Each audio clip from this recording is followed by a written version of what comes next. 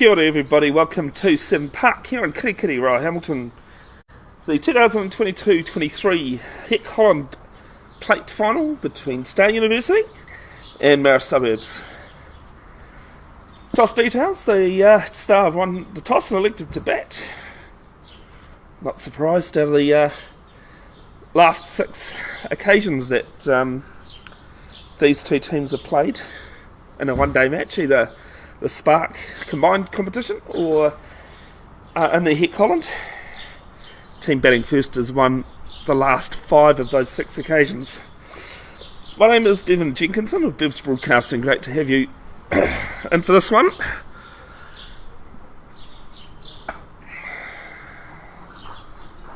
Just waiting to see the lineups, and I'll update that scoreboard very shortly.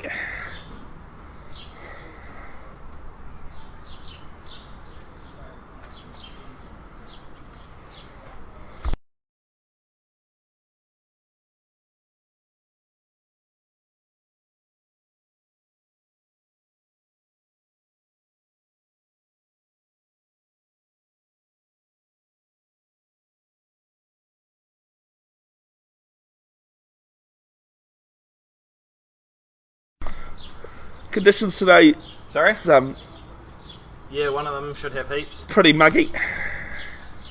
Good day for some swing bowling.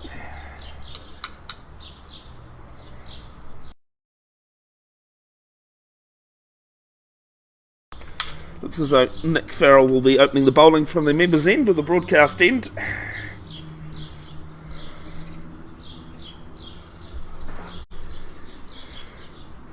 And Hayden Black and Veron Manglani opening the batting for Star. Not bad, yourself? Umpires Greg and Lyle today. Getting ready for that first ball. The boys have literally just gone on the field, I think. Bunny's on his way down shortly. In a couple So Farrell starting with a slip, a gully, third man on the boundary, fine leg as well. Point, cover and mid-off. First ball now. Bowled and just defended. Nice tidy start. Not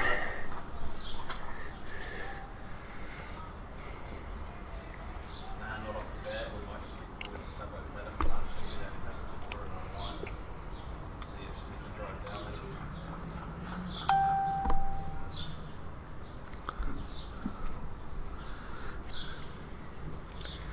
Done some stats since the 2020-21 season, as this next one is a wide delivery. So first runs on the board for Yeah. State University.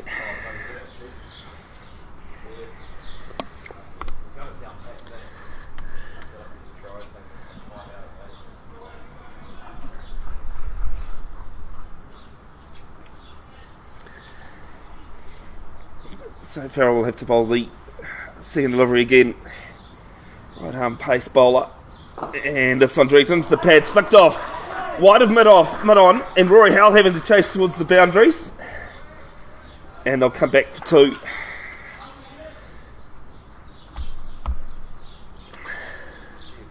Hayden Black, the keeper. Yeah, the keeper. Yeah, but he's not keeping today.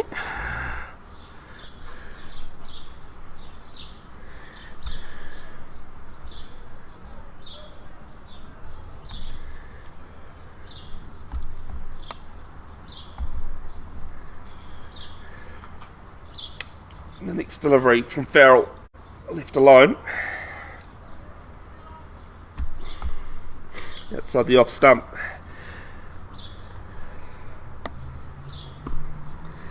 And there's Veron Manglani's statistics for the last few seasons in one-dayers. High score, batting at number 2. Isn't yet to face the ball, 64 off 84. That one coming against Fraser Tech in the Spark competition.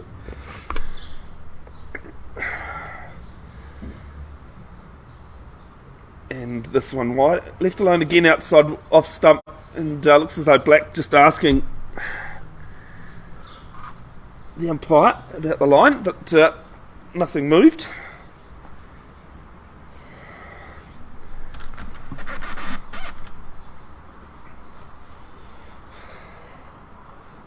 Two experienced umpires out there.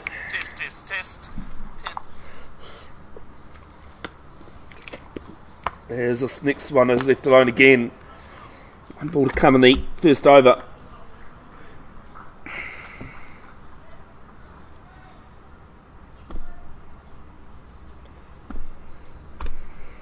We'll have a look at... no, that's Troy, not Nick Farrell, sorry.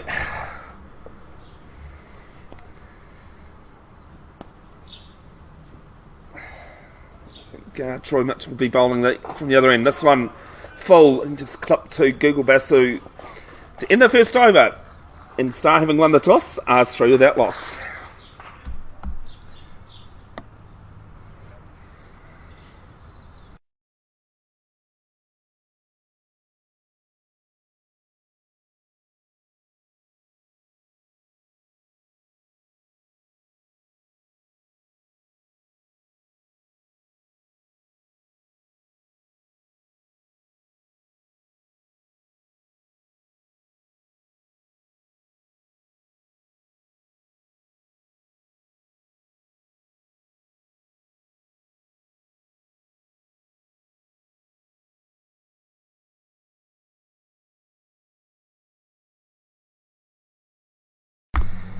Yes, that will be Troy Mitchell who will open up from the city end.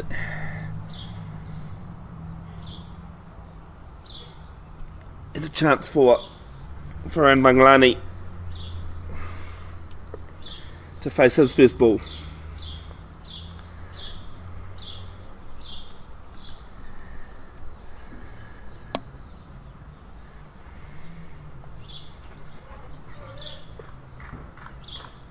They said about last night's Black Caps disaster, the better.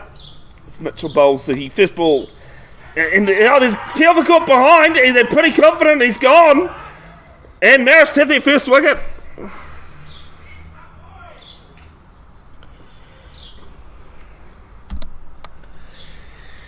Manglani gone first ball.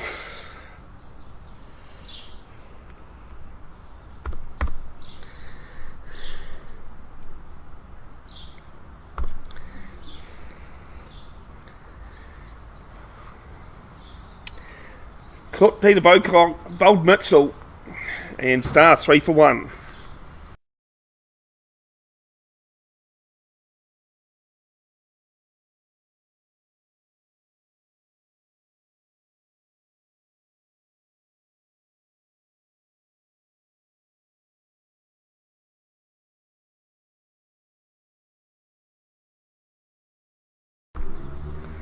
Sajith Damagula to the crease.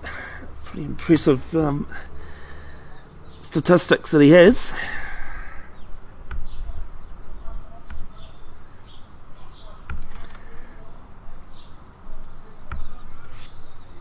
It's 340 runs in the last 3 seasons, an average of 57 in 1 days.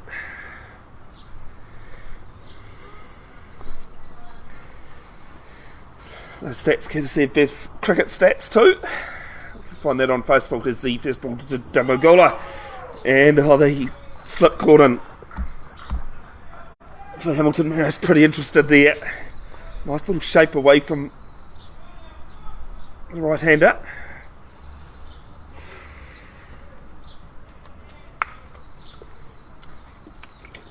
Two slips, a gully, point, no cover, left cover open, mid-off. Mid-on, mid-wicket, and fine leg is the next ball, left alone. Confident at that time, believe in the leave, as they say.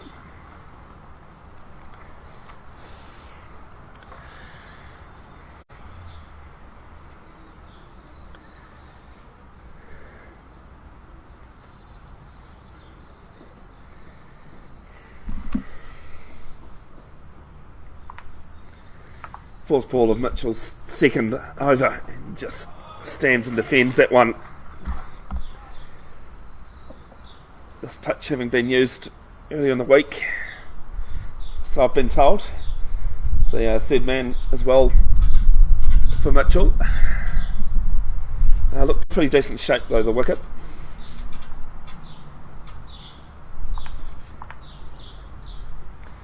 Great to have your company though, folks. Wherever you are tuned in, let us know who you're supporting, where you're watching from, as this one's just prodded. Gully picks it up, fights over point, and they don't get a run from it. One ball left.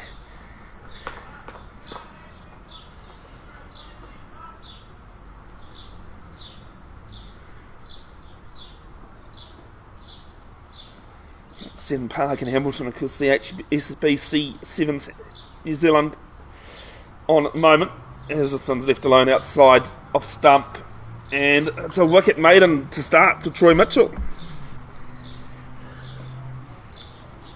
Star 3 for 1 after 2.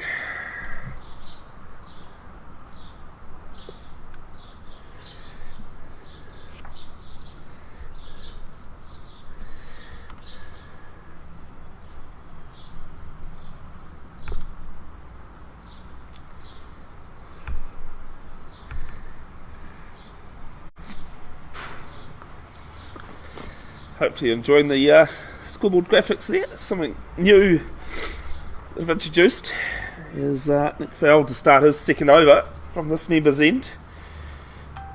And it's full, it's hard, and it's just a bit of a swipe there from Hayden Black. It doesn't connect though, through to Bocock.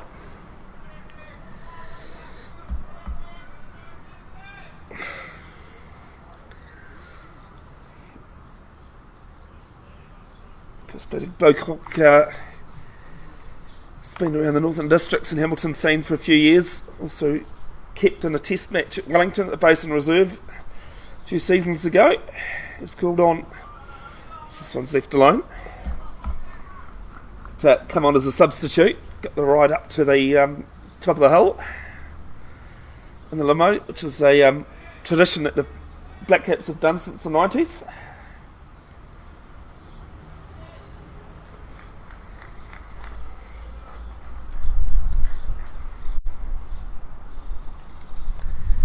Every time that they want to test at the Basin, it's the third delivery is left alone.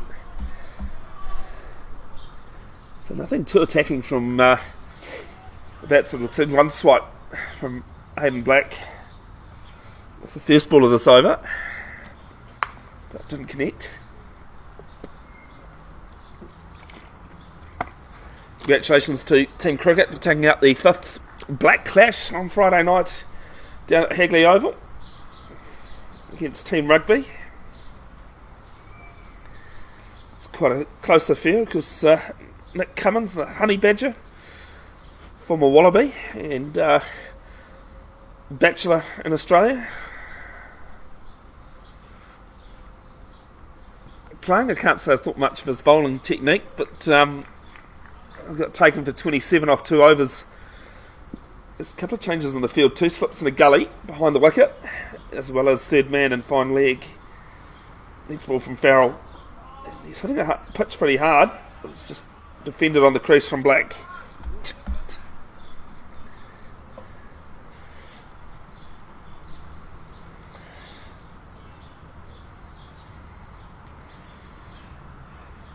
Great to see Andrew McDonald as well, the Australian head coach, make an appearance in that game, the Ginger, for Team Cricket. 2 balls left and Farrell's second over, and might have only just carried the first slip, but it's been put down, so the first half chance doesn't go to hand.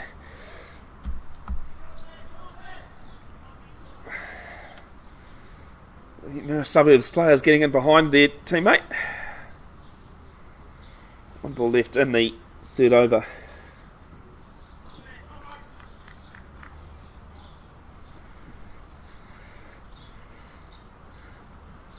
This one's left alone again, and it's back to Mick Maidens for Marist Suburbs Star University, 3 without loss.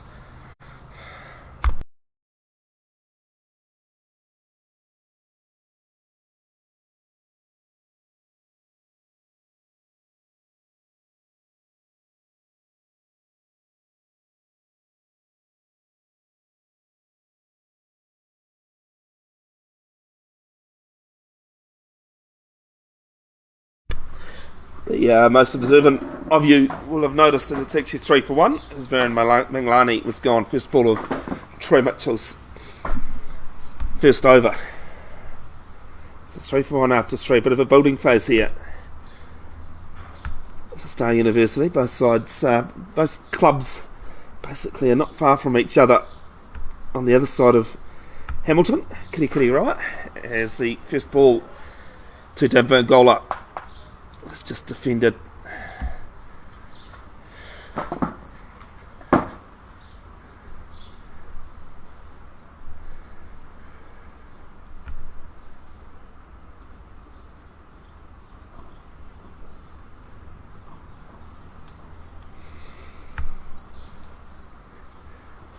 Next ball is wide down leg side. Good side. Apologies folks, just having a bit of an issue with the scoreboard here. 4 for 1 anyway.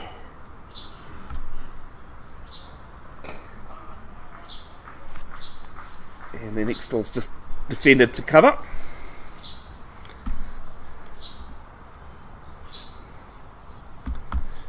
Now I remembered what the issue was. The scoreboard's up to date.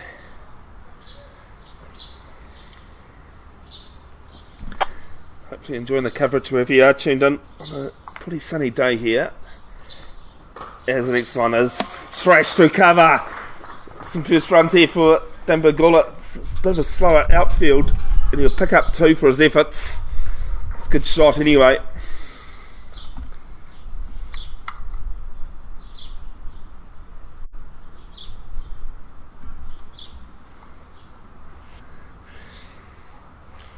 Between cover and point.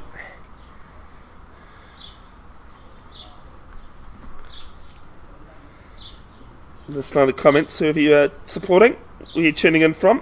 Any questions, comments?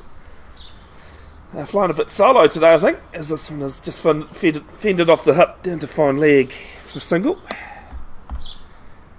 If you are in the area, do come in. There's a few people enjoying the day, and I believe there'll be a few Marist Suburbs supporters on the hill.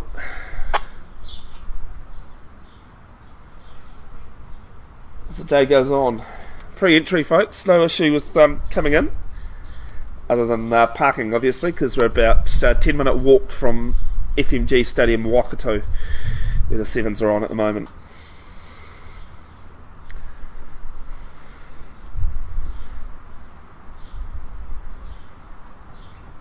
Oh, as this one skewed off the edge down to mid-off. It's definitely safe of any hands.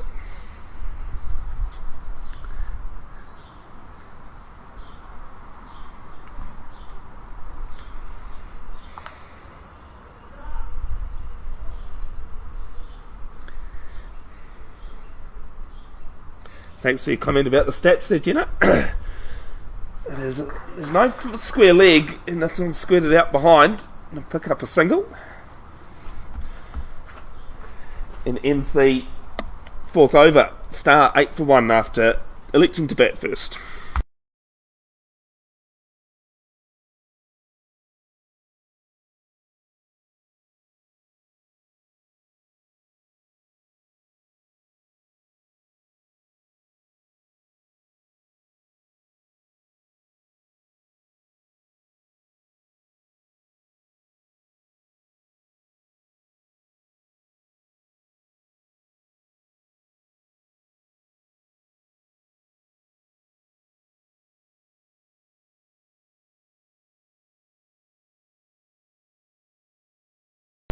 Those are Hayden Black's stats for the last 3 seasons.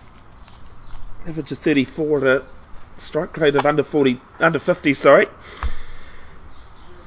He's out there just to take the shine off the new ball. That's the first ball from Nick Farrell.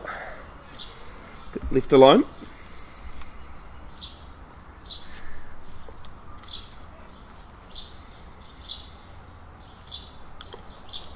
Out most of the time caught. It's been out 3 times in the 6 matches he's played.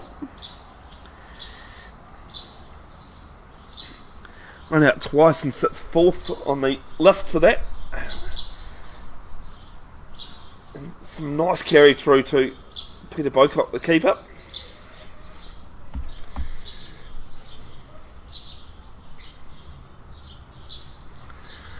Up on Bev's cricket stats 2 on Facebook. The reason why there's this, it's 2, is because my previous account was removed, so I didn't have access to the original Bev's cricket stats. This one's just fended, and I'll scamper through for a single. Cover left open again as Basu comes around from point.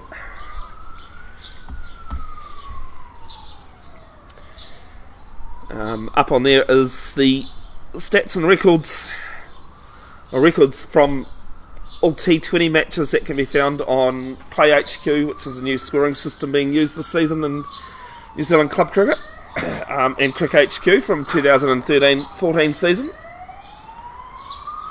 So if you love your stats like I do, you can go and check that out, as well as last man stand stats as well. It's just punched into the ground, and Basu having to come forward a little bit more from point. They get a single.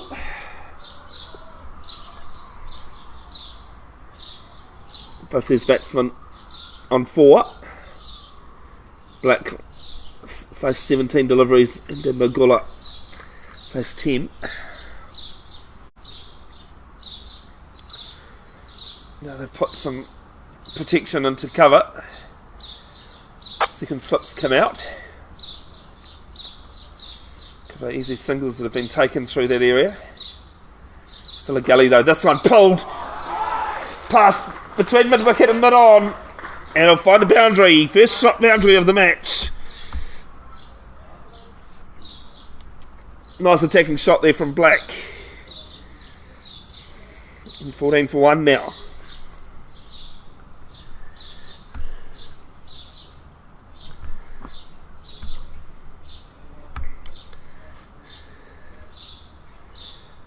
Another little gimmick that I've managed to come up with.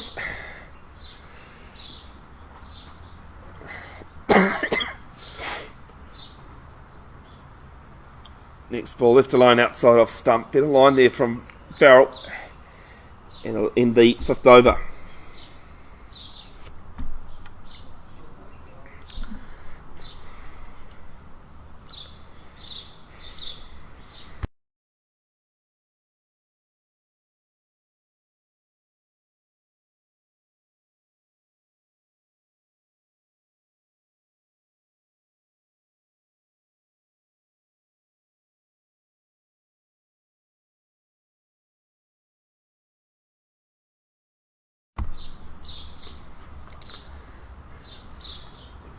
Troy Mitchell continuing.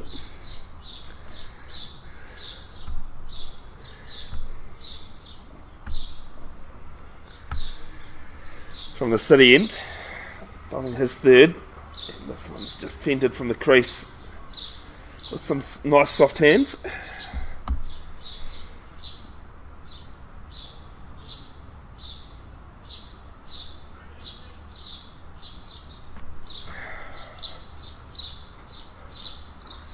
Third man and fine leg still in place for Mitchell. One slip in a gully.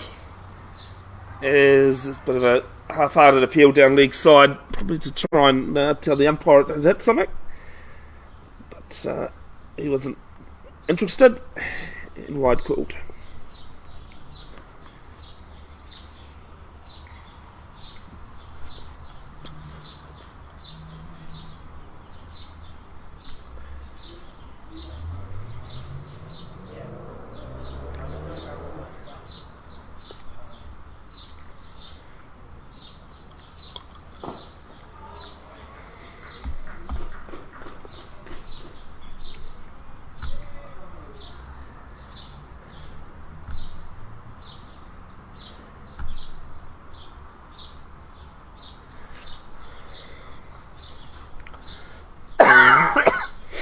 Apologies for the cough and the sniffles, folks.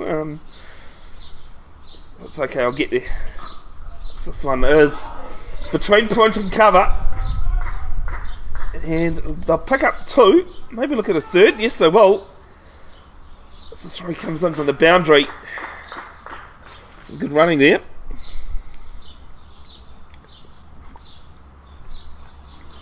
First 3 of the match.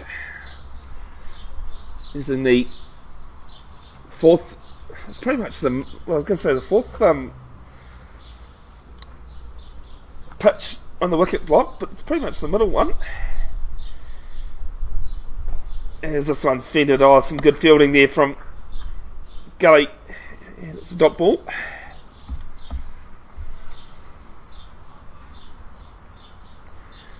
Black just trying to run that off the face, and it was frustrating the opposition on Tuesday night by doing something very similar in last man stands, but because you only have 8 players in a last man stand side, so there wasn't really a gully there to protect it, although I did have a slip in place.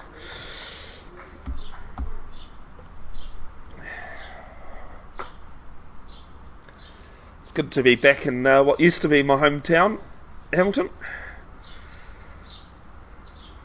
Spent 15 years here, and started off doing Hamilton cricket live streaming, 3BF's broadcasting.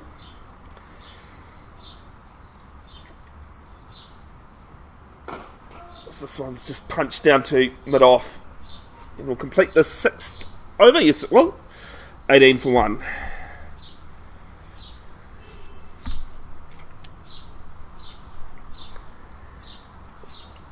Mitchell 1 for 9 off 3.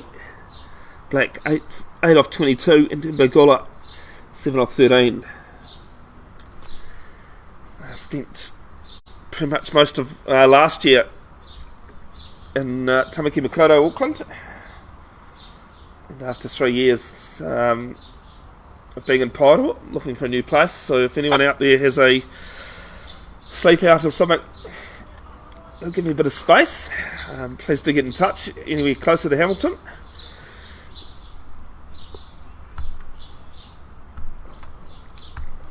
Must be allowed a cat, because I can't go anywhere without my good old Ziggy. So this first ball of Farrell next over, left alone.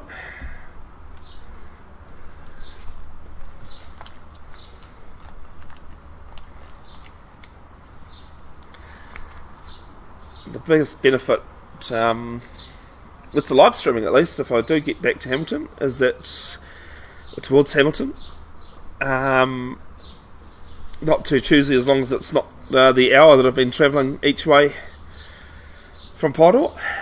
As this one's swiped outside off stump, was wide and got the treatment. It's 4 runs, 2nd boundary.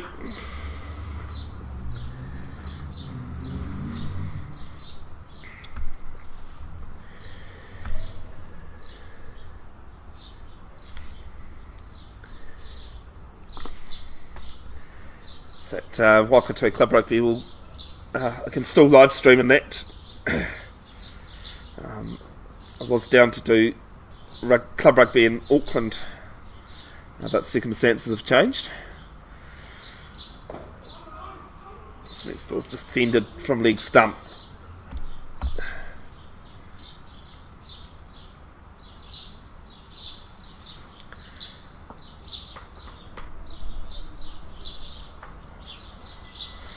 Still fine leg and 3rd man in place, plus a gully and slip. Square leg left open. And wide called just outside that line.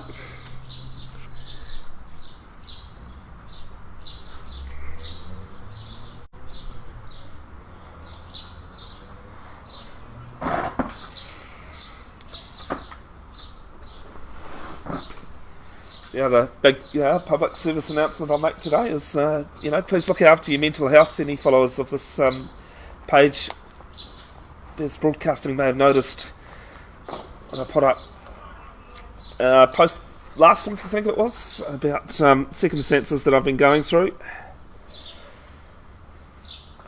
So if you're on the same side of the mental health issues as I am, please reach out. If you feel, to people you feel okay to do so, talk. If you're on the other side and someone reaches out to talk to you, please take your time and listen to what they've got to say. Can make the world of difference out there, folks. If you are wondering, things are looking a bit better for me these days, so that's the reason why I'm here today. I say this all the time, but it is more so today that grateful for your company, as virtual as it is.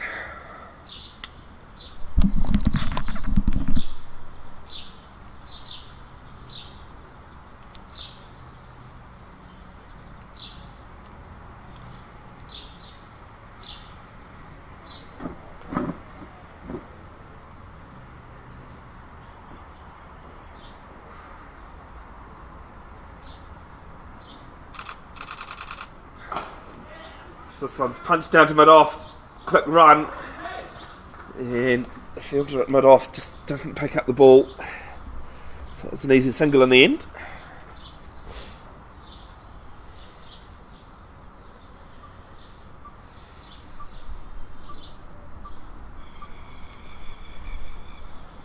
Wondering what that clicky noise was. I'm taking photos as well as commentating and scoring and everything else, but that's just me. I can't do one thing. Need to do tons.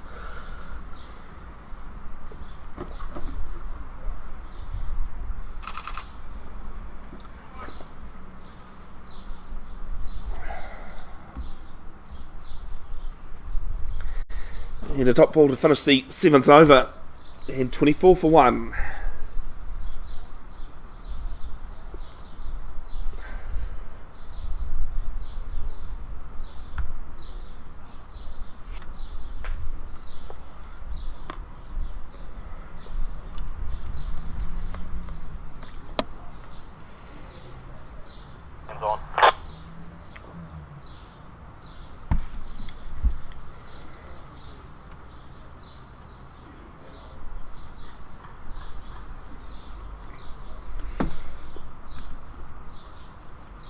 Troy Mitchell to bowl his 4th over from the city end. The southern end, take your pick.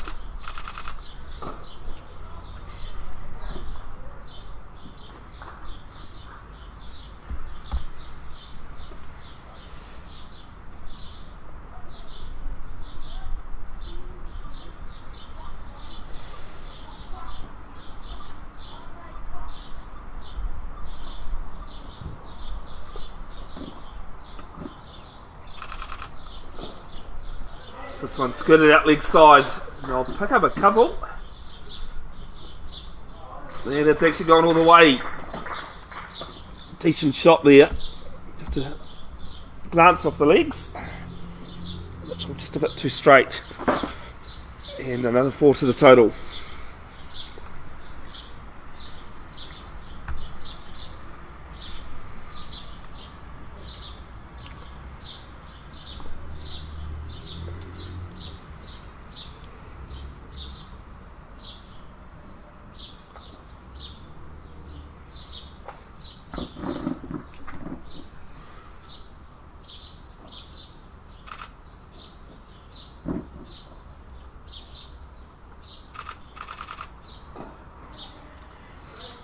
And a quick single to mid-wicket, and Andrew McLean can't pick it up properly. Scamper through for a single.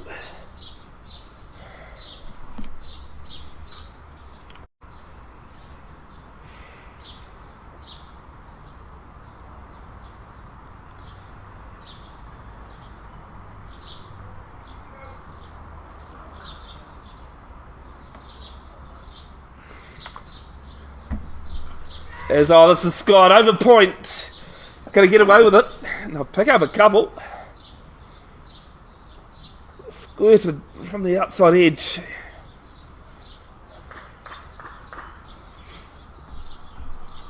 And sailed over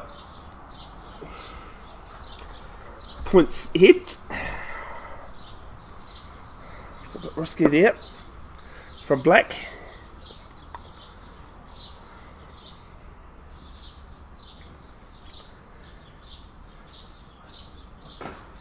This one's a defensive punch, and Cover picks it up.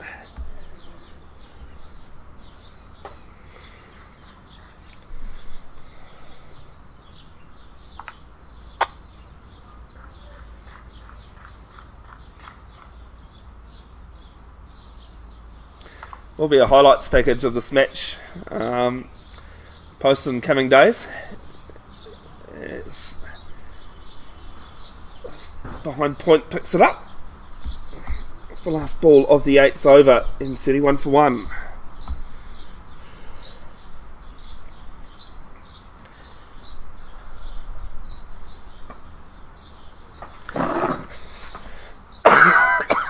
They'll be posted to Bev's Broadcasting.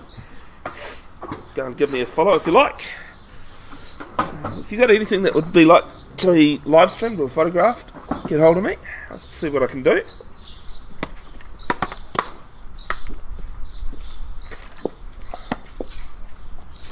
Costs are generally pretty cheap. Looks as though Michael Dudunsky is going to be the first change at the bowling crease for Marist.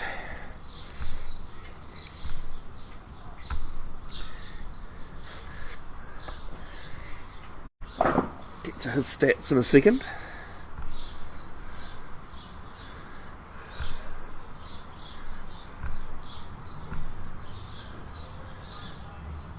And a half-hearted appeal, if you can call it that actually, from the bowler turned down.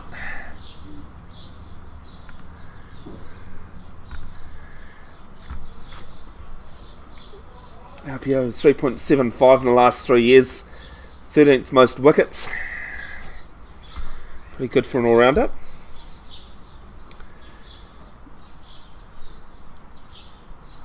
Two 3-wicket bags. As this one's left down leg side and widened.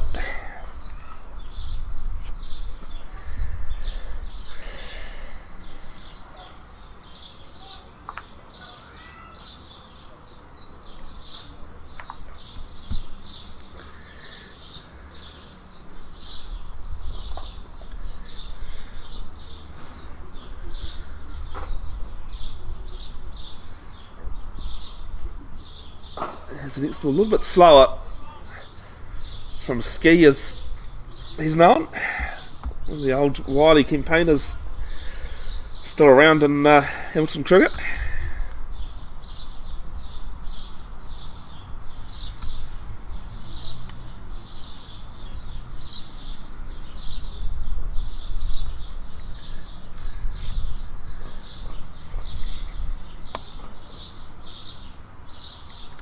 Couple of tats from the bat from Sajith, and might have just walked across that one. Left it alone thinking it was going to be widened, but not so.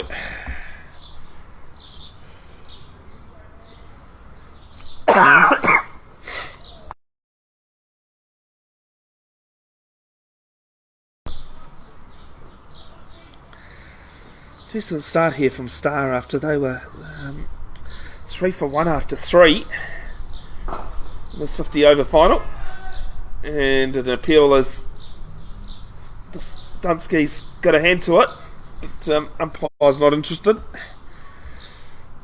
Had pretty good sight for that one, I must say, is umpiring a few last man stands matches. Some of those return ones from the batsman can be hard to track actually, especially the one I had earlier in the season before Christmas.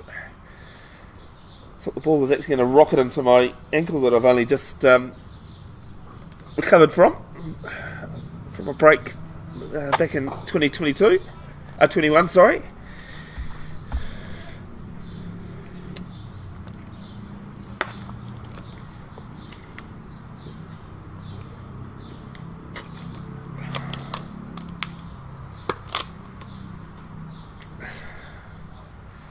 One ball left in the 9th over.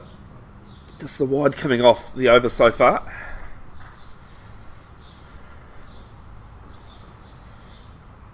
Black 10. Dumbagula on strike on 17 with the red helmet. As this one straight into the pads, it was a bit full, and they'll scamper through for a single from at mid-on to end the 9th. 33 for 1. Star University having elected to bat first, having won the toss.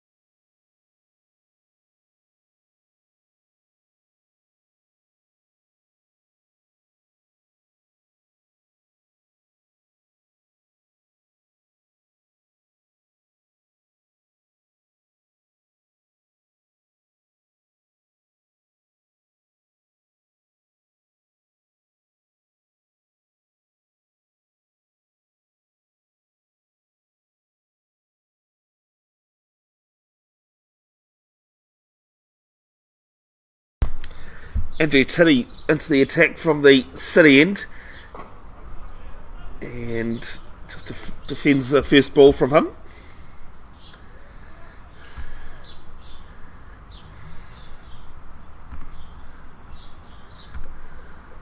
Is it going live on YouTube? Facebook. Andrew Titty's stats there, which I'll pull back up in a second. 16 wickets in 9 matches in the last 3 seasons of one-day cricket. Oh, he's pulled on!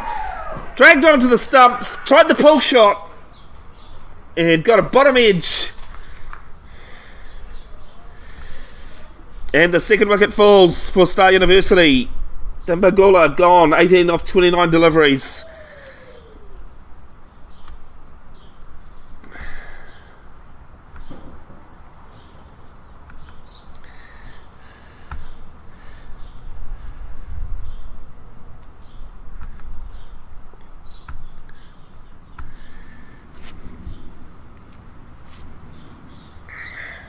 And Marist Suburbs have their second.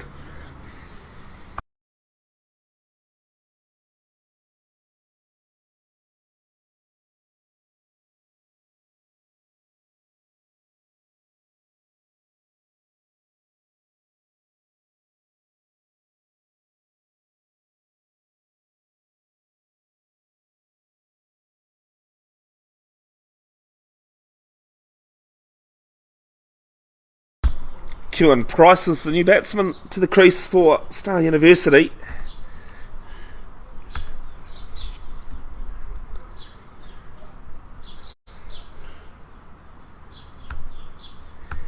Made the change at the start of the season to move from Melville with his father, Clinton.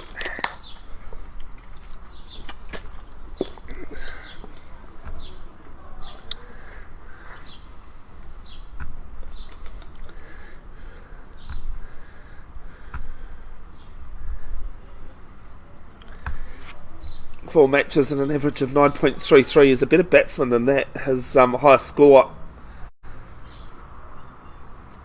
was 20. I think that might be a bit wrong though. The against who it was, considering I think he was playing for Melville last year.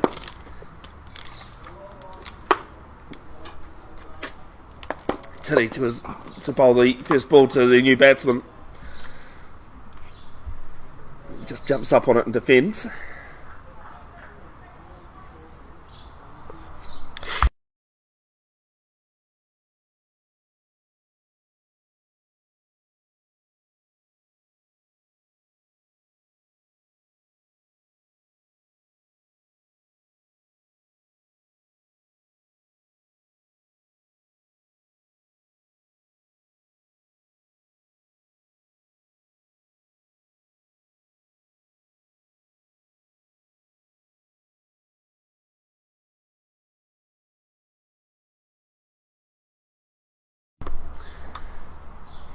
Fifth ball of Titty's over. And from Hinueta.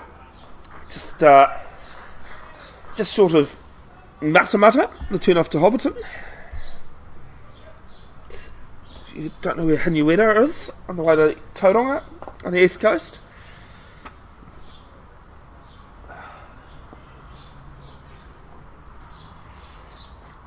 Last ball of the 10th over. And it's left alone outside off stump. Kewan pretty confident in leaving that one. 10 overs gone, 33 for 2.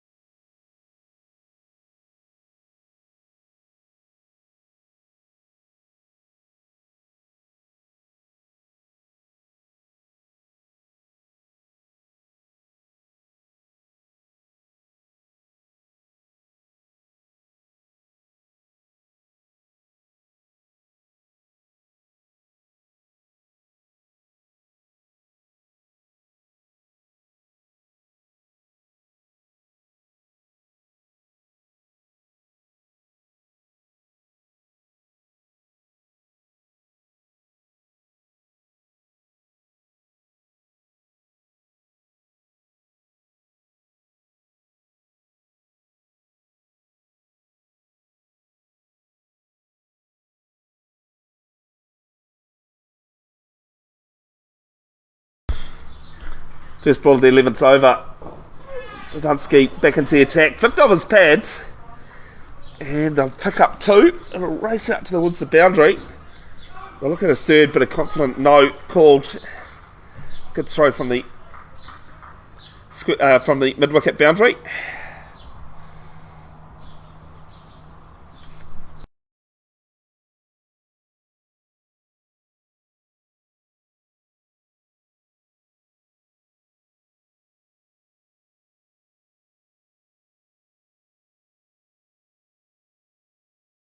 Next ball, aerial, past mid-on, and it'll slow down, but it'll be boundary nonetheless.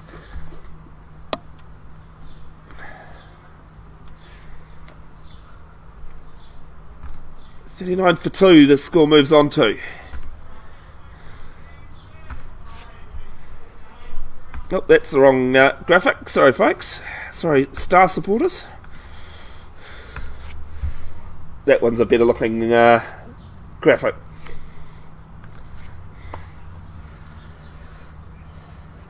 Oh, this one's fuller. Beaten. On about 5th stump there. It's a good line and length from Dunsky.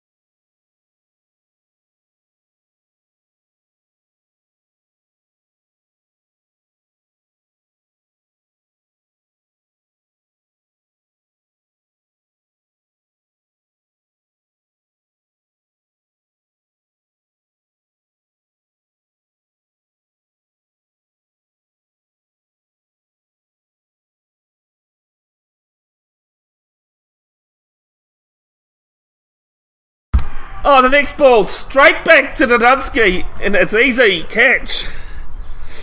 And Hayden Black gone this time, 16 off 30 deliveries.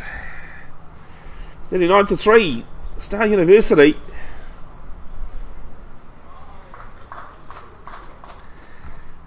And just when they start to get another partnership up, even though that was only 6, it was starting to look pretty decent. Another wicket falls.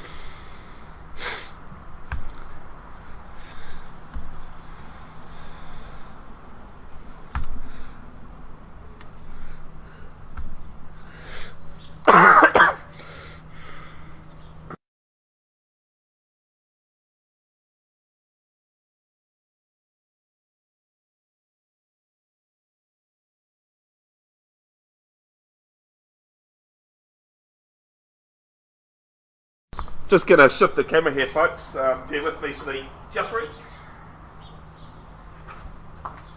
Try and shift it to a bit of shade.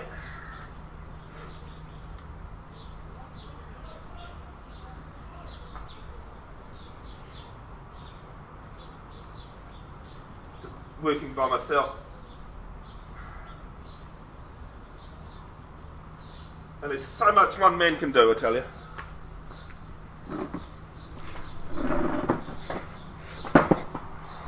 Have a look and see who the new batsman is. Oliver Kyle. That's the new batsman. Last ball of the 11th.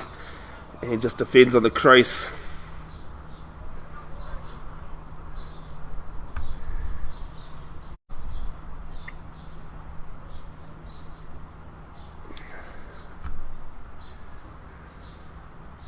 Apologies, it seems to have rushed it. No, it is over. 11 overs gone, 39 for 3.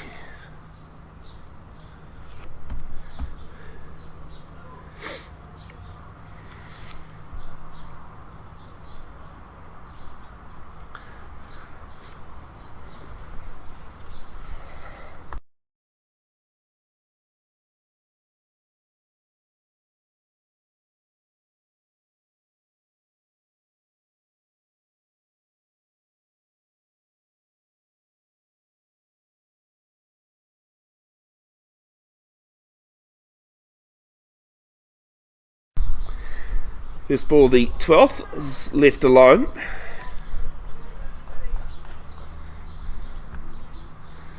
Teddy bowling from the city end.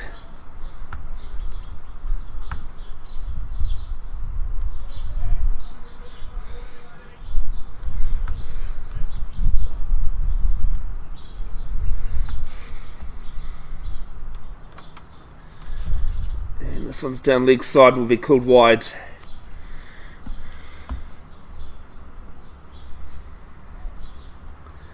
So Marist Suburbs have bowled a few wides, probably a tenth of Star University's total.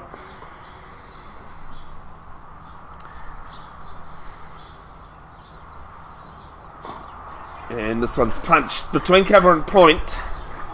Not much an extra cover, that one. And I'll pick up a single. So Price gets off to the mark.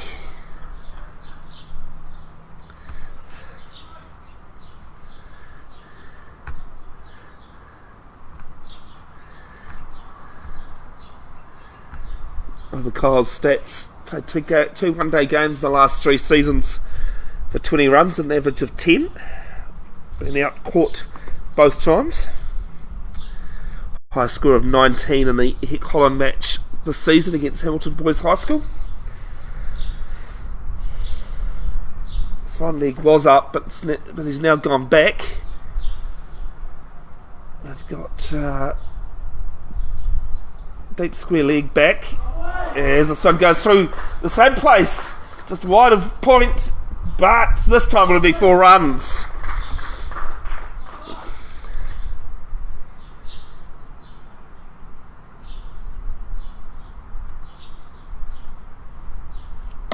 Kyle's first boundary.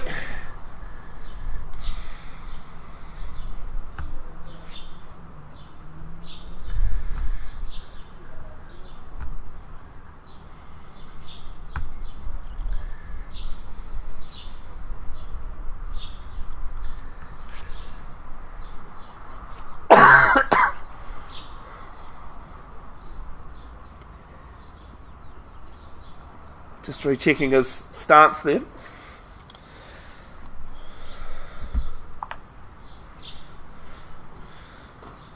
This one onto the back foot, and I'll pick up a single as McLean from cover comes off and cuts it off.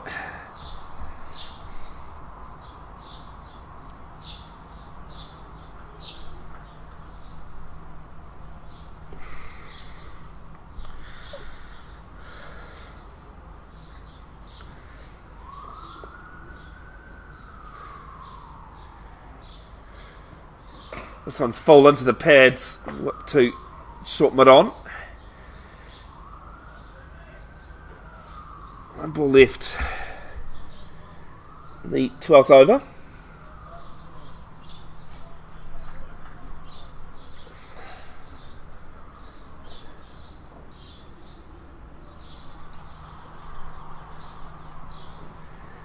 Full down leg side and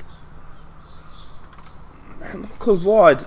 I know the batsman did move, but umpires have been pretty consistent so far in this match. 46 for 3 after 12.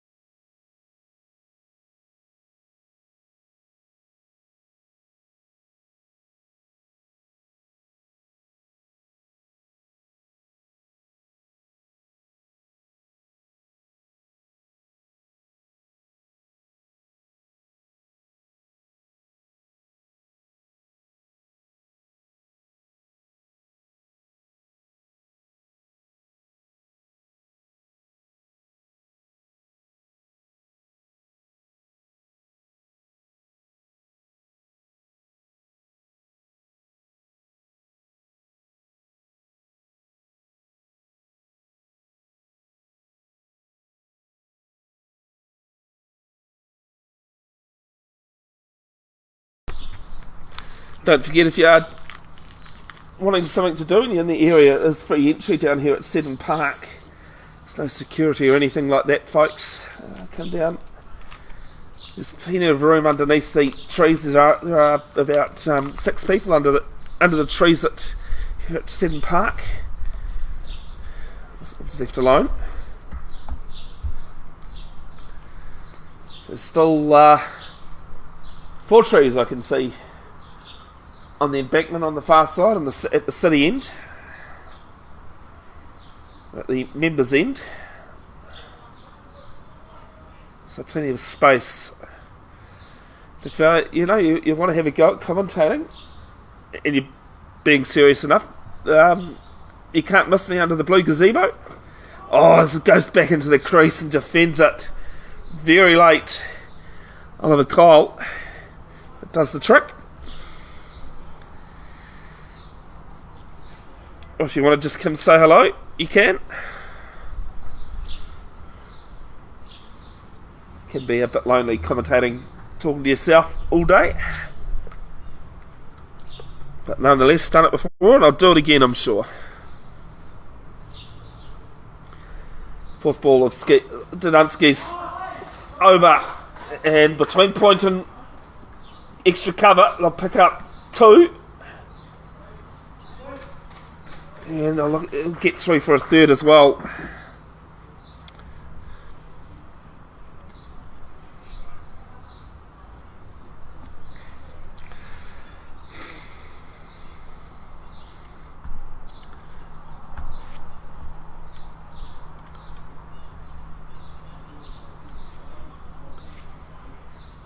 It's about the 3rd 3 that's been run.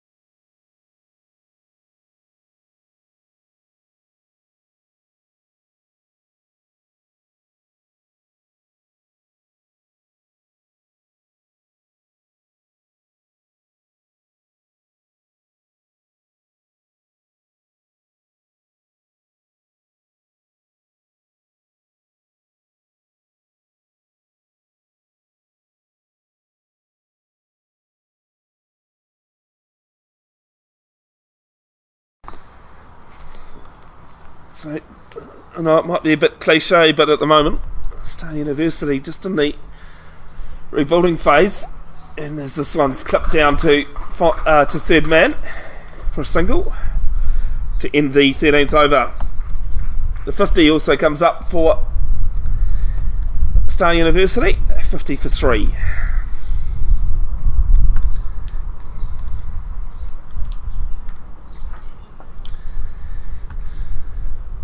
I've noticed that the Star batsman scores are a bit hard to read, so I'm just going to try and change that, folks, to a black. Yellow doesn't seem to be working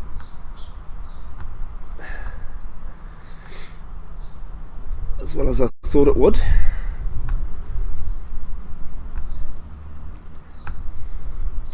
There we go. Kyle 8 off 6 on strike, and Kewan Price 2 off 10. Teddy to bowl his 3rd over from the city end. Just punched to mid off for a single, for a dot. I'll find my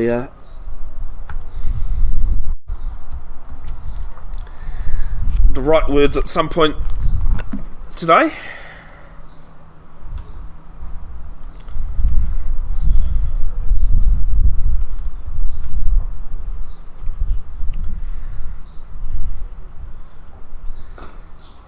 Forward prod at the crease.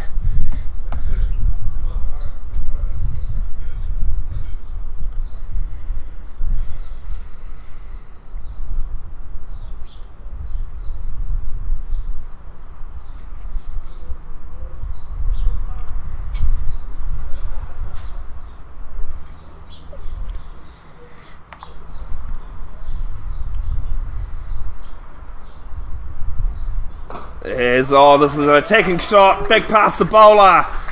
And mid-on, can't get it off, it's 4 runs.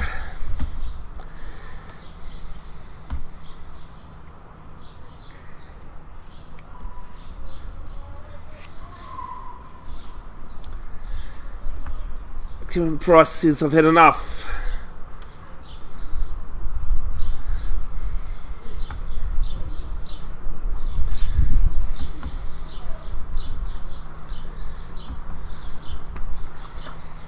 I must say, for my new scoreboard, that was the first mistake I've made in almost an hour. Just ticked over past 11 local time. This one's run down to third man for a single.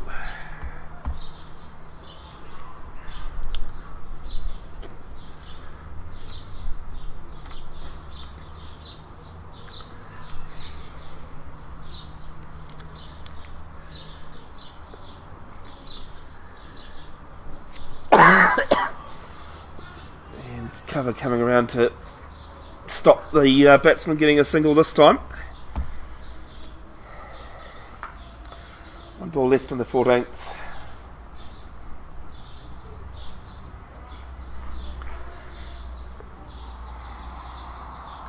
Going at just under 4 and over at the moment start. They have lost those 3 wickets though. And but it played at this one on the 4.5 stump. And it's a dot to finish. 55 for 3, 14 gone.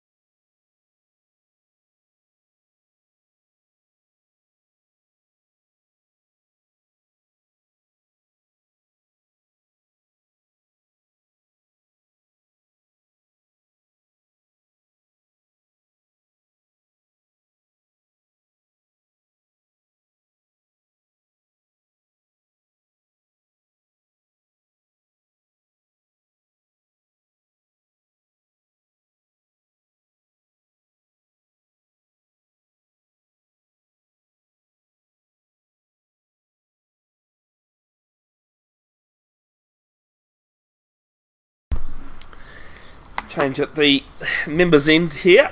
Rory Holand to the attack. The first time today we'll see some spin.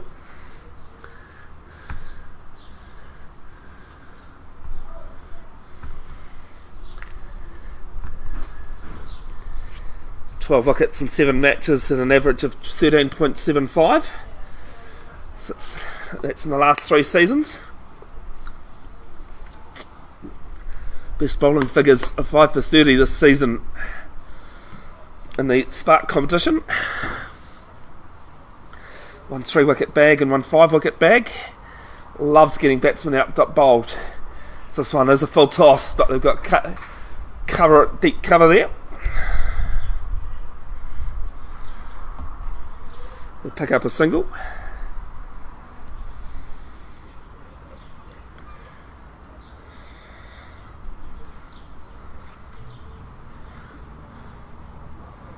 Second ball from the left armour.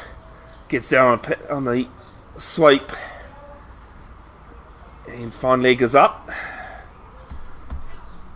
So gets no reward for it. A couple of full tosses here from Hal.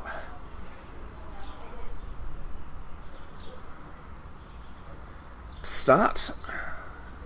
Gets this one to bounce. Slash through cover though. Forward of point. Gets a single out to the man protecting the boundary. So covered mid-wicket, back on the boundary. Fine leg and the third man are up. Point cover, extra covers on the boundary. Cover and mid-off are up. So this one's just a nice little forward defensive stroke.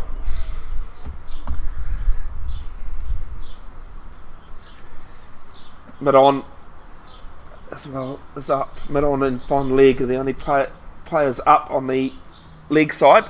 Long on, back on the boundary.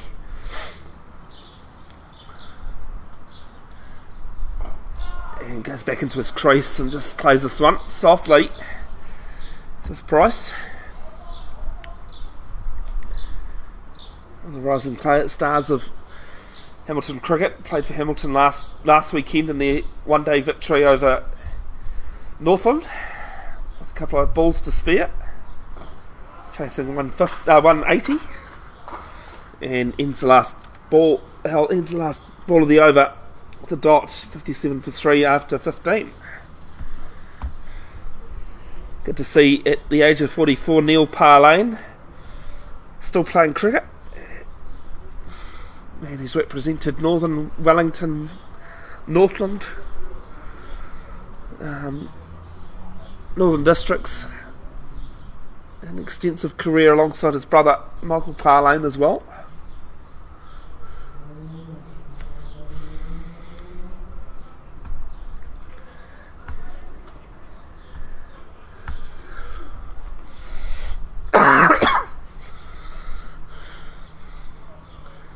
Teddy to continue from the city end. Starts with a dot. Kyle on 9, Price on 8.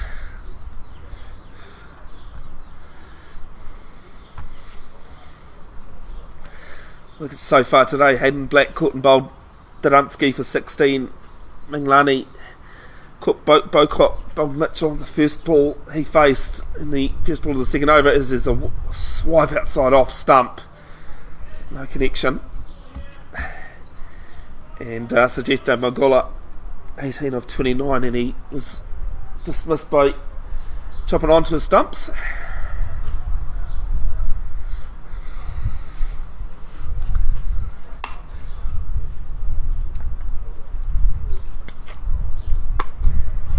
This time just a forward prod, scoots down to gully.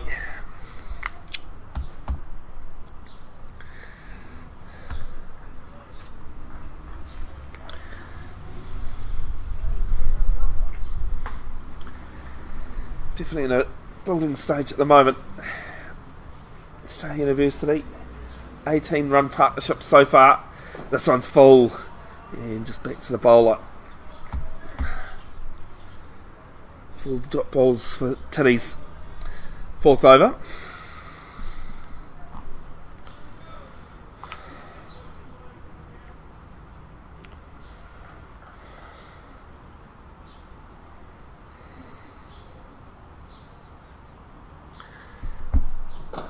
As comes forward on this one, plays it wide of mid-off, and it'll reach the boundary. 4 runs.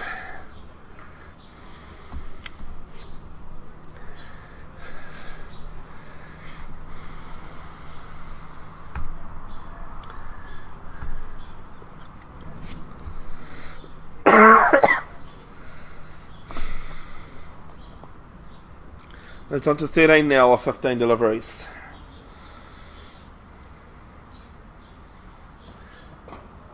This one just a little bit back of the length. Just plays this one confidently. Ends the 16th over. And looks as though that'll be drinks. At 61 for 3 after 16 overs.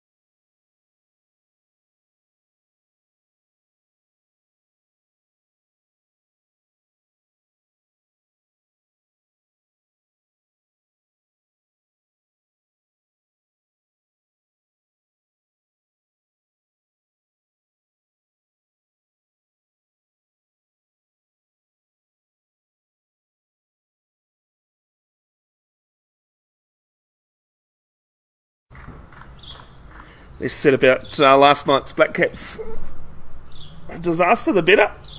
Mitchell bowls the first ball. And there's Pelvicourt behind, and they're pretty confident he's gone. And Marist have their first wicket.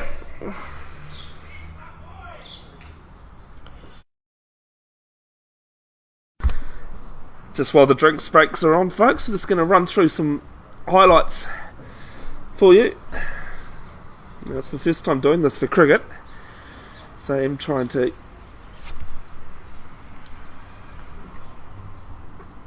it is something new. Now they've put some protection into cover. Second slips come out.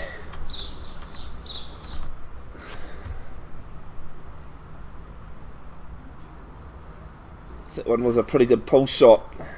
Round for 4.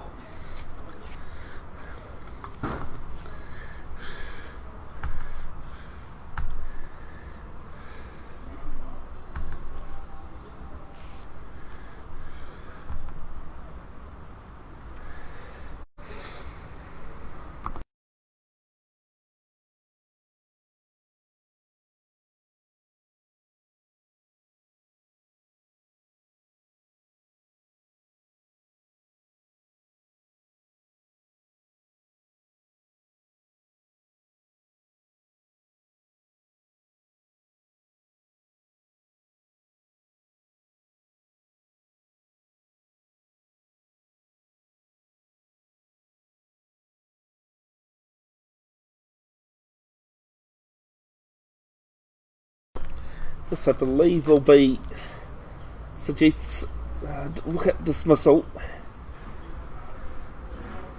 Actually, no, it was flicked off the pads before. Apologies, I just don't have the information of the replays right in front of me. And, working alone, it's a bit difficult to. Apologies, push the mute button there a bit early. Know what's coming up.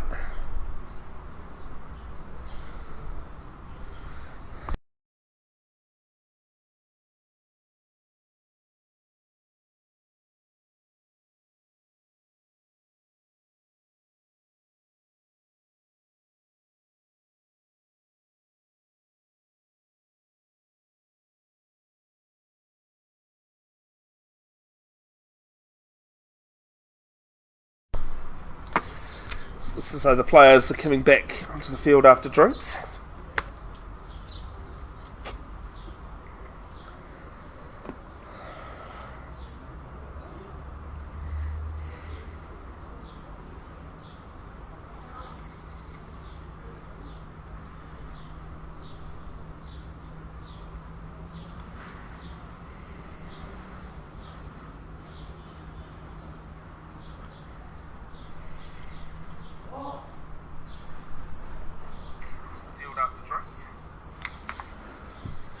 Good to see Bradley Hamilton is tuning in.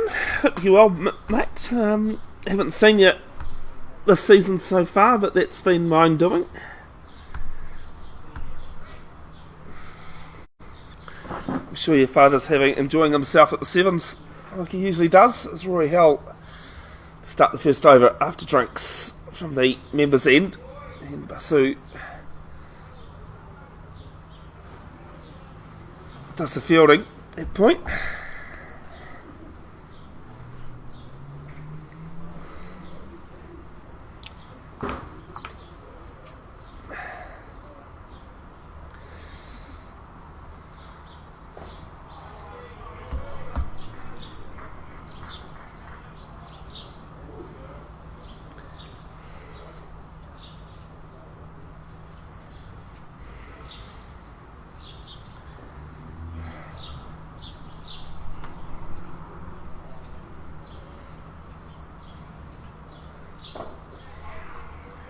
This one more of a prod down to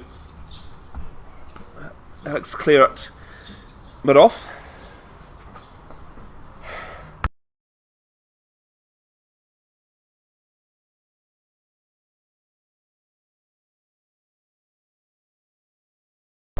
It'll be interesting to see what this will be called. Will it be runs? It was played into the ground, but that's what it is. One run as Bocock just couldn't quite tidy up at the keeper's end there. Get a single first run after drinks. 62 for 3 in the 17th. On a very hot day here, slashed wide of point as cover fielder comes round. They plug up 2. It's a decent throw. And the batsman will quick to it. Kyle now on to 15.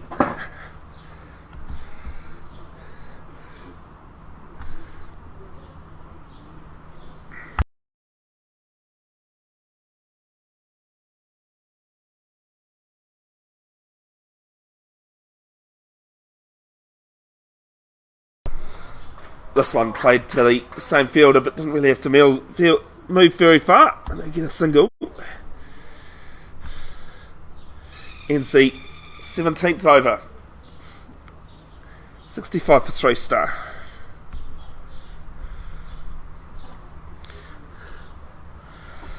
My laptop showing it's currently 22 degrees. A little bit of cloud cover. But, definitely feels like more than 22 though. Good to see that summer has finally come about, because as I'm sure most people are aware, or everyone's aware, we didn't have much of a summer at the start. Till he continues from the city end. The sounds of Seddon Park around the ground. Oh, as this one's played at. Pure from Bocock, but not given. It's only half-hearted. Seen those given before though.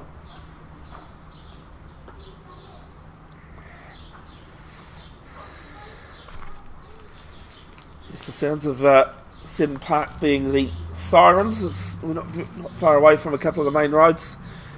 There's a big roundabout here. This is an outside edge. Rolling away as third man comes around, knocks it away from himself, and they'll pick up 3. It was a good sprawling save down here from Rory Howell. A good return, but the batsman gets 3 for it.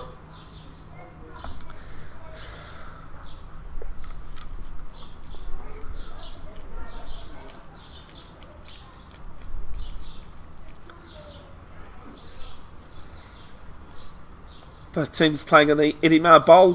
First round and first day yesterday, the 2-day comp here in Hamilton Cricket. Culminates in the 3-day final. As this one, Howell doesn't have to do as much work as the previous ball, but they still get a single.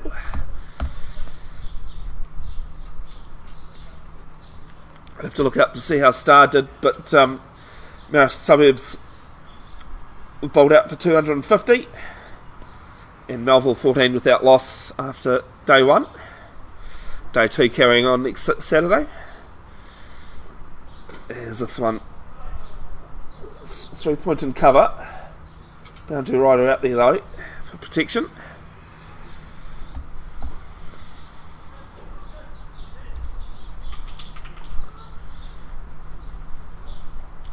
Kyle on to 20, Q and Price on to 10. 10 off 23, 20 off 22.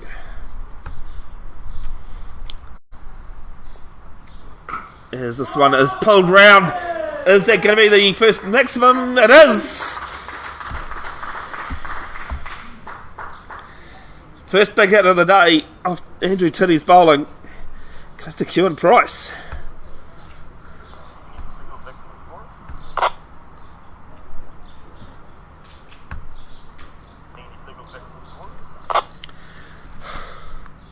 Sorry mate, I didn't hear that.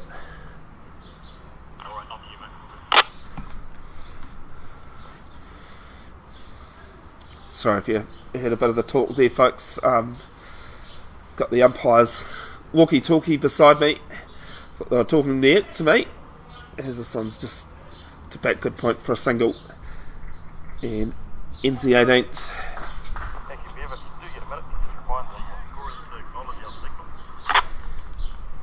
Yeah, will do. Hey guys, just a word in from the umpires, make sure you signal please when scoring.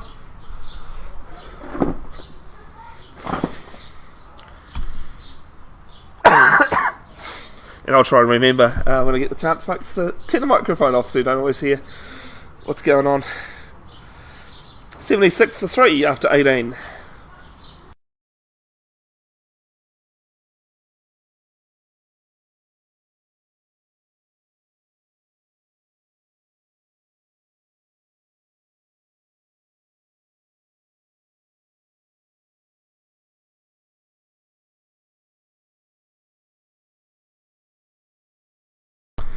How to bowl his third over from the members end, gets on a sweep. This Kyle doesn't connect. Thought it was there to be hit, and he's missed out there. It's a pretty good delivery though. It's full.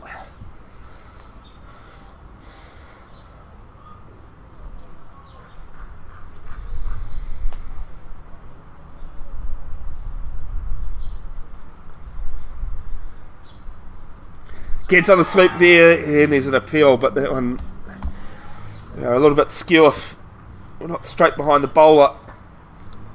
But it did look as though that was sliding down leg.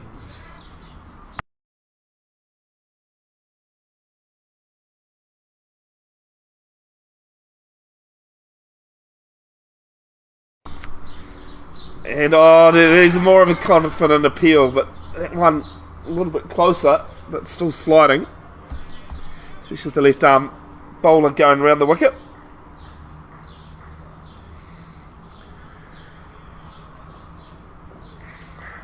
So 3 dot balls, 2 sweeps, and a backward foot defensive shot that was tried in 2 appeals. Been an interesting 3 balls here. What's going to happen with the 4th? Oh, he's missed out. It's kept low, that ball. Kept very low. Doesn't get too much bounce on grass wickets, does Hal, as mid-off goes to long off now.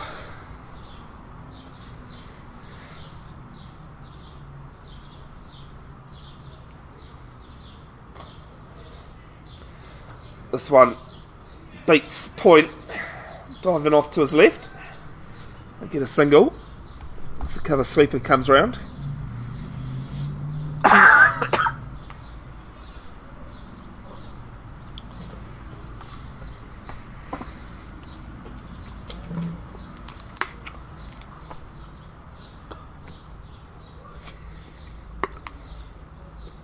Last ball of the 19th, Hal none for 7 and finishes the 3rd with those same figures. 77 for 3. Star going at 4.05. All sorts of things happening in that over.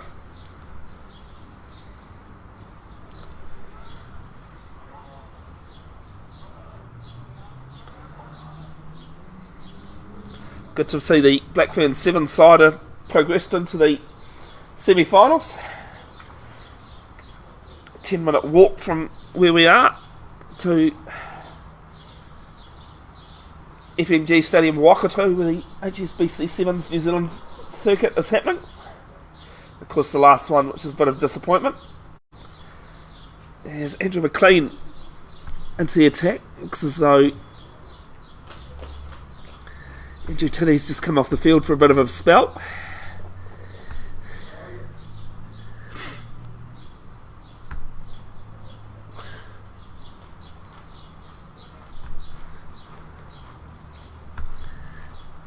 Right, medium pacer with an interesting action.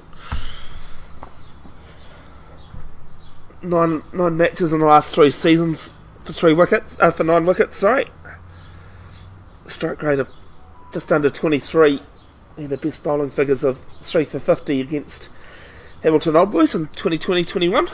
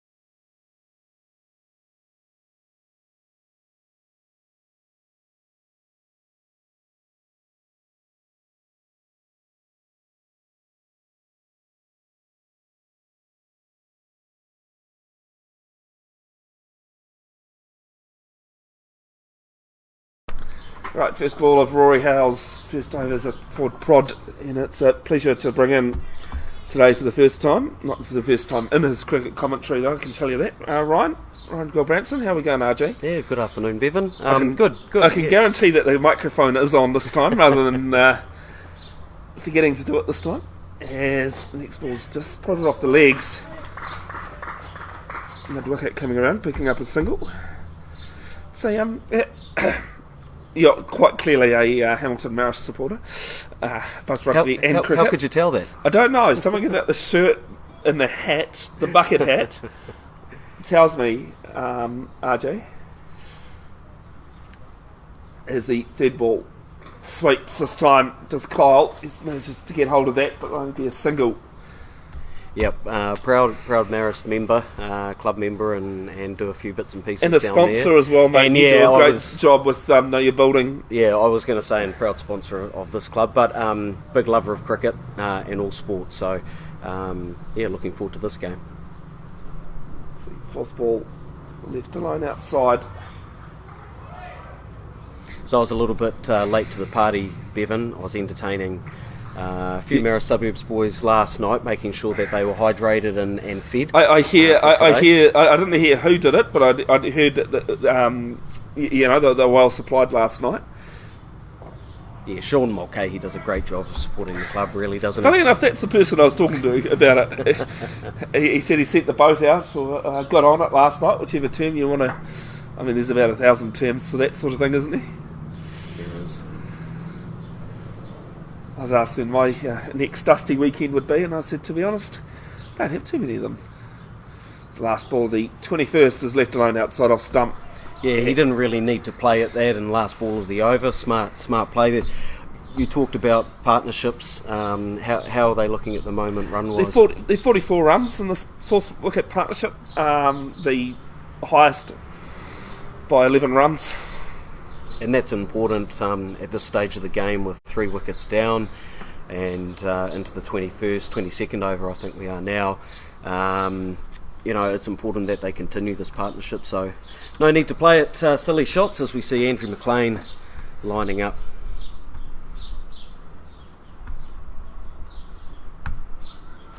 In these teams. As you say, unusual action, but very effective a lot of the time, and there's a lot of passion and determination behind that ball. And it's a great guy too, isn't it? Absolutely. Plank plays for Marist Suburbs on a Saturday, and Marist Suburbs is a big love, but he also goes and plays for Kaipeki as well. That's right. When he can on a Sunday. Good afternoon to you, Mr. Fox, if you are tuning in. Probably offend him if I called him Mr. Kaipeki, because I think John Parker probably has that title.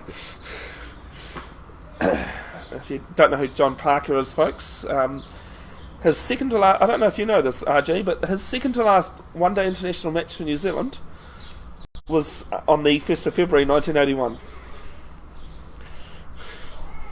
That one snuck through. It did sneak through, and if you're wondering... February 1st, 1981, is there a significance? Oh, there is. Here we go. RJ, you've said Here that. we go. You've said that after saying you love cricket, mate. And you don't know what happened on February the 1st, 1981. I'm going to take a New Zealand win.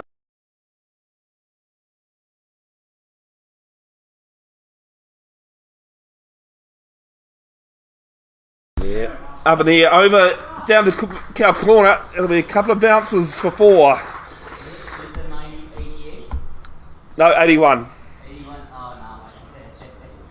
So 1981, Brian McKechnie needed 6 off the last ball to win. That's what happened on the 1st of February 1981.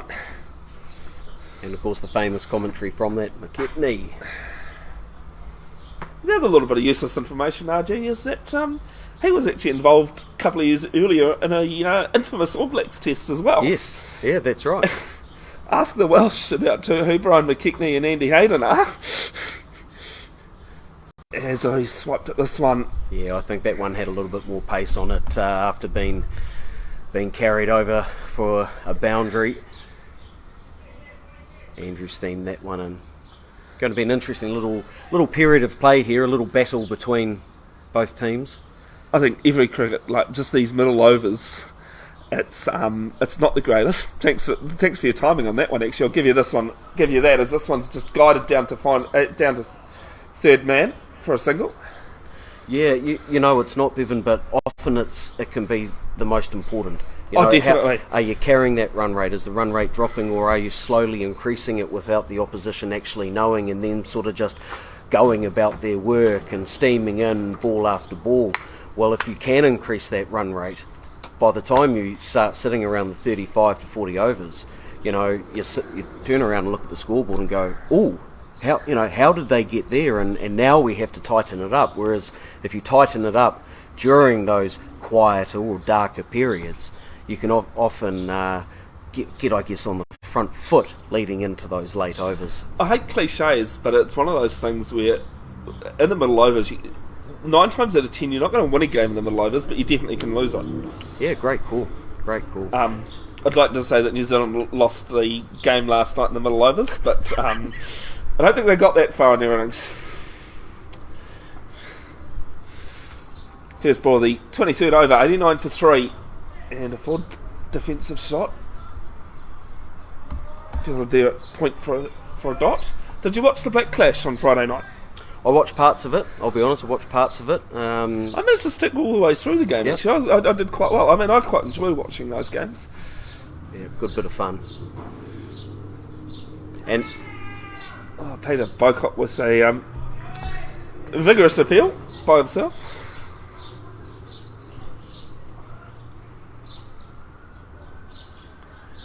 It was a good win by Team Cricket. You know, it was close, and I must say that Cummins might have to re-look at his bowling action. It was a bit interesting.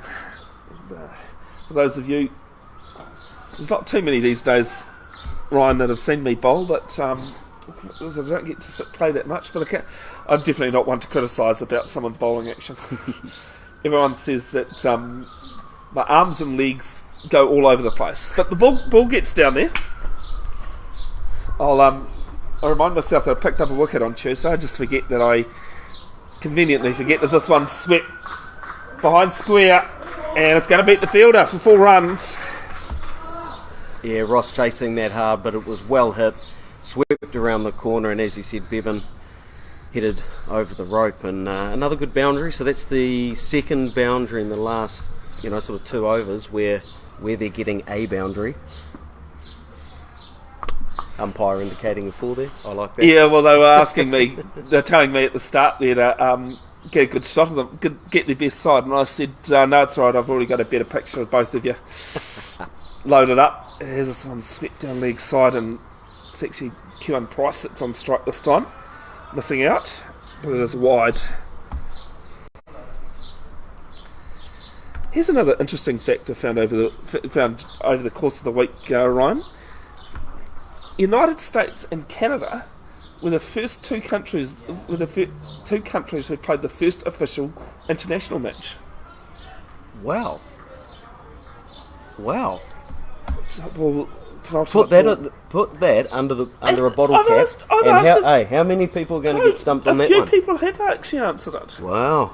And I was like, I did not know that the first Test match was played by England and Australia. And Yes, I skipped over the question because I was like, quite clearly that's the answer.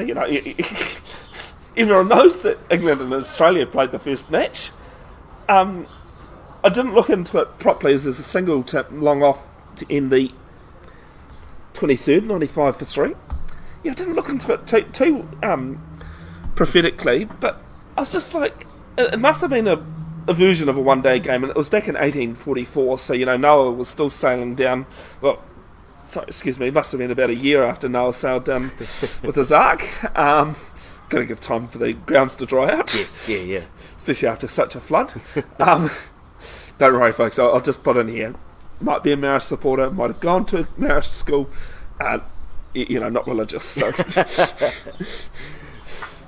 I'm just making a statement, just right here, let's clear it up.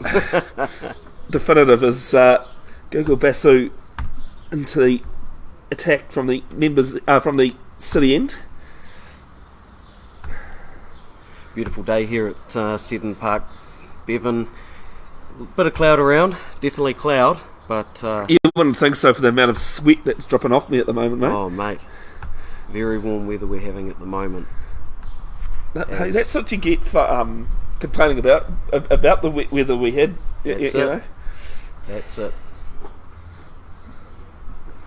So just as we're waiting, I'll pull up Google Basu's last three season statistics. 12 matches, 19 wickets. The highest wicket taker in one-day matches, both Spark and Hec Holand for the last 3 seasons. With 19, Nick Farrell second on 18 in this match, as this one's whipped off his legs for a single.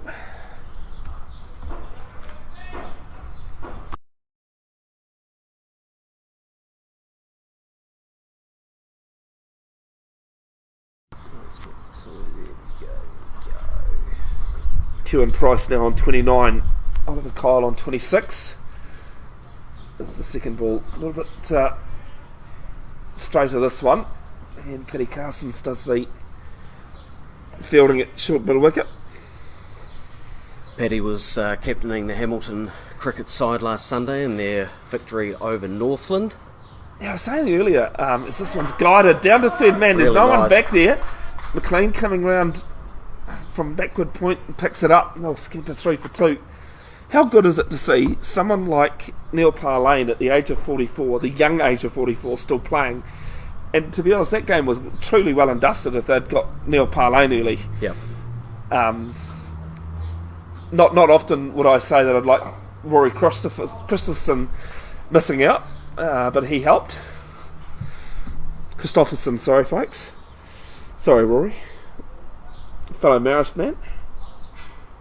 Yeah, all sports I've been involved with, having experience there is huge to the cause of the team. As Google floats that one up there, and all they do is, or all they can do is block it.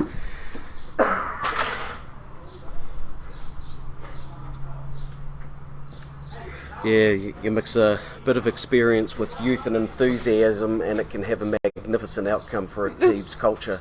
Quite a bit of that in that Northland side. I know Northland were missing another player that's been around a while, and the likes of Stacey Heineman, but was told he was on baby watch. So see a towel run out for the batsman. 99 for 3 after 24.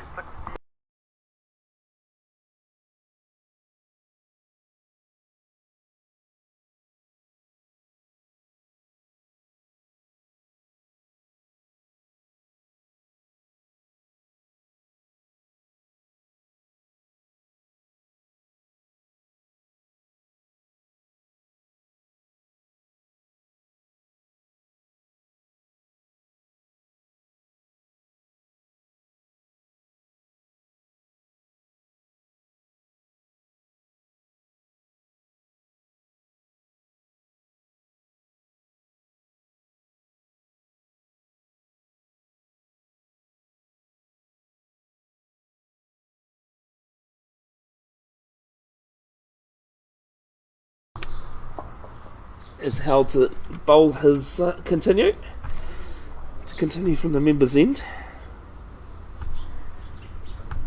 Oh, there's Bunny. Microphone's on, mate. Just identifying a few personalities in the crowd. It is a little bit sparse, but with the sevens on down the road, Bevin, hard to contend with the excitement. Mate, it's the excitement Hamilton of one-day final. Surely. Exactly. Now that the Black Ferns are through, and I think the All Black Sevens, as there might have been an edge. Oh, no, it's gone! That looked plumb. That looked straight on. My question was, is there a little bit of bat in that? Umpire says no. And Rory Howell picks up his first. And Kevin Price gone LBW for 32. The batsman certainly looked a little bit more dejected rather than puzzled. Whether that's an indication that he was just more disappointed with the shot than necessarily the result given by the umpire, but either way he's walking back to the pavilion, and that could be a important breakthrough for Marist, as it just swings things back, doesn't it? To lift that run rate a little bit. here's the wicket display for you there, RG. Nice. Thanks to that particular person who managed to do all those graphics for me. Someone more clever than us.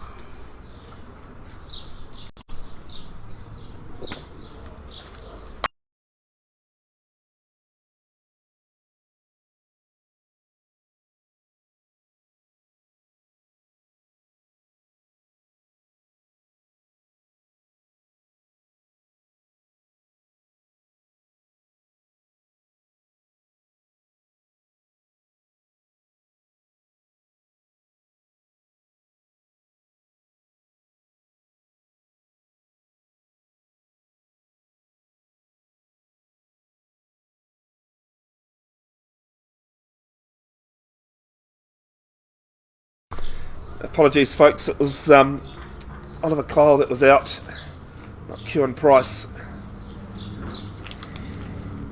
Adam Winter is the new batsman.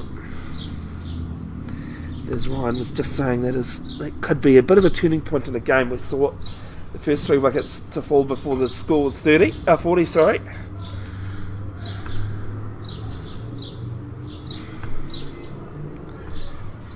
Let's pull up Adam's stats for the last 3 seasons. 10th most sixes with 4.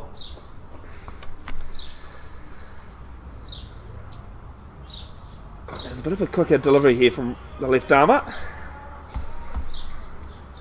I've known you for a few years, RG, but I mean, you'll know that I don't like blowing my own trumpet, but finally I get these stats. I mean, I sit there and do stats a lot of my free time. People don't think I have free time by what I've done. But I'm just so glad I can get here and pull these stats up on the stream. Yeah, being able to use them as you're broadcasting is pretty impressive, to be honest. The stats that you brought out I'm going to ask you if you saw the T20 stats. Mate, I just sat there and read and read and read. And that's nothing what you saw. That was only the Marist guys. Oh, this one's full into the block hole. Wow, as Paddy Carsons throws his head back, that was right up there, wasn't it, to end the over. Great ball. That's another wicket made in the second one. I'm a few balls behind, sorry folks. As Tiddy runs a bit of go-go juice onto the field for the boys. 99 for 4 after 25. That run rate just slipped under 4. So Marist are going to continue with the spin. That's so far proved successful for them, and gaining a wicket and just slowing that run rate down for 2 or 3 overs. They were actually Uni were running it around 6 and over, which was much higher than their current run rate. Yeah.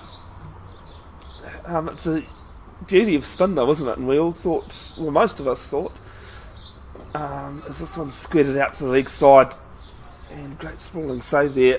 Yeah. No run. That T20 would be the death of spinners, but I actually reckon these days T20 is what's made spinners become more common.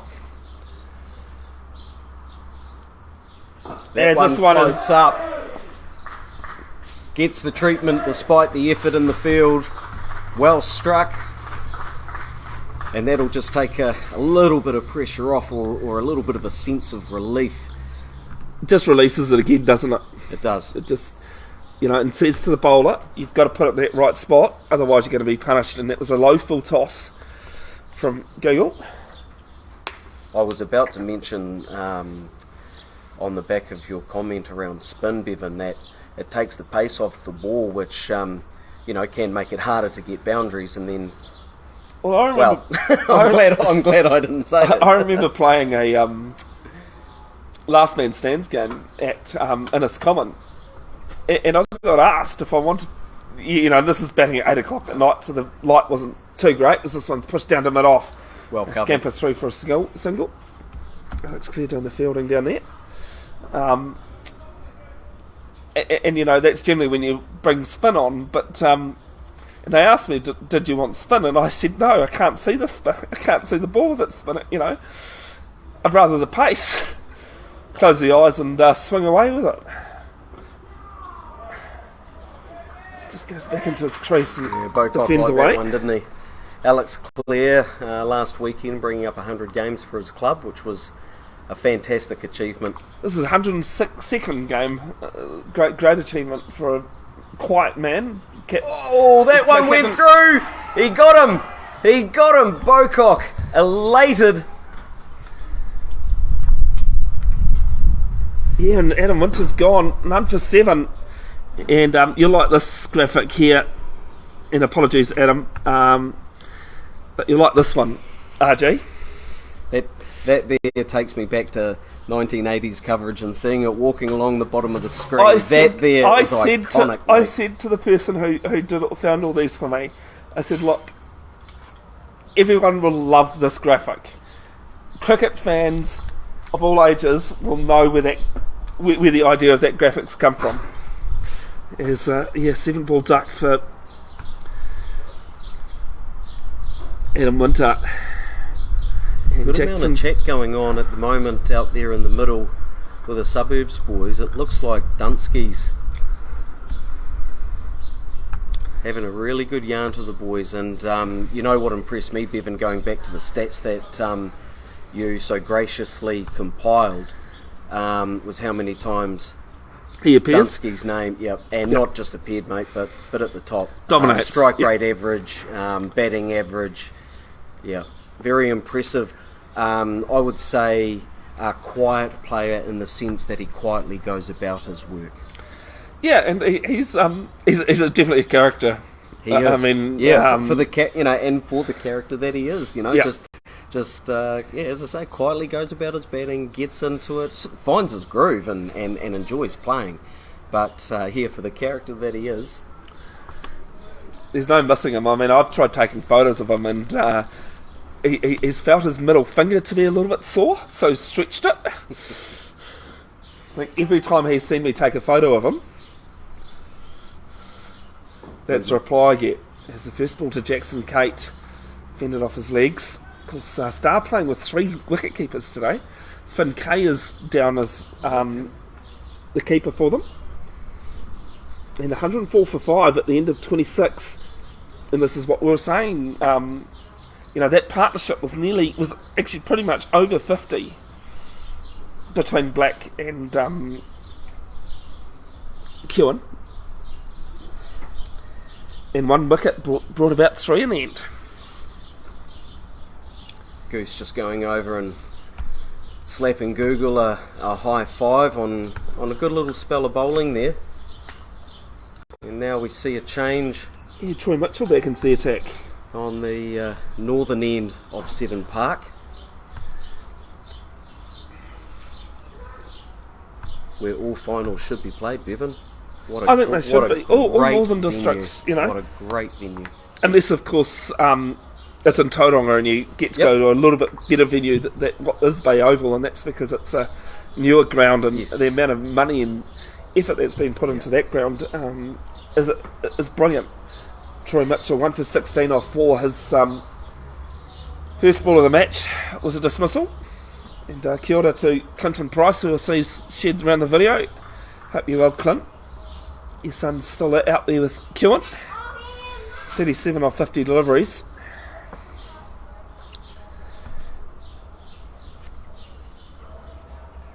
Actually, the scorecard I've just had a look at says something a bit different, but we'll go with what we've got. The team total at least is the same.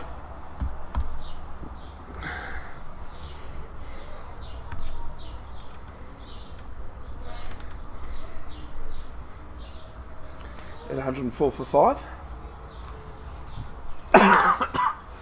A bit of a big year for Marist Rugby this year, Ryan. I understand. Well, it is. As people may or may not be aware, last year was supposed to be it, but with COVID, of course, as that one slapped away a little bit. Good to get bat on ball, though. Doesn't get past Michael Dunsky. But yes, I think everyone, even Waikato's had to be 100 plus 1. I think there's a number of organisations that are celebrated 100 plus 1. I was thinking about it today as I was listening to SENZ radio on the way in, and they were talking about the amount of events Oh, this is just come through the keeper and stayed low. We've seen quite a did few. stay really low there, Bevin. Just died. It's been more from the spinners. Like, I mean, the carry was quite good early on, and it is a used pitch. Big thanks to the groundsman here for putting in the effort on a weekend where they are busy across the road as well. Or down the road, I should say. There's That another one goes through as well. The appeal's gone up, but the umpire isn't interested. I didn't hear anything from up here, but I think Peter Bocock is one of those real stereotypical wicket keepers, isn't he? You talk to him and he's pretty quiet, but out on the field, if he heard the wings of a fly flap, he would have gone up for an appeal. Appeal before as the ball's left the bowler's hands. Troy Mitchell steaming in again.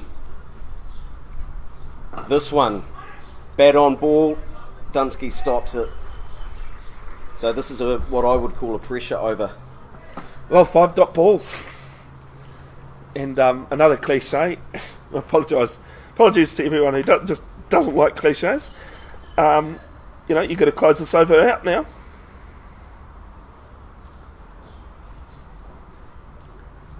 Mitchell comes in, right arm over the wicket, bowls it a little bit shorter, and that one actually got the punishment. That one bounce over the ropes for 4. Yeah, just didn't close out the over there. Troy Mitchell, as you said, Ryan, bowled it just the back of the length, and probably not the greatest option when that ball was keeping low. It just sat up for him and worked it around. I know exactly how he feels, mate. On Cricket 22, I'll be having a great over, 5 dot balls, doing the same thing, and I think, you know what, I'm just going to try this, and I'll just try something a little bit different, and bang, I always get punished. So I know exactly how an athlete like Troy feels sitting at home playing Cricket 22 on PlayStation. Oh, definitely the same, mate. Definitely the same thing. I bowled 2 overs to 27 on Tuesday night and still having nightmares about that. As I said, I'll take the wicket I got and try and forget that I dropped 3 catches as well. No change on the southern end with Google Basu coming in for his... Oh, now you're pushing things here. Yeah. We're talking about I'm a little bit behind. Bevin. Gee. Has Google. third, 1 for 9. That one certainly moved off the pitch, but was a little bit short and was able to be played at by Star. Now, here's another trivia question I haven't asked anybody, but I had to look this up because I knew one of them. I actually, only reason why I heard of this player having done it was because he posted a video about being interviewed. How many players in Test cricket history have taken a hat trick on debut? And can you name the Australian fast bowler? It's a bit of a half-hearted appeal, but nothing in that from Basu. No, he didn't quite get it in the area that I think he was wanting. He is using the same line, but just changing up his length as that one drops a little bit shorter and is able to be played at off the hip. Mitchell comes round and covers that one. I am going to say... early 90s, the Australian cricketer was. I'm going to go 3 players have done it in Test cricket history. Well done, it is 3 players. And one of those players who you're asking for was Glenn McGrath. No. Damn. I'm going to go... Only half right. That one, a little bit more fuller, bounces up, but falls safely. No, earlier than McGrath. He's still around in cricket scenes. Commentating these days, I think, or at least presenting. You don't normally think of this guy when you think of Australian postman in the 90s. Well, I don't know if the right This word one's is full paceman. down to long on for a single to end the 28th over, 110 for 5. But I'm going to go out of the box and go Steve Waugh. No, Okay. Steve Waugh was more of a Actually, medium he was, pacer. you're right. Yeah. And as I say, you're certainly not anything to be deemed paceman. Okay, put No, me out of my definitely. misery. Okay, yep. So 3 bowlers. Yes, One- so I get 1 point. Yep. I get 1 point. One- I'm happy with that one, actually. One was an Indian. One was Peter Petherick in the 1970s. Now, do you know the name Peter Petherick? No, but that's a great he's name. a Kiwi, actually. Oh. Yeah, it was a Kiwi that was a second one. And the third one, and the video that I saw about, was Damien Fleming. Damien Fleming. As I Now, said, there's not a name bowler from the you past. don't think of. No, not at all.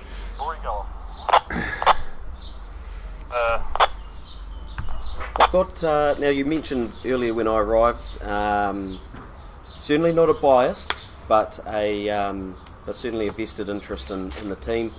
I've also got a bit of an interest in some players, and I'll explain that as Mitchell comes in for his second over. This comes off the bat nicely. Google Basu Just nicely guided there off. It was an edge, but it was a well executed edge, an intentional one.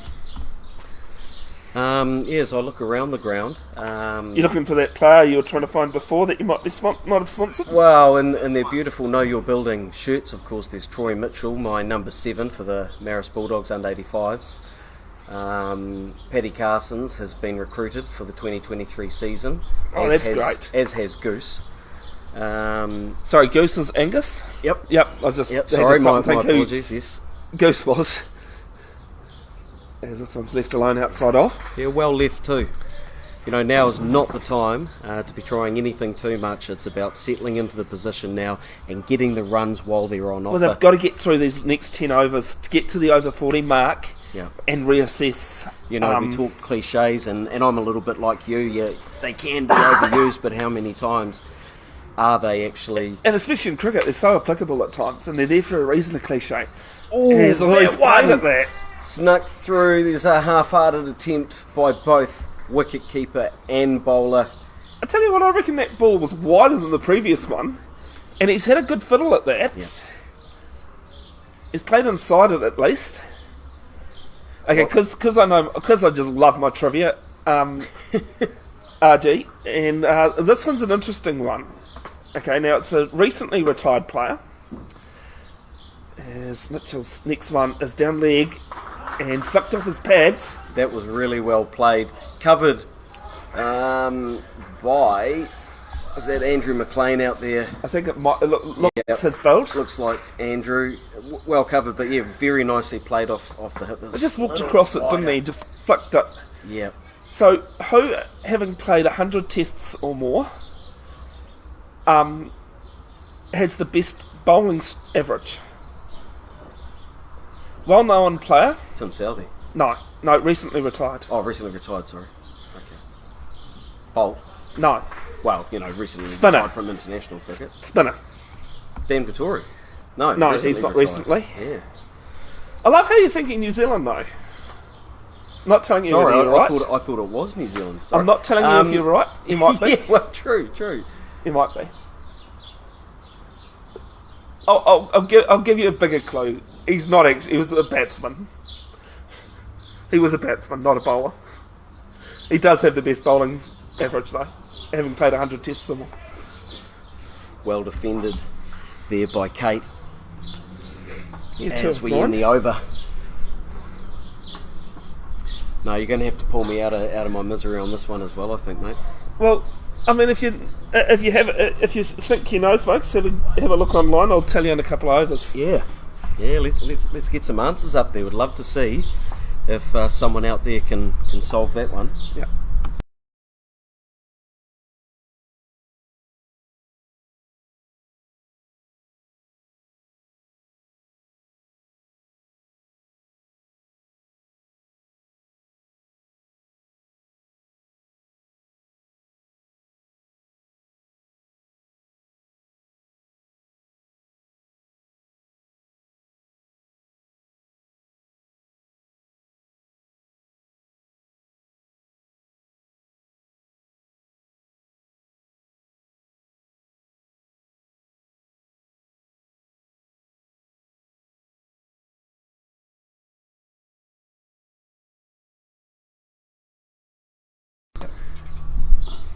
Yeah, so if you think you know who's got the best bowling average, having played 100 tests or more, recently retired batsman, let us know in the comments.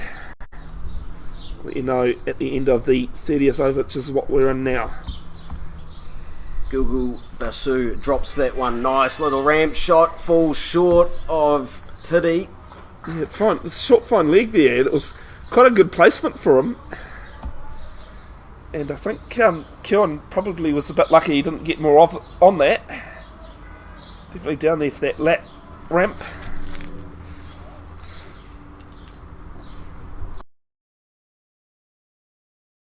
Oh, okay. I thought it was going to be a bit more recent. No. As Dasso gives this one a little bit more flight and a little bit less pace.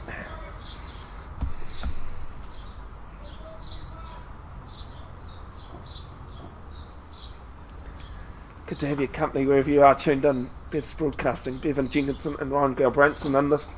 And at the moment, the commentary and the CCP, as this one's down to long on for a single.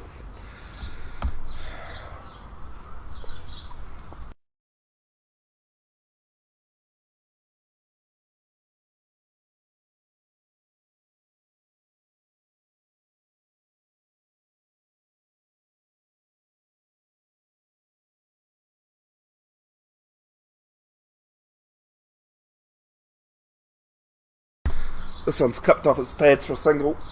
He's into 46 and everything at 50. Just a reminder, folks, officially, he is not quite on 50 yet. So I do apologise to you, Clint, and other family.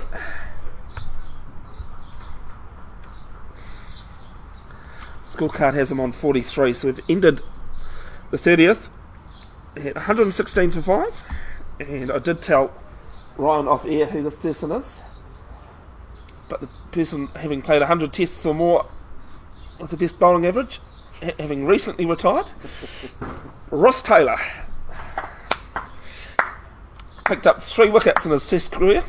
If you're not picking up that clap, I think it's a great trivia question. I It's don't just know. one of those ones that you sit there and when you get told the answer, if you don't know it, you go, You'll hate the answer that I gave you. The answer to the question I gave you off air, though, Ryan. yes, yeah. So I asked Ryan off air, who was the first English captain to tour New Zealand and not play a test match? Everyone knows this person as Mitchell starts his next over.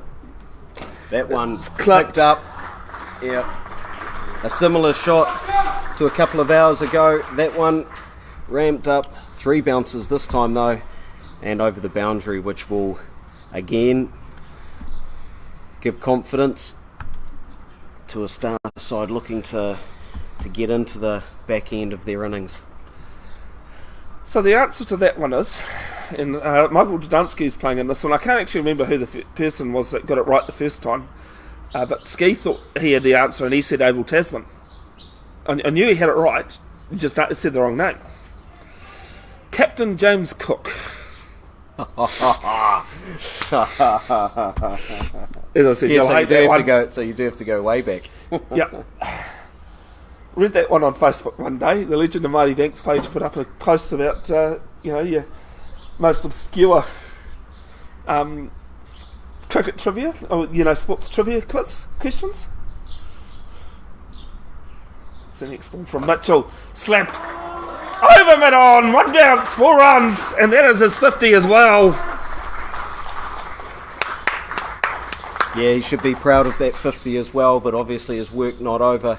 But that one there got the treatment as well, didn't it? It was just over pitched in the slot and slapped back over Alex Clare's head, hitting it off.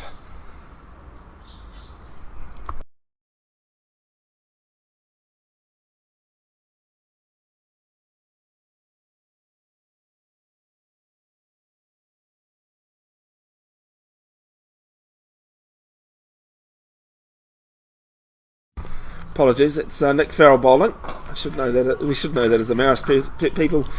Right, Ryan? Like staring at him and everything through his action, I didn't even click. No, and they are a bit different too. Yeah. Yeah, they are. Ignorance is bliss, I guess, in some forms, Bevin. Oh, definitely, mate. Sometimes ignorance is the best way to treat life, I reckon. 2 balls left in the 31st over.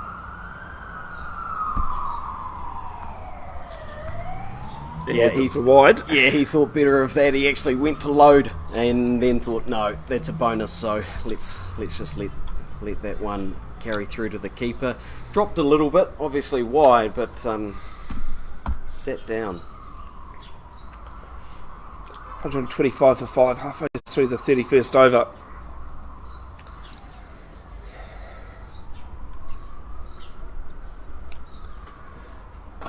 I've missed a couple of balls here. The Squirrels have got that as the last ball, and we'll see who's right. Yeah, just off the bottom of the bat, that shot didn't quite connect.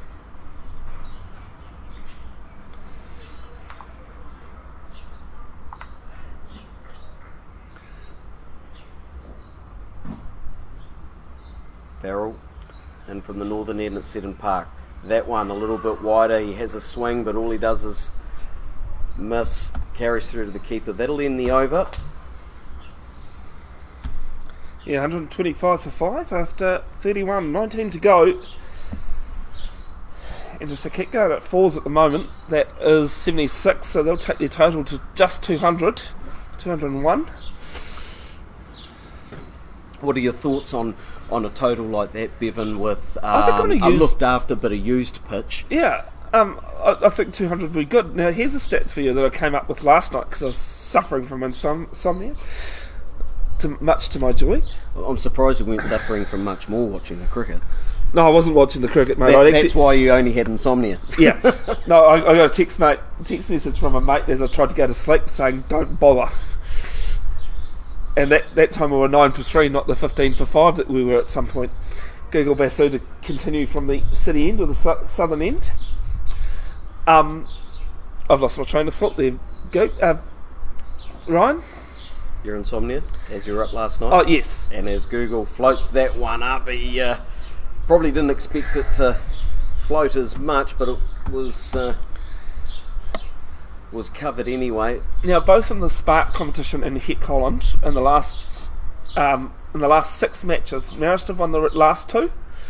Star won the 4 before that. And it's gone! He's given him Google Basu. You have done the damage again, my friend. And that one, disappointing from Star's point of view. You know, they were just starting to probably feel a little bit more comfortable, start looking at the back end of their innings and what they needed to do.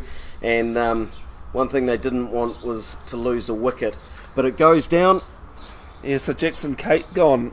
3 of 14 deliveries, LBW Google Basu. Yeah, so Marist have won the last 2, Star the 4 before that, and it was only the oldest match they could find in 2013-14 that the team won batting second out of those 6.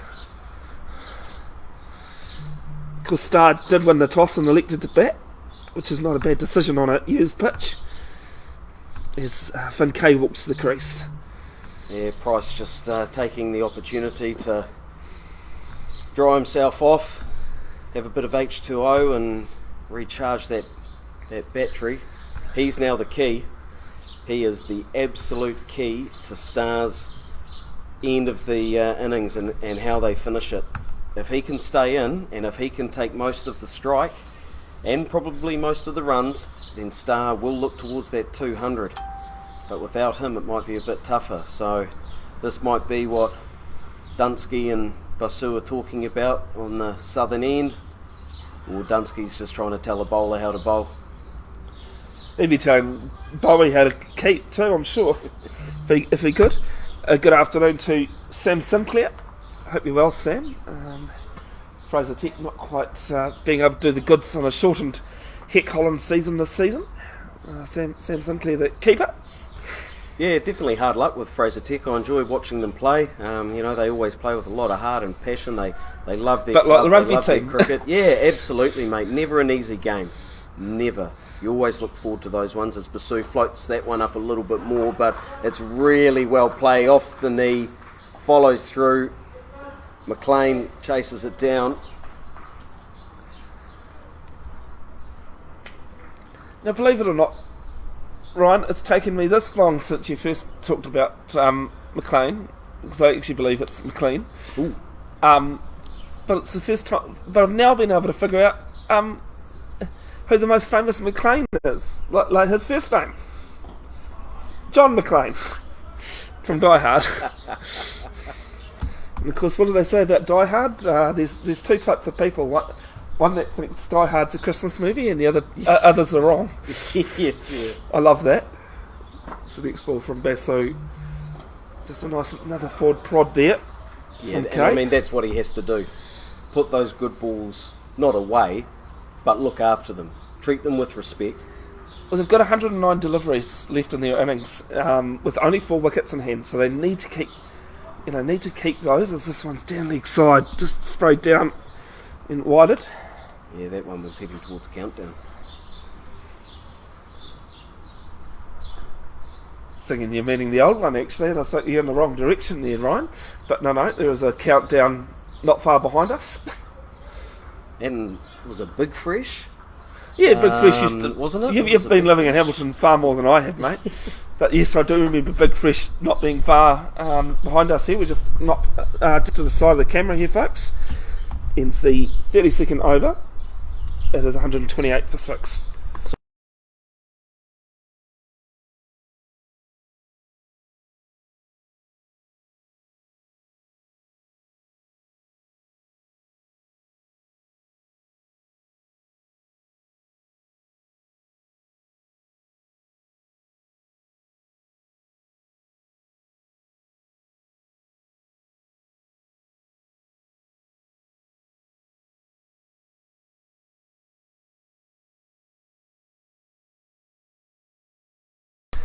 Sorry, Ryan, what were you interested in saying before I... Well, what I was going to say, Bevin, was I was really interested to see who Marist Suburbs brought on as the next bowler. Not so much because of poor treatment that was handed out not last over, the over before that, but Dunsky they've gone with, and as he rolls in, he charges in, and a good start, as he's only been doing some fielding at the moment, and he's just warming up, but that was a good start by Dunsky. Plenty of chip, plenty of chirp out there by the bowler as well, as he brings Basu up. Yeah, drops Alex Clare back to long off. So long off cover, and he's actually having a deep bit square of a... back on the boundary. Yeah, he's just having a good convo to Basu, and you might remember last over, it was those two as well having a conversation, so they've obviously got a plan in mind. That was a good single, that.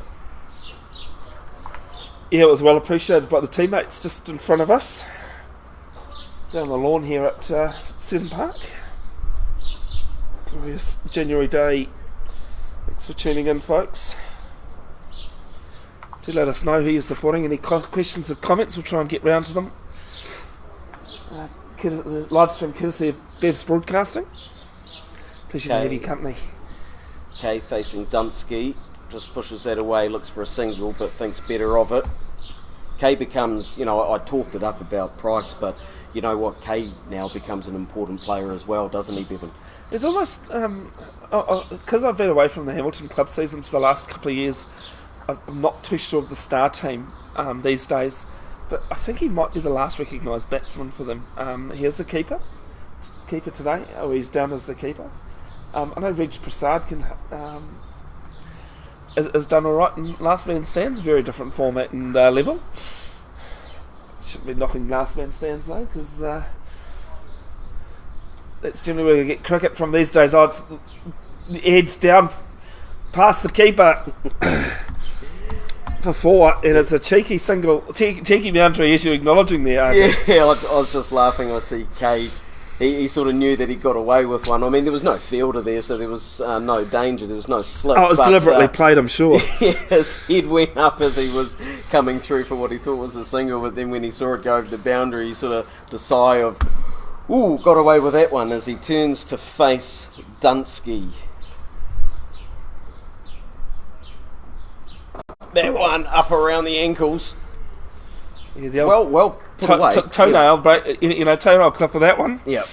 But he did well, and those are the shots, those are the outcomes that he needs from those kinds of balls at this period of the game. He can afford to let his man at the other end, Price, just do his thing. He's settled. He's going well. So let him do that sort of work. Dunsky, that's straighter and that's played nicely. Well batted, well bowled. Here's a cliche. Good cricket all round. It was. Even the fielding wasn't too half bad. 33 overs gone, 133 for 6. Star Uni electing to bat first here. Hec Holand Plate 2022-23 final. One day final in Hamilton. And I think that's Drinks. Drinks proudly brought to you by no one. I think there's a gap there for a sponsor to get in, surely. RG. So if you're out there and you're thinking, you'd like to throw a few dollars into community sport and into Bev's Broadcasting, who, gives up so much of his time and talent to present these opportunities for the boys to play some cricket and to be broadcast as well. It's a great opportunity for any business to get involved. As Marist Suburbs boys just walk off, they're going to rehydrate. The men in the middle, they're going to rehydrate as well. And the umpires are licking their lips at the thought of a cool, clear drink of water as well.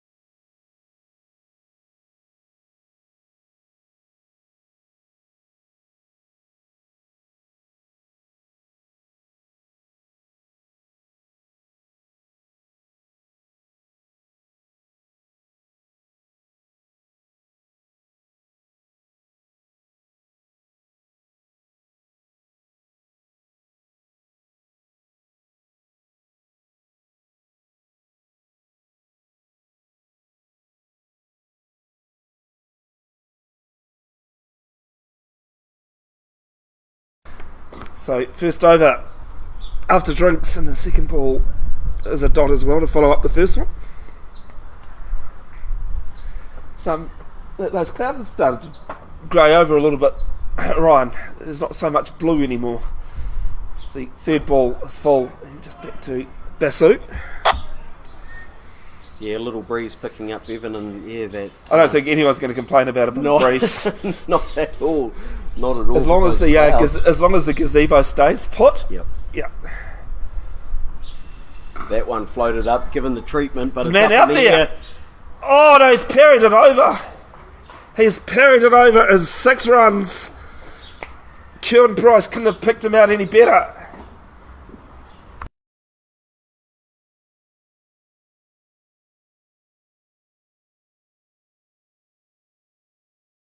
It's Nick Fowler at Cal Corner who's put that one down. It wasn't easy, it was above his head. He saw it well. Not easy, mate. That white ball in those clouds, that wouldn't have been an easy catch as Basu throws that up around the ankles again. Nicely played. No, you've got to take life. You've got to take risks in life, don't you, Ryan? Absolutely. Regardless of it being cricket or not, it's life without a little bit of risk.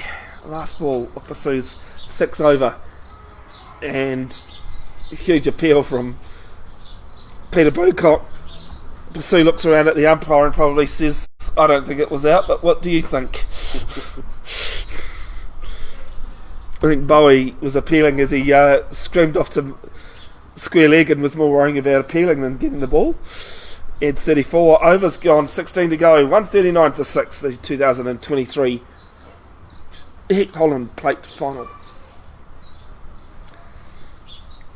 What you were saying earlier about all finals being out here, I know the Spark final, I think because of the schedule, wasn't able to be played and here, and it was just before Christmas. And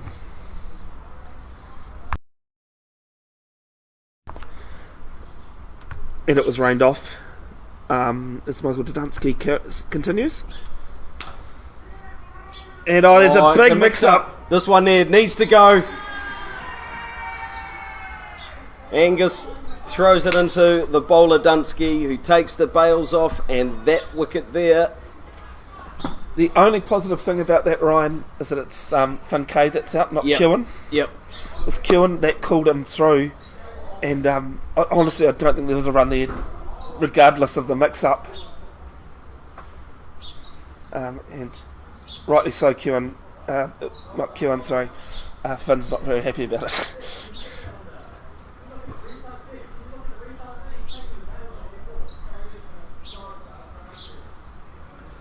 Well, it sounds like Star are arguing whether he had the ball before the bails were off. Yeah, unfortunately, in our capacity, we can't really intervene with any footage as they're requesting. And look, it's a final. It's a final. Yep. They have played all year, 2022, 23 for this moment, and so then they want, to make sure the right calls are called. But at the end of the day, those two men in the middle, in the blue, who give up their time and provide us with awesome service to cricket, they've decided that it is out and it's a run out. And as Star lose another wicket,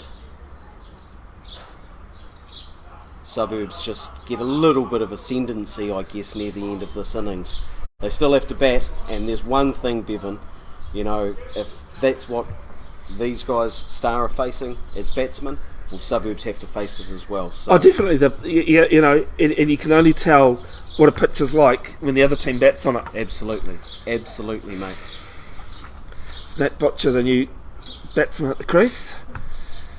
Apologies, I will get the right batsman up there.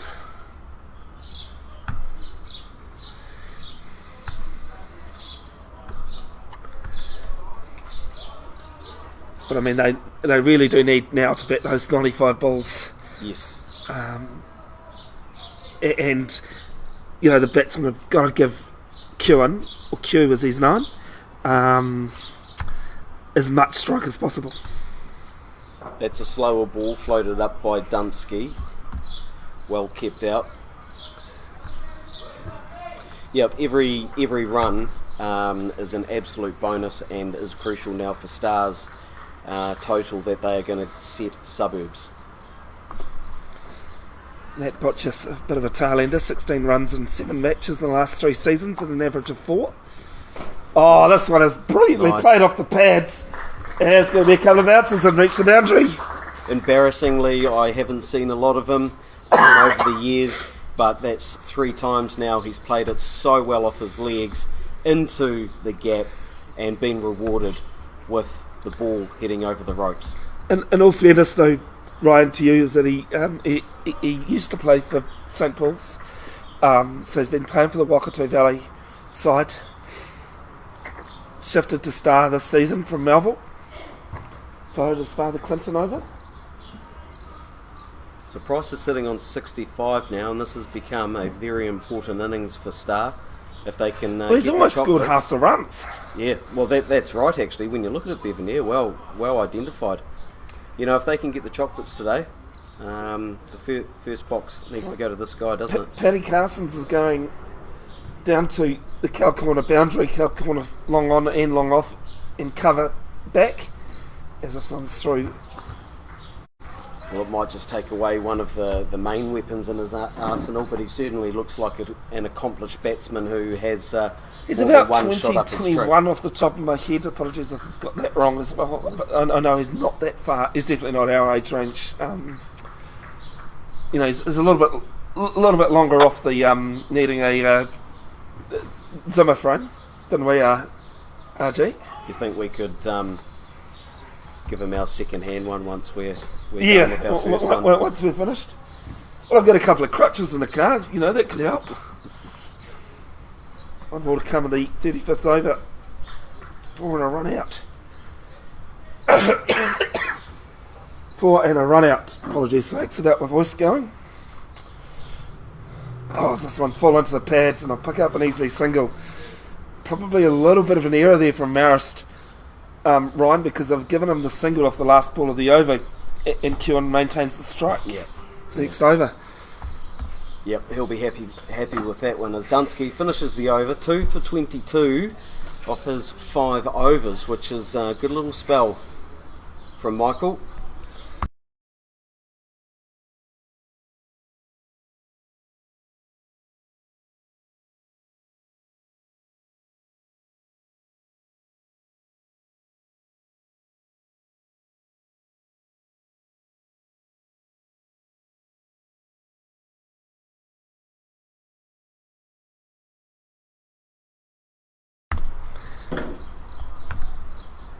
Now, Giggle Vesu back into the attack. He does love bowling those middle overs. 2 for 23 in this after 6.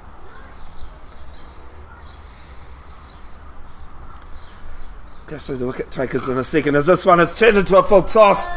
It is going to be all the way for 6. Hope KJ's not around, that just hit his tractor. No, KJ's probably up the road. And this is what I was saying about that last ball of that last over, giving him that easy single. Unlikely a number 9 with the first ball to face is going to do that, even though it was a full toss. But hey, Ryan, I mean, it's easy enough said while you're watching sport, isn't it, than being out there? Oh, absolutely, Bevin. That one really kind of died and went straight under the bat. Straight away, Price goes out and just pushes down a Rethinks little himself. bit of dirt. Yeah, Yep. pushes down a little bit of dirt and says, "Hey, you're not going to do that again." Oh, I tried to go for the slog. Brilliant fielding there. And close. Paddy Carson's coming from a wide mid-on. No run. Just to the left of screen. And an appeal, but I, with both my eyes open, I'd give that not out. With one of them closed, I might have raised the finger. Yeah, I don't think you'll get any objections from anyone watching at the moment, Bevin. That's a good call.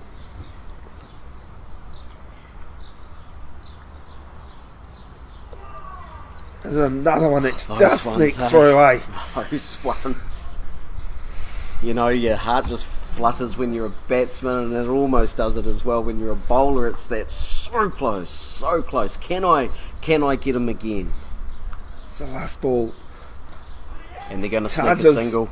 And they're going to take the single as Hal can't pick it up. It's short third man. It's very good batting there by Star.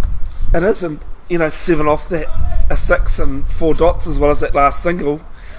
And the end, a win for Star there.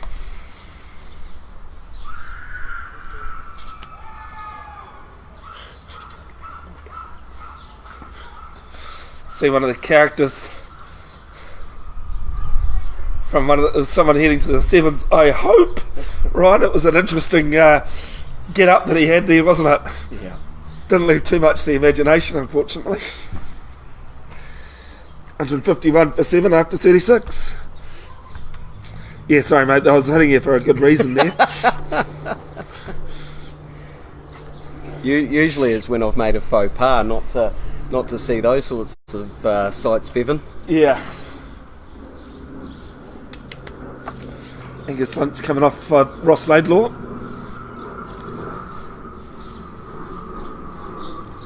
Love the rotation of the fielders they've done today.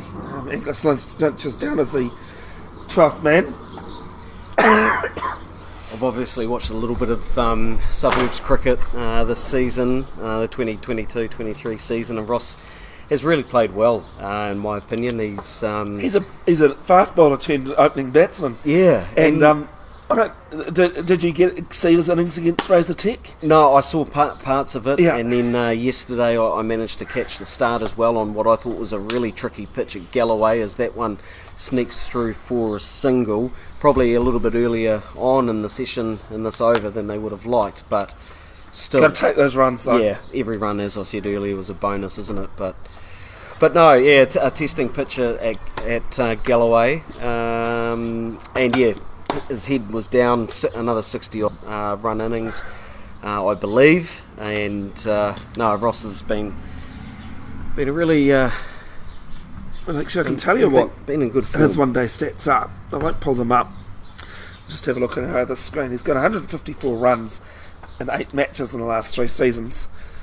Average of 19.25 and a strike rate of 85.5.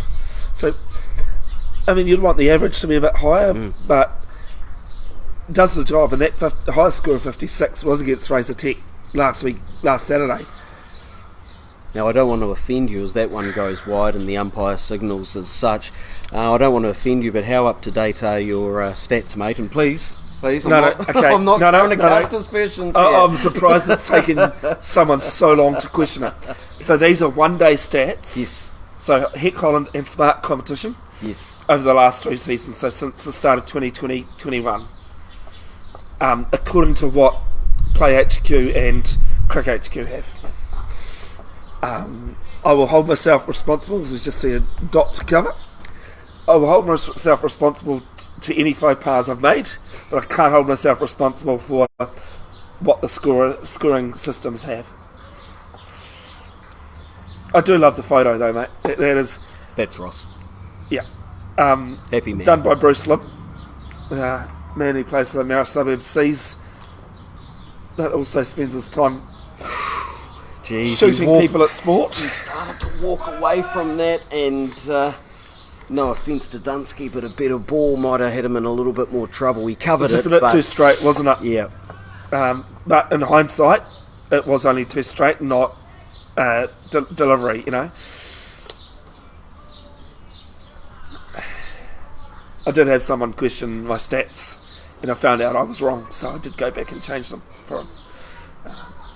The next ball is a bit of, I think he's tied a bit of bricks to his feet like I do, so get a single to cover.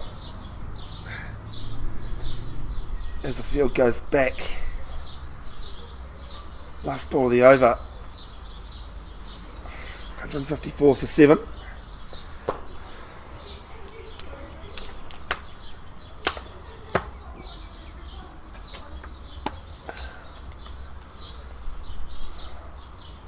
So long on, long off, cover, back on the boundary.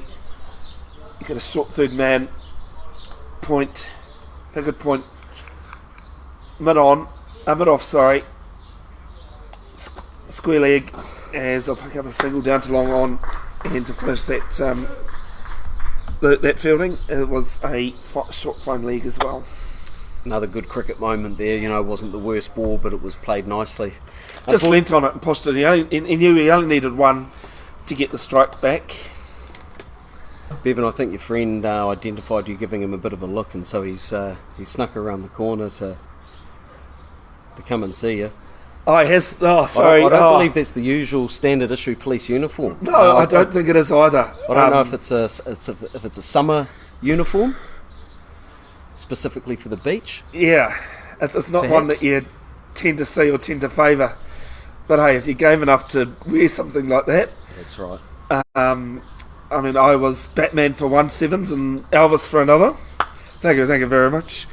As Rory Hell comes into this at the crease.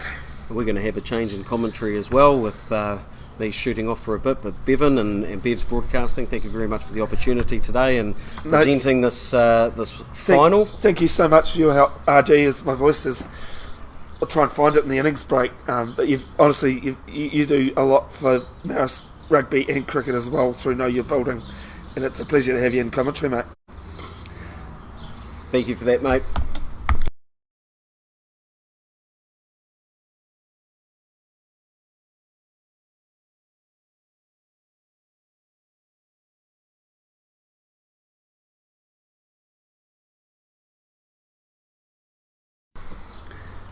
So second ball of Hell's over into the block hole, fended away from Butcher.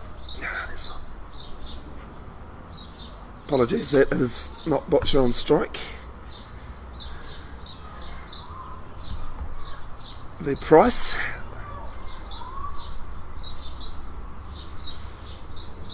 He backs away on this and slashes it through for a single.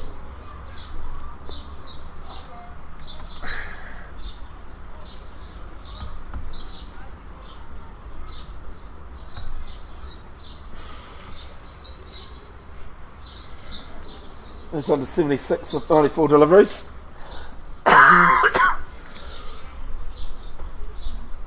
Just want to point out, folks, that this is not that I did do a test before coming, and it's not COVID. Don't worry. Just one of those things. Pleasure to have your company though, wherever you tuned in. Hell to Butcher. Can he suck him in? He can't that time.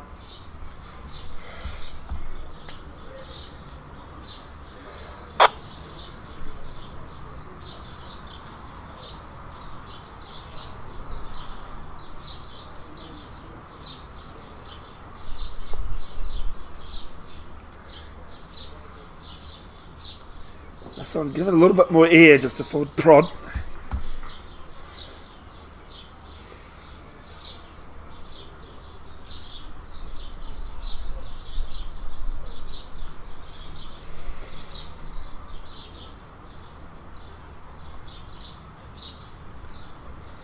Last ball of the 39th. Now I thought he had him there. And it's a dot to finish one off. And 156 for 7 after 39.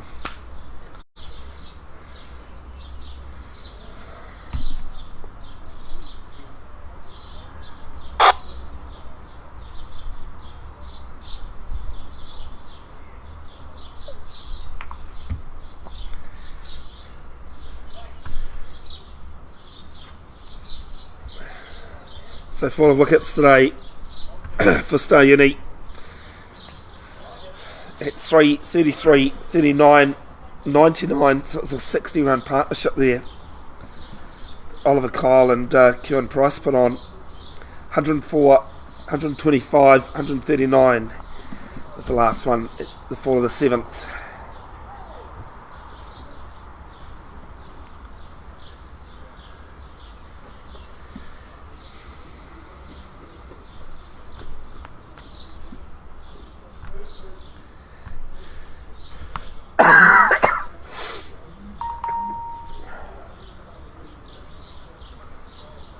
Troy Mitchell back into the attack from the northern end, or the members' end, here at Seddon Park in Kitty Roa, Hamilton, home of the Northern Brave. men's and women's team. Troy Mitchell 1 for 23 off 6.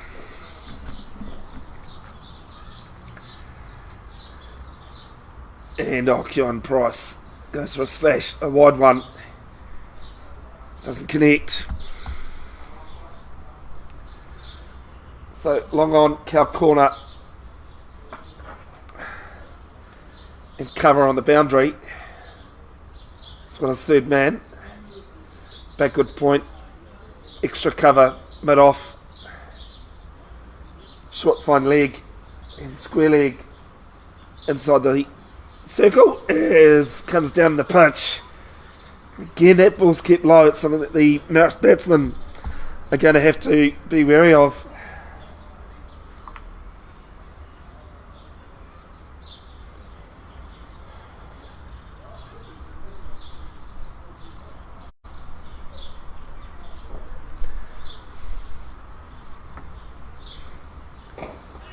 So I'll just punch a single down to long on.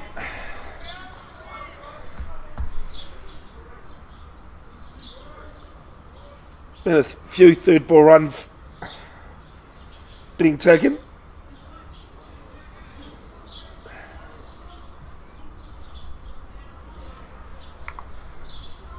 Just another reminder, folks, that this game is free entry. There's no security or anything. You can just waltz on in here. I think there's a tree or two that might be free.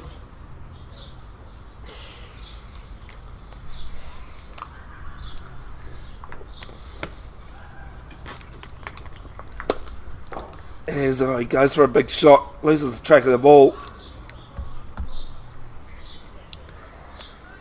And no run.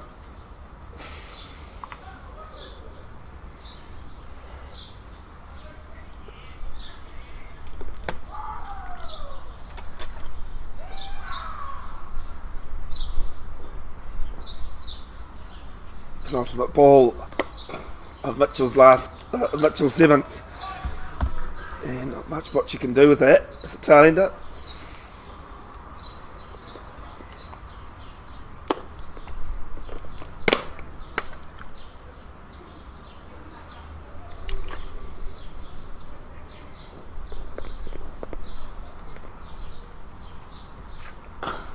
Butcher gets hold of this one, and they look at single, turn down, and the throw comes in. But Butcher's back. Keon Price just saying to him, no need for it. Give me the strike for the over. And with 10 to go, 157 for 7.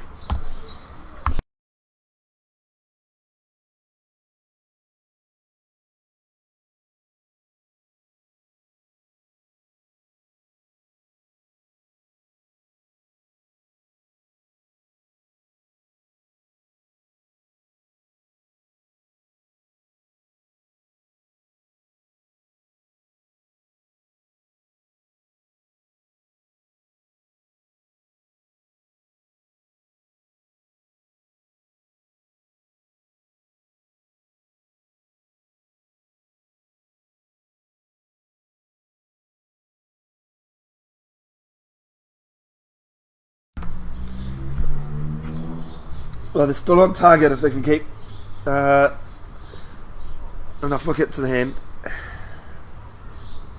for 200. They're still going at 4.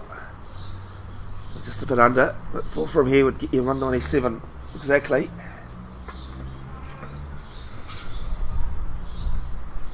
Check up some team records. That for the last 3 seasons of one-day comps as this one has pulled round. And another single taken. Keon Price giving Matt Butcher the strike back. Should also say that those stats there too, folks, there's only games where Hamilton clubs have played each other. They don't include the spark matches where the Hamilton teams have played Waikato Valley or counties teams. You can head to Bev's Cricket Stats too on Facebook if you'd like to have a look at other stats from the T20 competitions, the Premier T20 comp.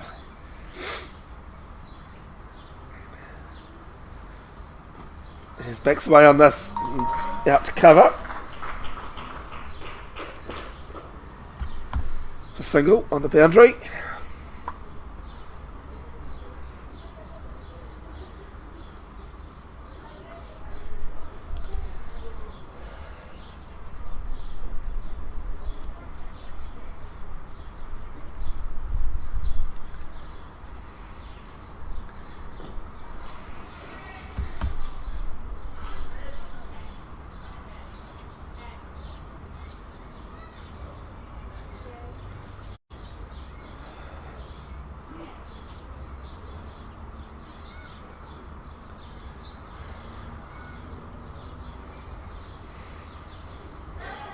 Is this one as aerial? Oh, Google me, Sue, just not tall enough to get all that one in. Would have taken an exceptional catch if he had. They pick up 2 down to the third man.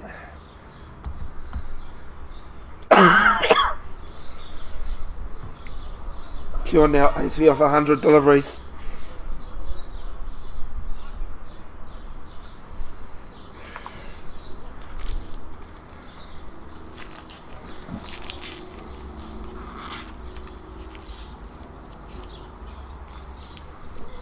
Backs away on this one, he'll pick up a single. Clever cricket that. And ends the 41st. 162 for 7.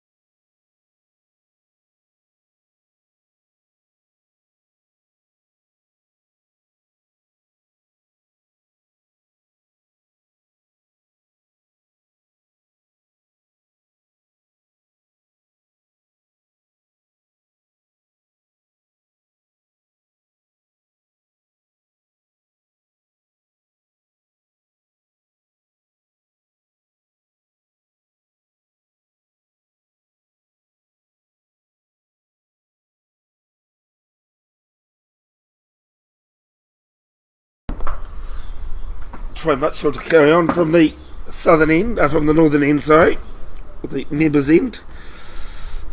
Here at Seddon Park, the 2022-23 Hec Holand Plate Final. Hamilton one-day comp for Premier sides.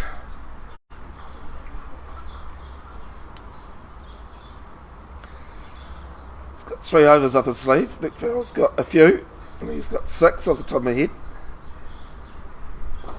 As this one is out to cover from Price.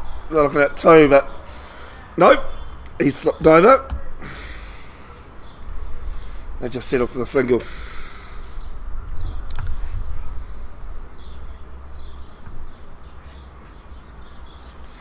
Pushed hard for that one, but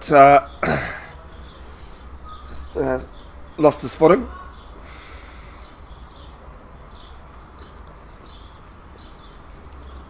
Reminder that in coming days there will be a highlights package posted to Bev's Broadcasting Facebook page. The page, not the profile. As I butcher just gems on this one.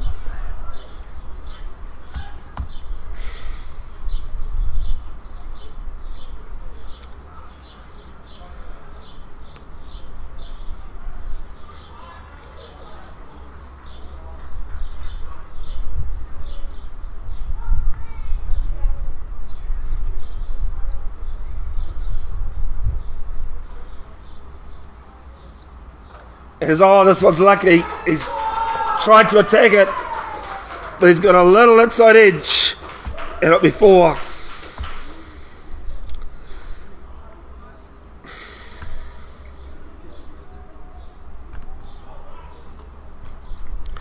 He went after that one, did Butcher, but he got away with it.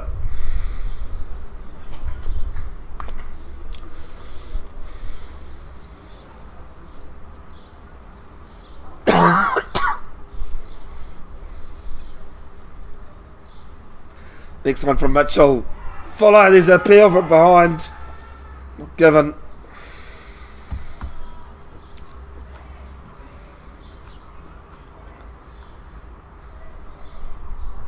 It's like follow the one previously from Troy. Good to see that he's found his glasses. Last weekend he was playing with his contacts, and there's a lot of grief given to him from his own teammates as this one is down leg. It'll be 4 wides.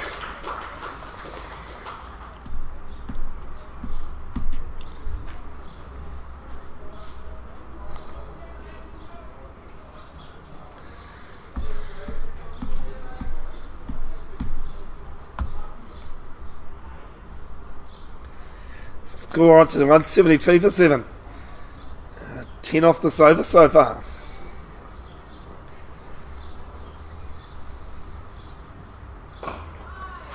This one is slapped to wide, long off, mid off, sorry. Good sprawling save.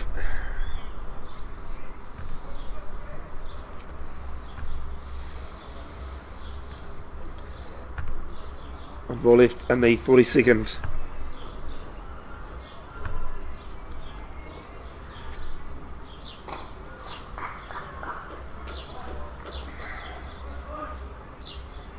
There's a dot.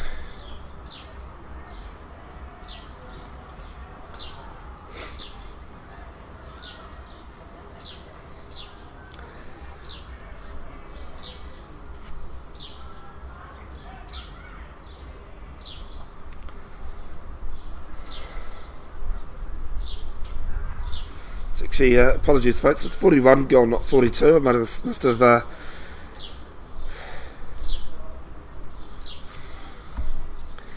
added an over in there somewhere.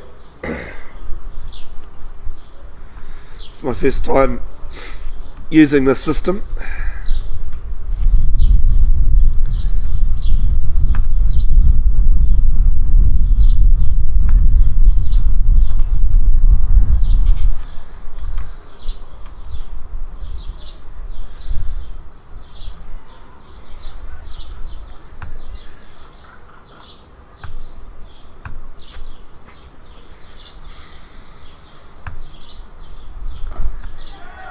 This one's down to long on racing in, he's not going to get it. Oh, it'll be a single.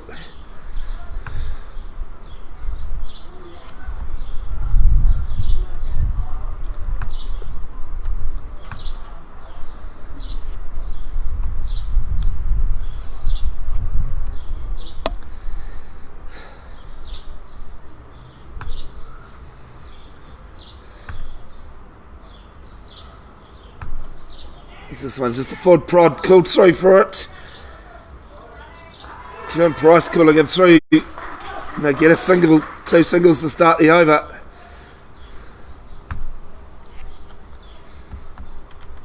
Hell's last.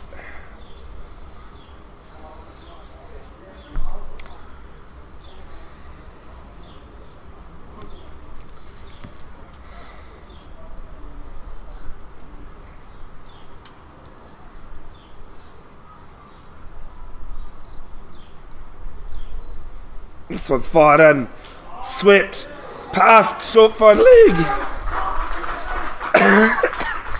and 4.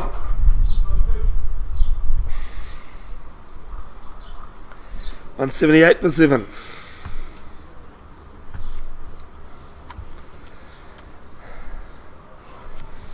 Queuing on the official scorecard on 84, not 87, so do apologise for the couple of issues I've had with this, folks.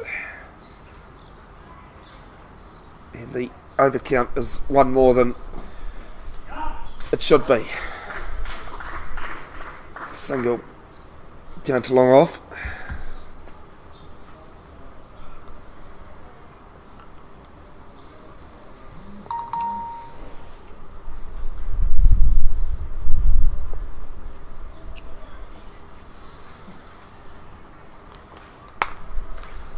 Must say too on the political front, not that I try and get into politics too much, but congratulations to New Zealand's new Prime Minister, which will be in February sometime. Chris Hipkins, whether you're red, blue, green, yellow, whoever you support, definitely not an easy job, not one that I'd put up my hand for.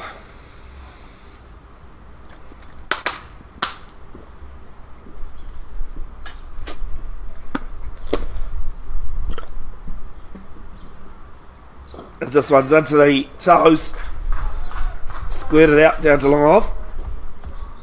They get a single.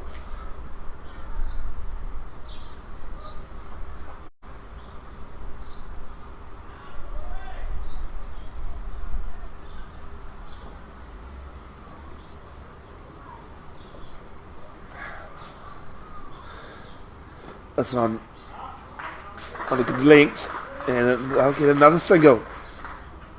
So got over there for start, 9 off it, and 181 for 7.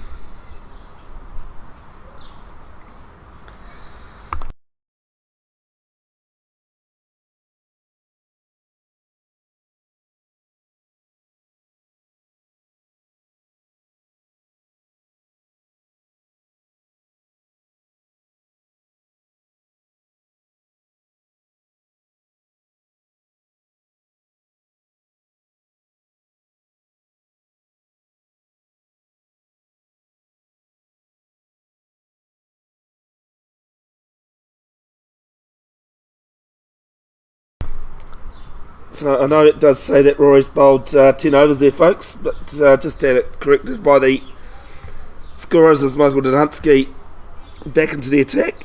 That Roy Howell has only bowled 9.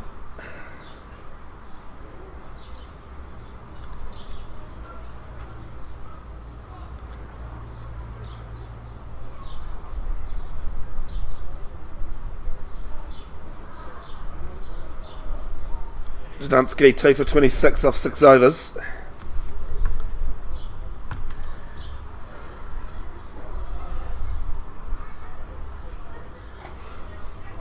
As this one is down to the cover boundary, they'll pick up 1, the second turn down. So Nick Farrell has 3 overs, Troy Mitchell has 4. Dudansky has 4 overs minus a ball. Tinney has 5. Rory Howell has 1. McLean has 2. And Google Basu has 3. It'll be interesting to see what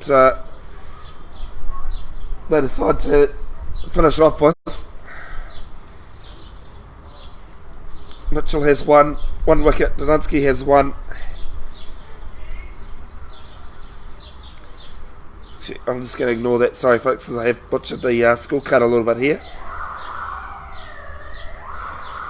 And that one's into the block hole and defended.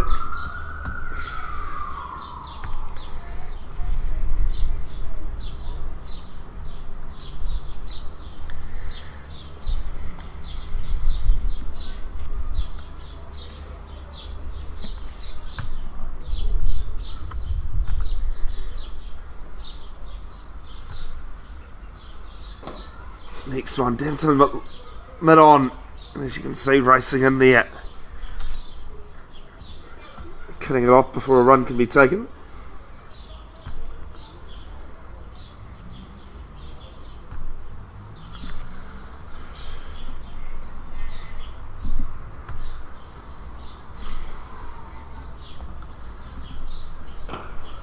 This one down along off, couple of bounces down to Andrew Tinney fielding. They pick up a single.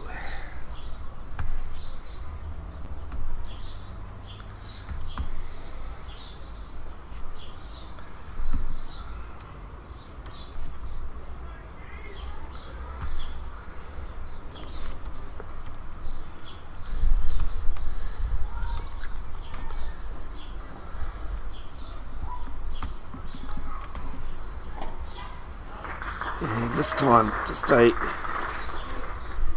quick single. This cover comes in, just seems to be on the heels a little bit.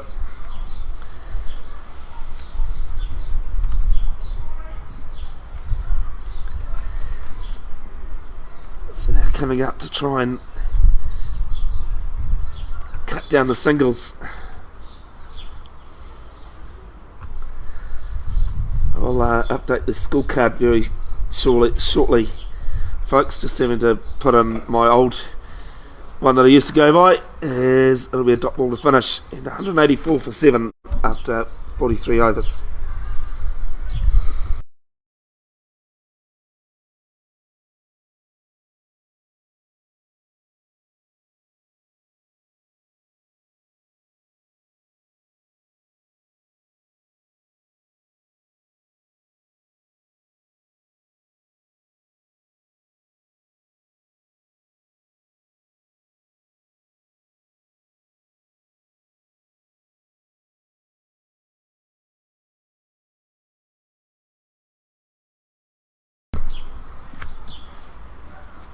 So apologies for that, for those issues, folks, and I'll just put the new scoreboard in there that I'll have to enter manually, but it'll be after the end of the over that I'll update it.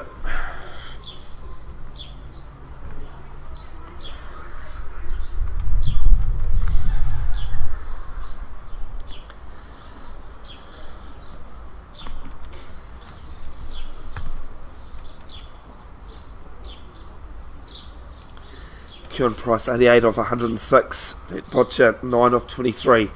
This one's fallen to the pad. They're going to take a single, which they get. Paddy Carson's with a bit of a wild throw.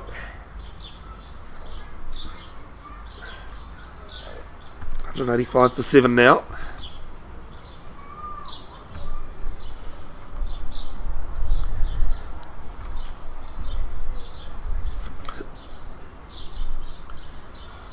How bowling his last. And just a forward prod back to the bowler.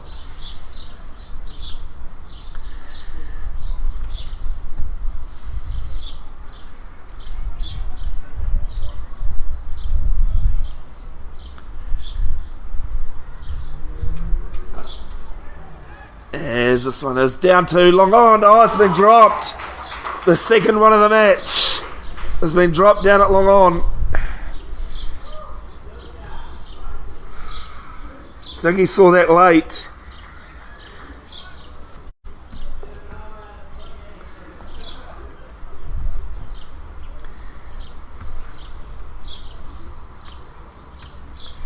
$186 for 7 now. There's an appeal. It's a huge appeal from Marist Suburbs. And he is gone. Had my head down at the time, sorry folks, not too sure what's happened there. And he does look disappointed with himself, and the 8th wicket falls at 186. Seems like there's some Marist supporters here after all.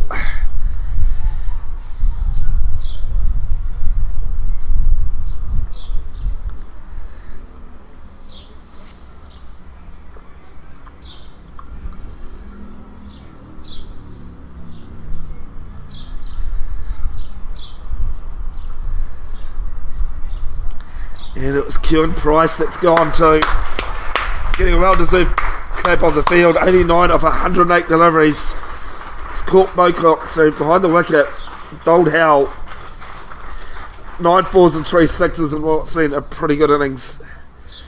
Was at the 100 too, but not to be. Matthew Mooley really at the crease now.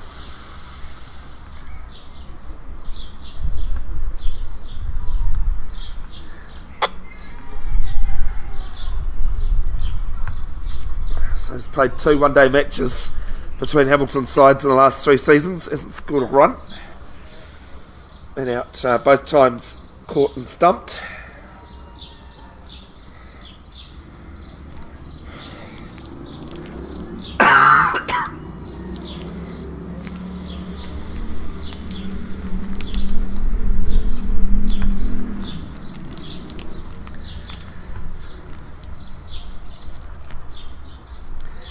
So very handy partnership there for start.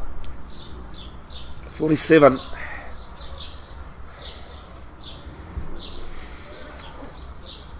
For the 8th wicket. And Rory Howell now has figures of 2 for 32 off 9.4 overs with one maiden in there. As it's just snuck through. Bit of a quicker delivery, that one.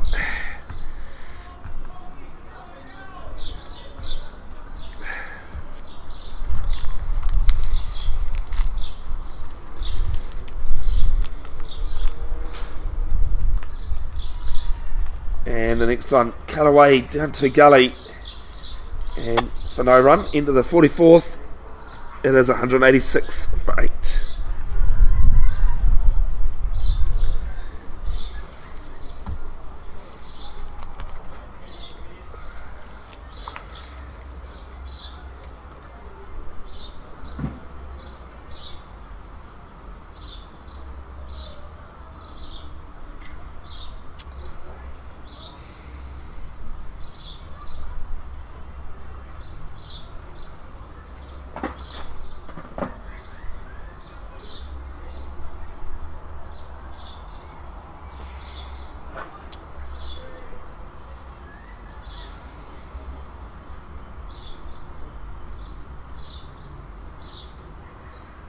This one's into the toes. Squared it out down to long off. Michael Dudansky back into the attack from the northern end. Get them a north and south ride at some point. 1 for 29 off 7 overs.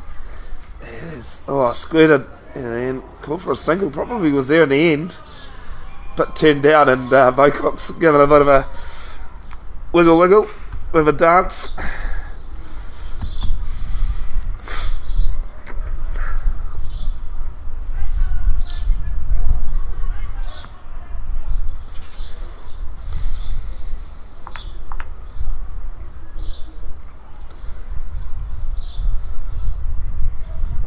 This one's slanted one and down to fine leg, short fine leg, but a dot ball.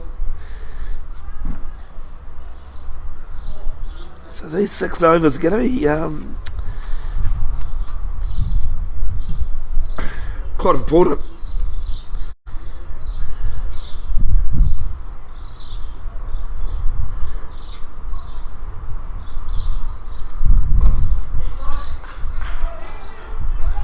As he's a single, taking a very quick single and a good one to mid on.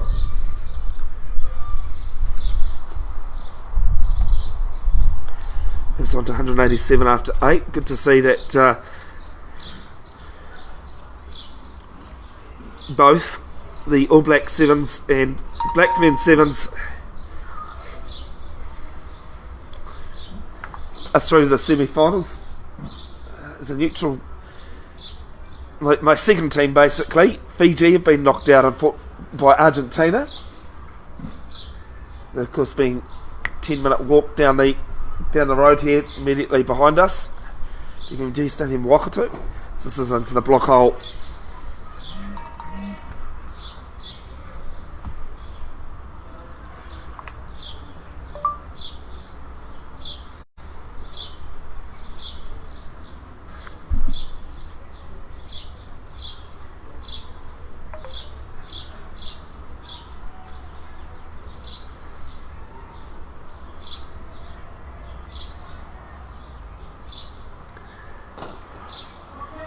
This is down to long on, sorry.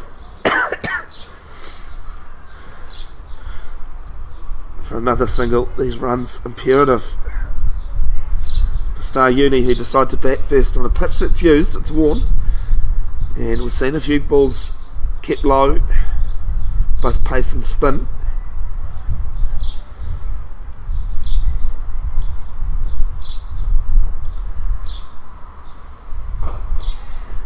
And this one, the other side of the wicket for a single. 189, every run being appreciated by the Star supporters. 45 gone, 189 for 8.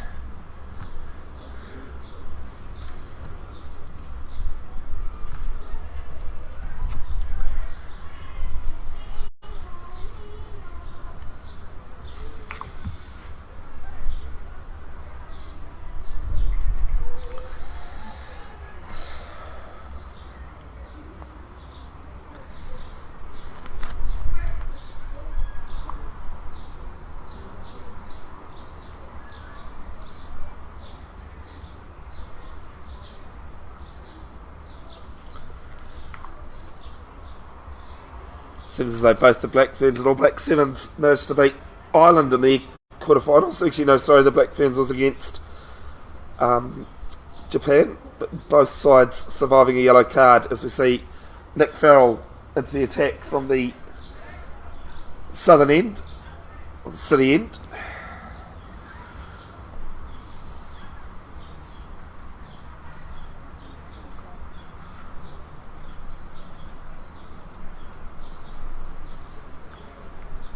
So he'll bowl his last 3 from that end as well. Only 5 overs to go. None for 31, 1 maiden in that.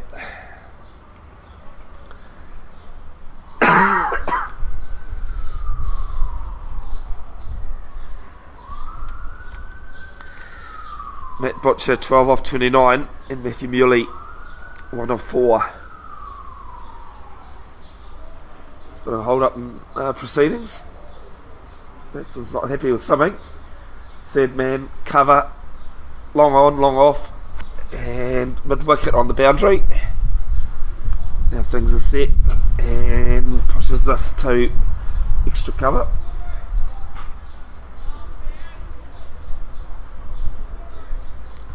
Guys, Star, someone's.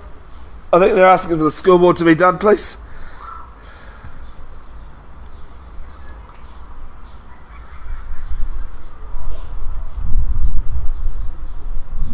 No, they're yelling out to Roy.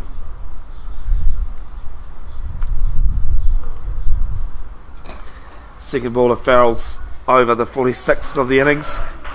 Again, cheeky single. It was well cut off there by the Marist player just to the top right of the screen.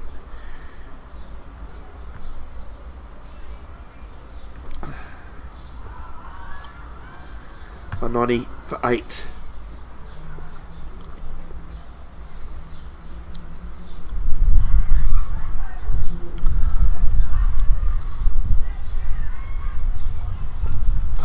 And this one is up, it's over, and oh, it's dropped. The Star supporter's enjoying it. As a Marist supporter, I'm not. It's the third one that's gone down, and they've gone through for a single.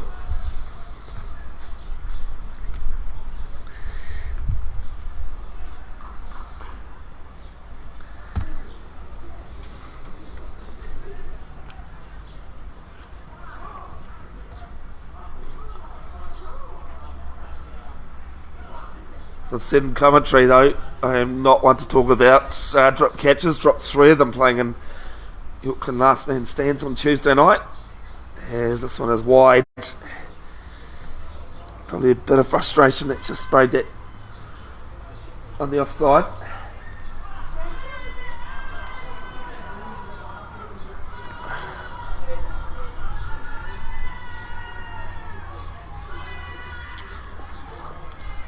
A lot of cheering, I think, for the. I'd say there's a lot of Seven supporters around. There's, oh, this one's better from Farrell. And through the keeper.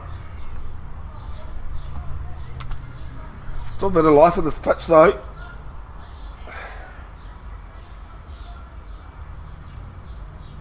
Just inconsistent.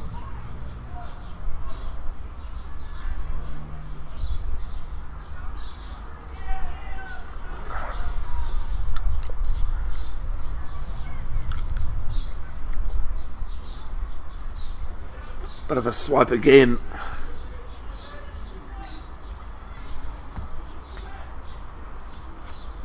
But no run.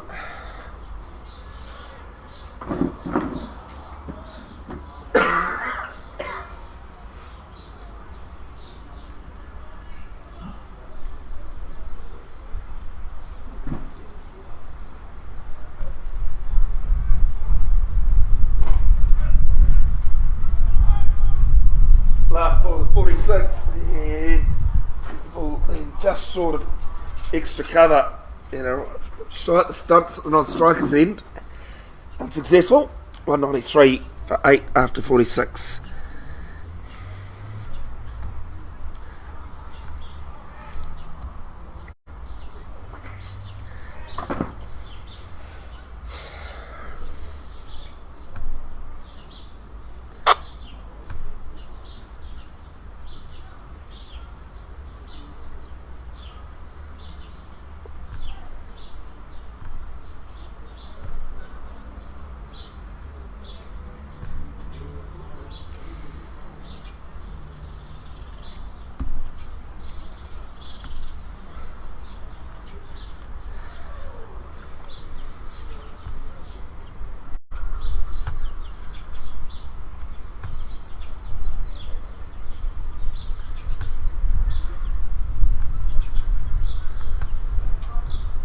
over being bowled from Dunsky.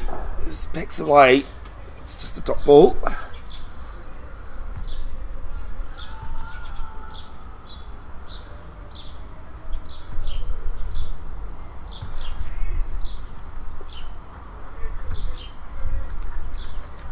Nearly 2 off 5, Butcher 14 off 35. As this one is slashed to cover boundary. They'll pick up 1.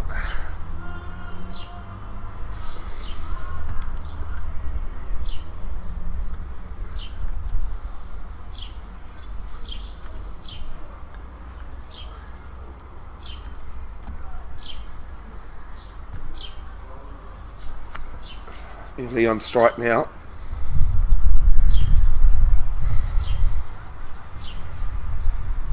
Oh, slower one. Defends it back down the pitch though.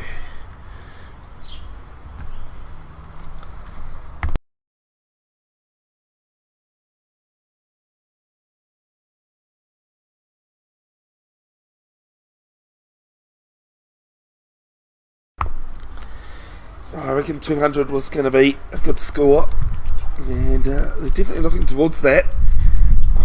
There's pace off this one again.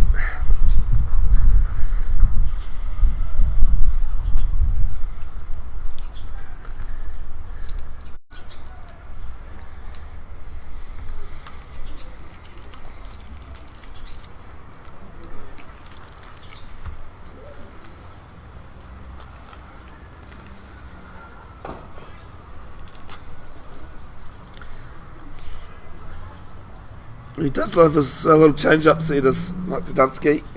What he's doing here. The tail enders. I'm sure if you're able to stop the game and talk to Marist Suburbs now, they'll be a little bit disappointed about the total. They'll have to chase. Star though, they'll be a little bit happier as they were in trouble a lot of this game. 2 50-run partnerships. They've been critical. Ends the 47th. 194 for 8. Of course, that innings from Sajith Dumbagula was pretty critical. Not from Sajith, sorry, Kieran Price. Apologies, 88 of 106.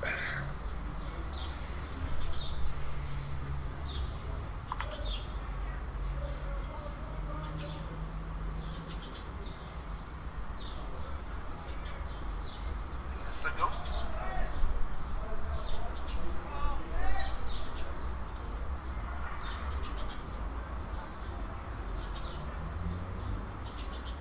Cut a little bit here. 194 for 8. That's Farrell's first ball is a full toss. Shot the stumps. They get through for a single. Butcher onto 16.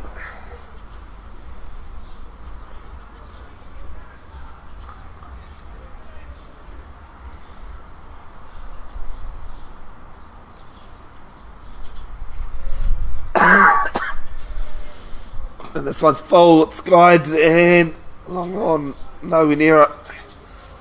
It's pretty straight. They'll pick up another single. 196 for 8.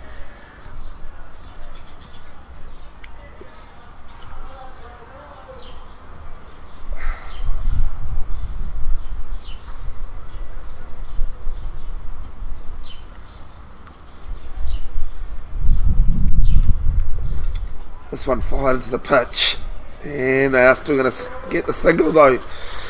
Good running here from the star batsman.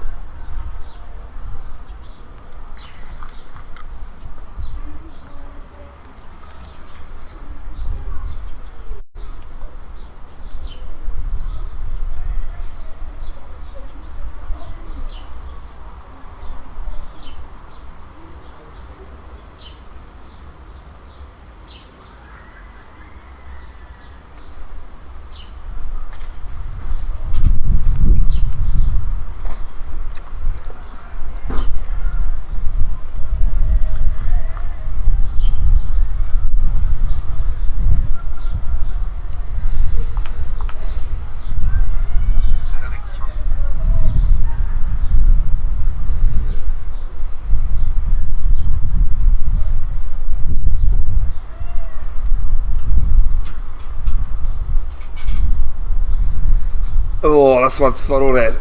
And no, nothing on it. That one died though, to Peter Bocock. Managed to keep it. Do his job pretty well though.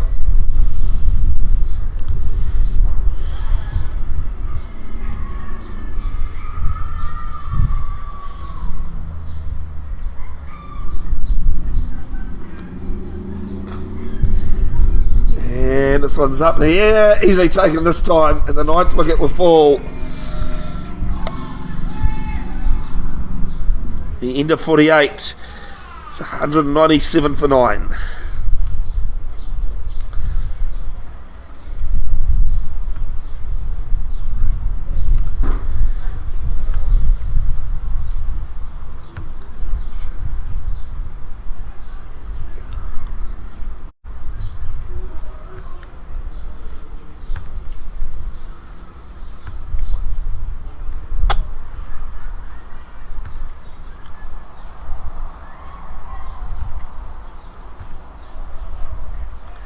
Says the end of Matthew Muley, caught to Dunsky, bowled Farrell, 3 off 13.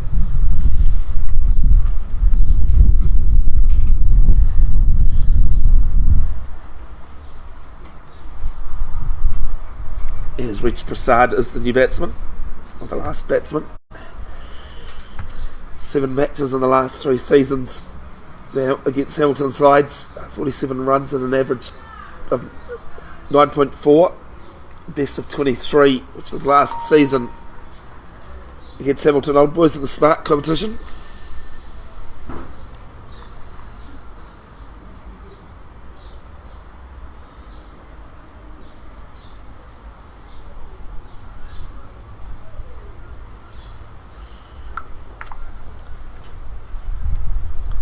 There's Dunsky, and this one's squirt leg side, come through for a single.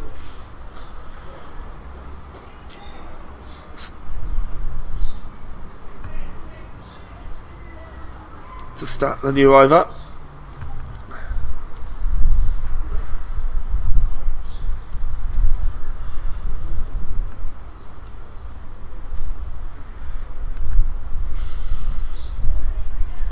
Apologies, I've got the I haven't got the thing on there properly. It's full. It is gonna be hitting leg, is it? Yes, that's what the umpire says.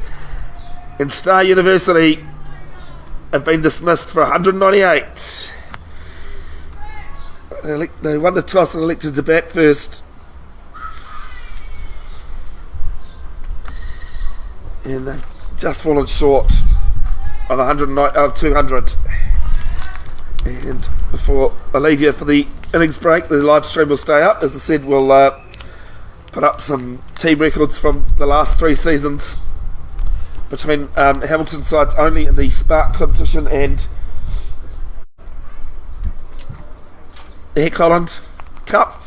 Hayden Black 16, Varan Manglini first ball duck, Sajith Magula 18, Kieran Price the pick of the batsman 89, Oliver Kyle 29, Adam Winter a 6 ball duck, Jackson Kate 3,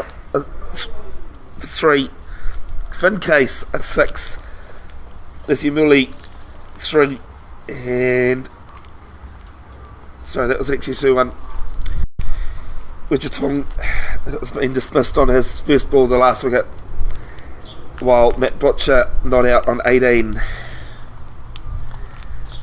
Farrell 1 for 38, Mitchell 1 for 27, Dunsky 2 for 34, Titty 1 for 27, Howell 2 for 32, the pick of the bowlers.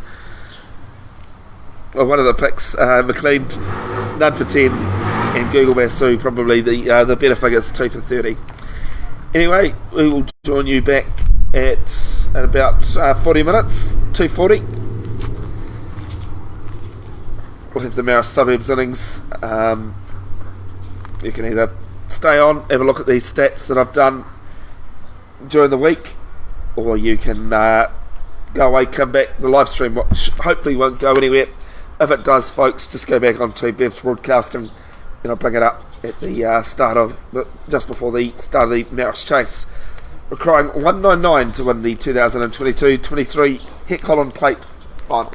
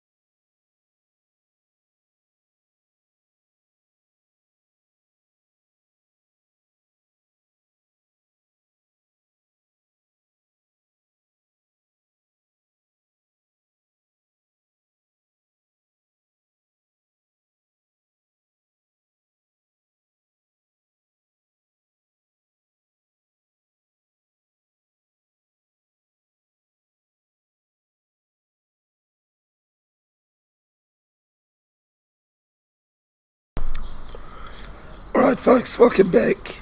As you can see on screen, Marist Suburbs require 191 from 46 overs.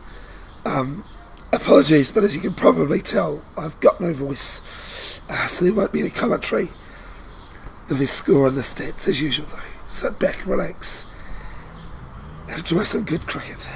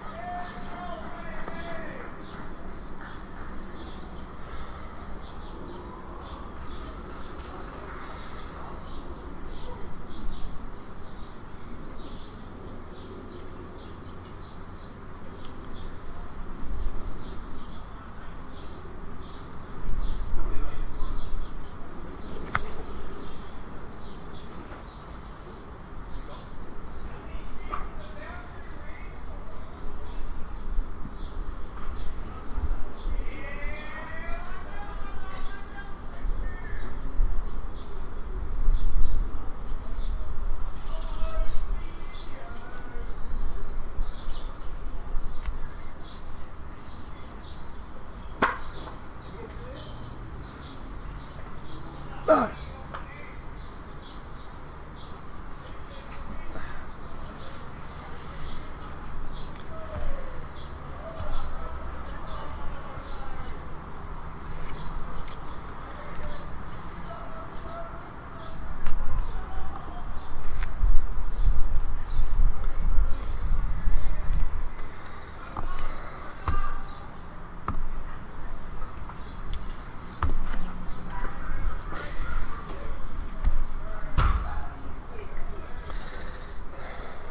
Get back in that one now. So which way did you get out through here?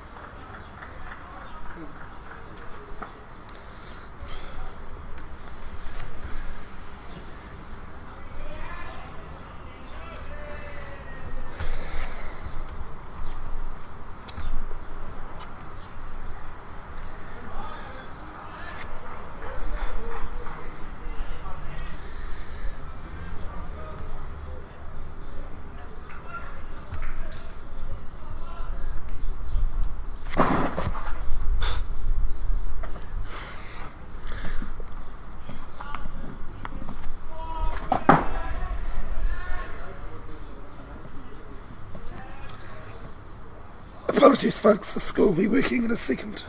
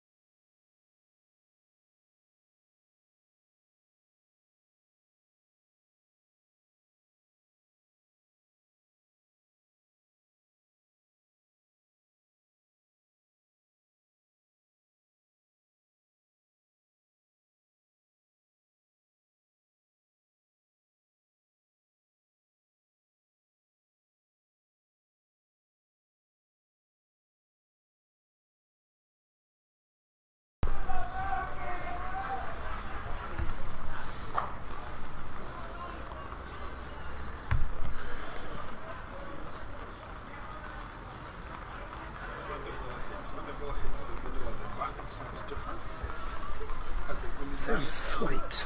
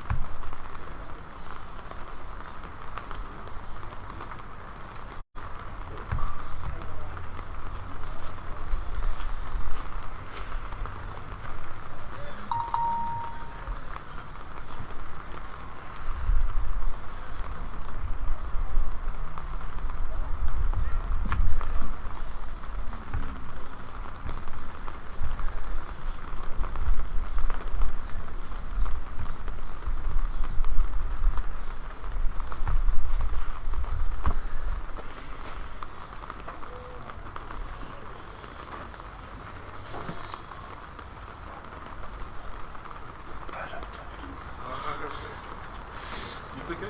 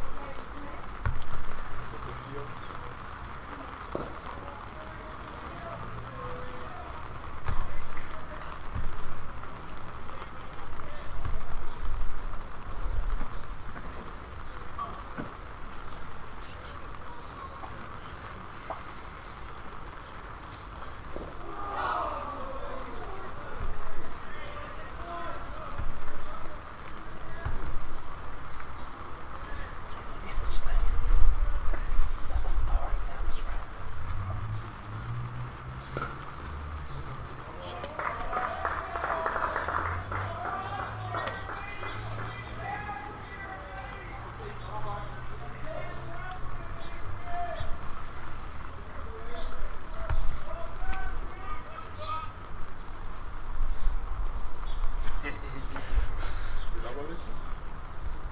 Or is it green? No, it's a cup cap. Yeah. Against Star University.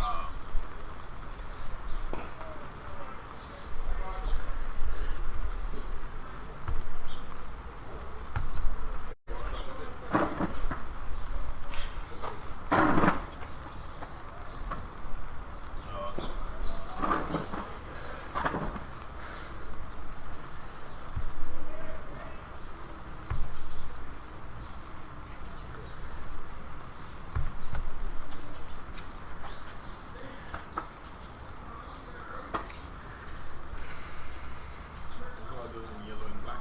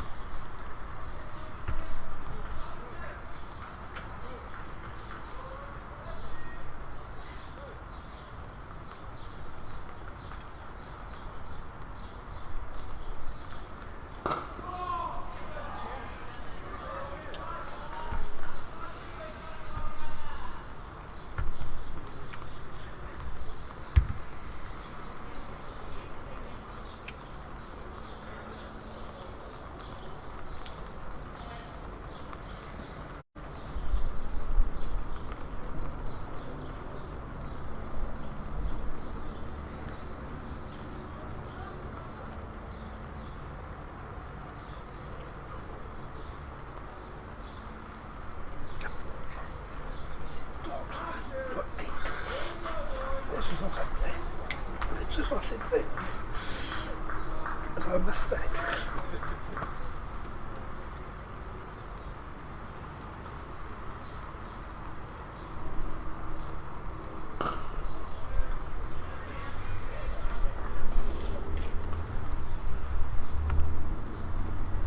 You were right anyway. It was a drop hole.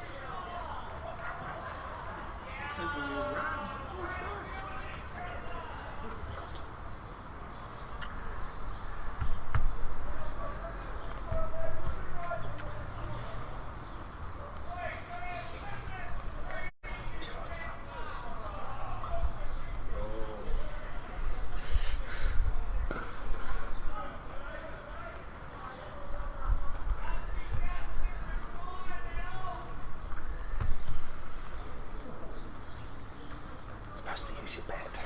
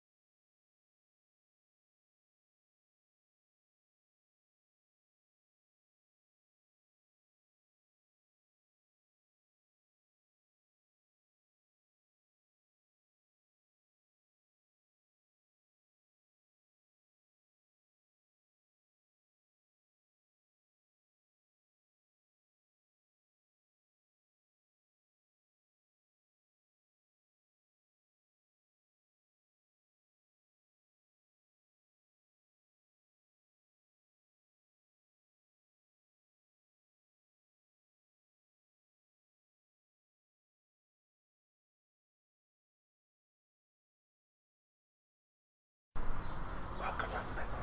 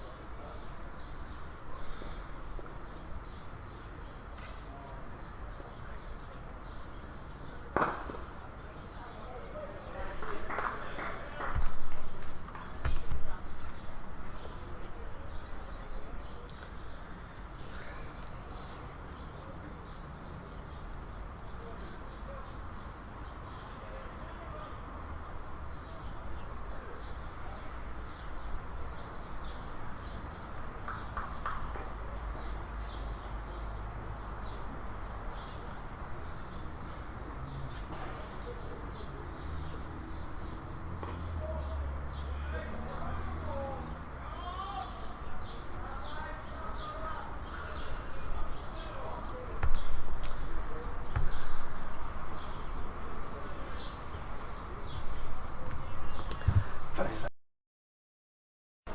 doing stuff like that is helping the mental health. It wasn't when it pissed out this rain. During the unexpected, it was just like, I don't need this today. I need it to be a game.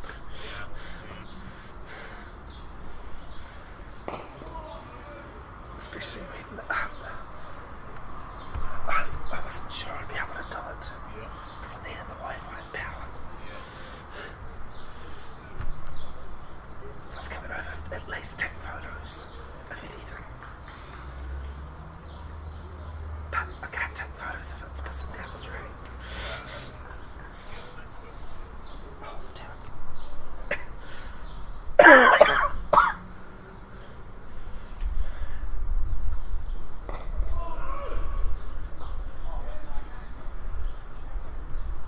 Are you on their Wi-Fi?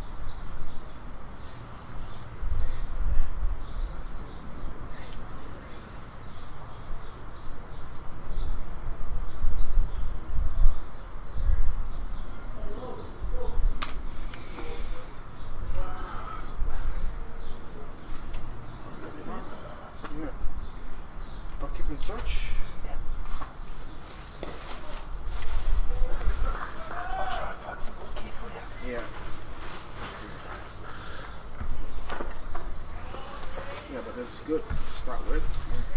I don't know what's in there.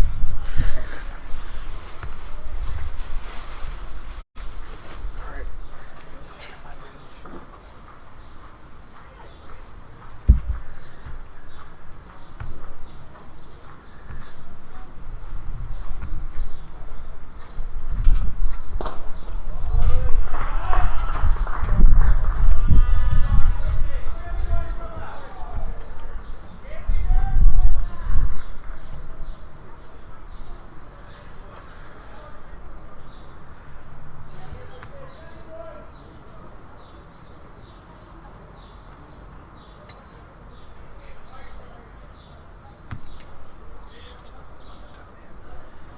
Sorry folks about the scoreboard, it's wrong.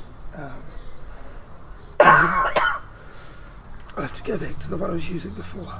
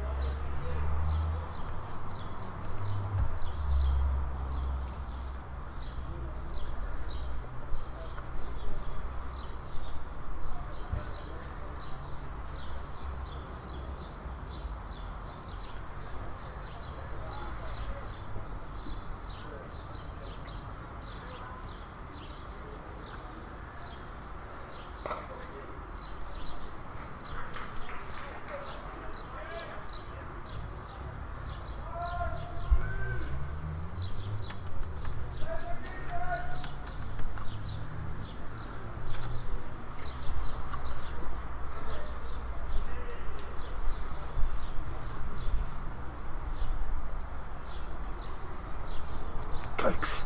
Cokes.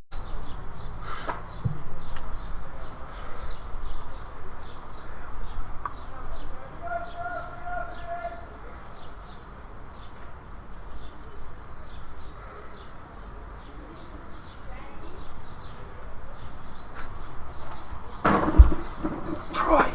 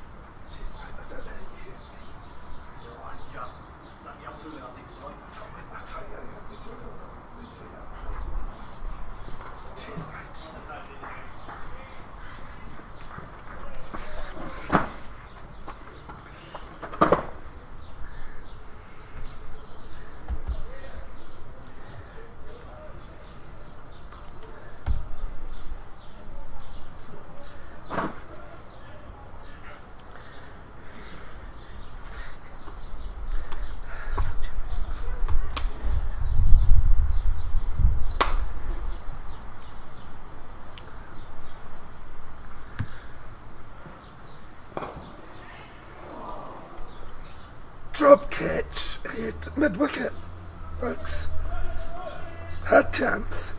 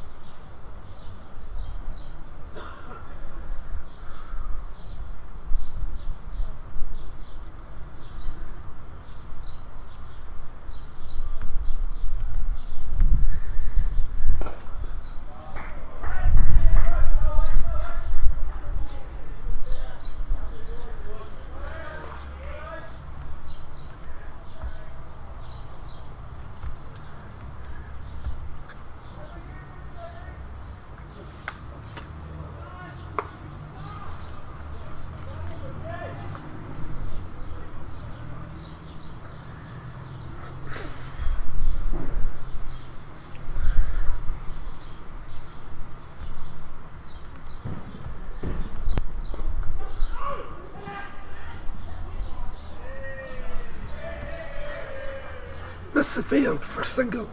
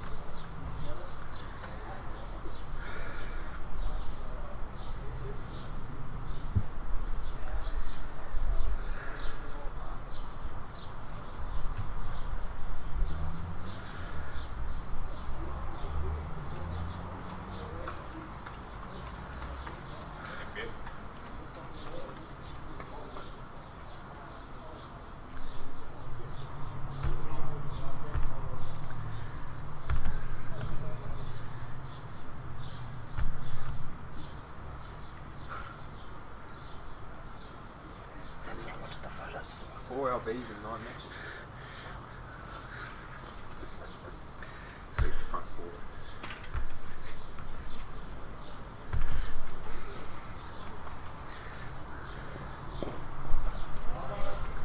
Which games are those?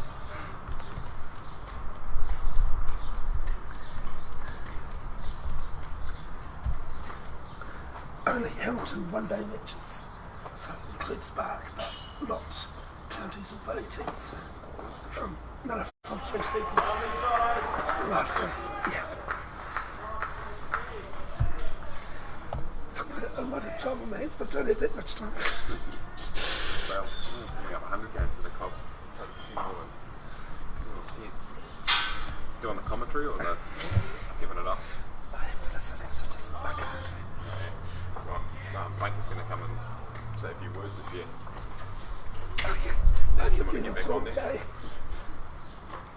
You alright?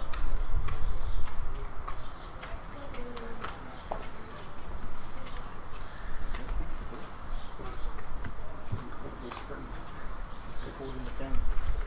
The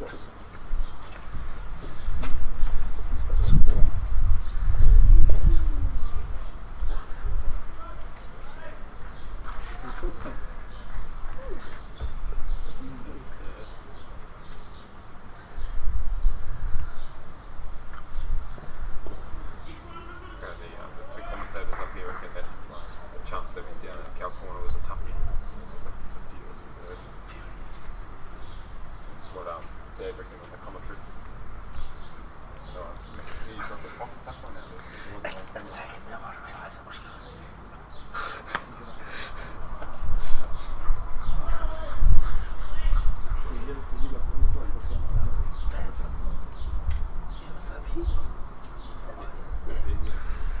That's what we're saying, it was hard.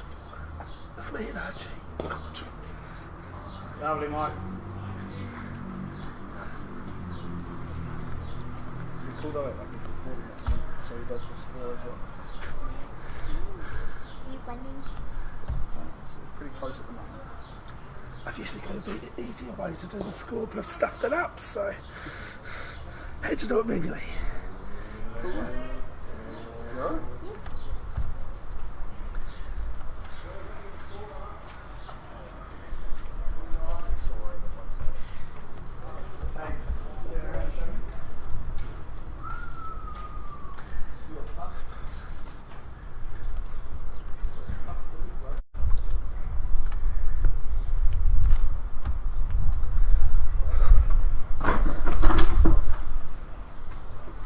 So they're required. Wide rate. 3. What was that? Nah, commentary's been binned off. Throat too sore. What was that? Head foot. Oh, you supposed to have a game tomorrow.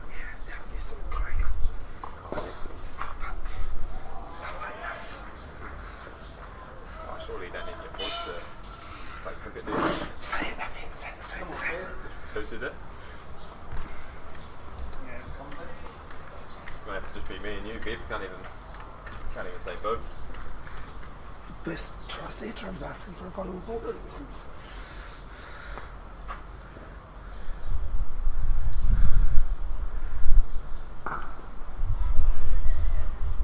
Go. That's a bad run. Decent. Hey, it's a good run in the end. It might not have looked pretty, but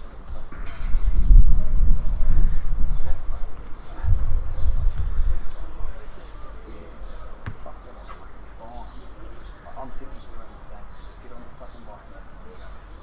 Did how do you get run out yesterday? He was old.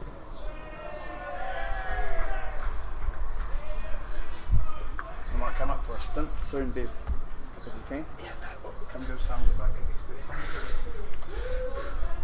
So one. Doing a great job, Bev. Cheers, guys. Free hit, folks. Free hit.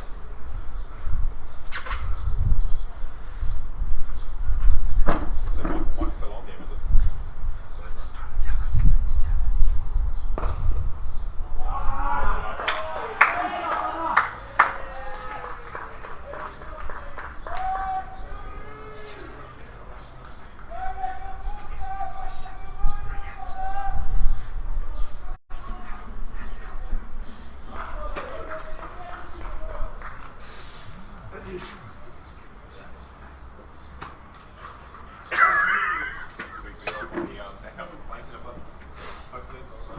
That's good, mate. Even if I don't.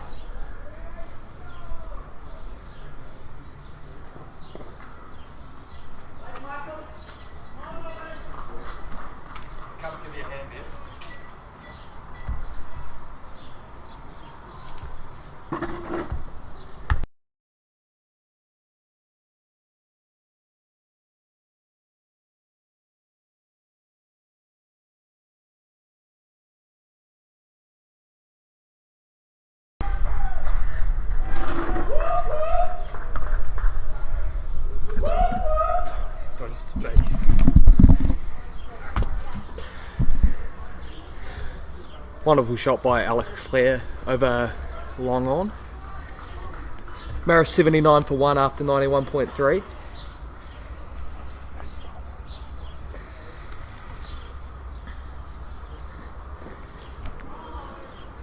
Kyle.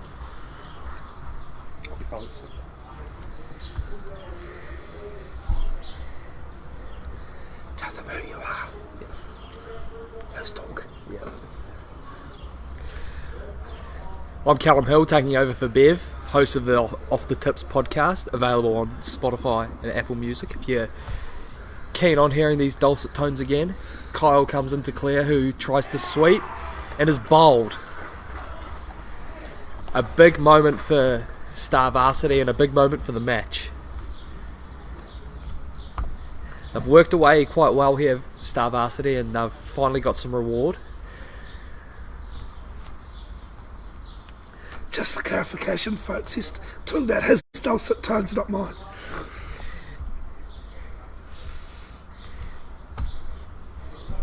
Bev a little bit crook, obviously, so pretty hard to commentate cricket when you don't have a voice. That rounds out the 20th over, 79 for 2.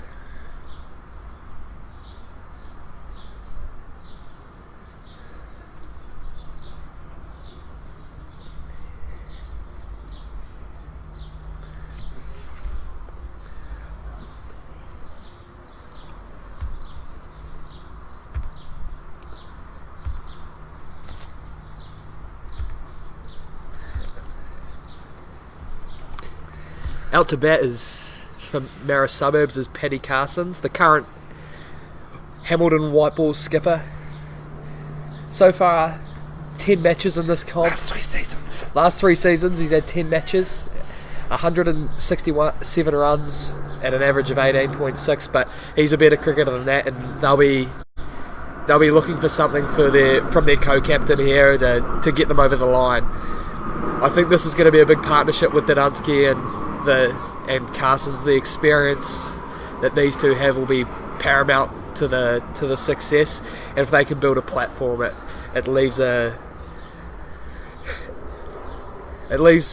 something for the explosiveness of guys like Peter Bocock to come. So this will be a big partnership in the context of the game, with Kieran Price at the top of his mark, who's bowled well today. You missed out on a good innings from Kieran.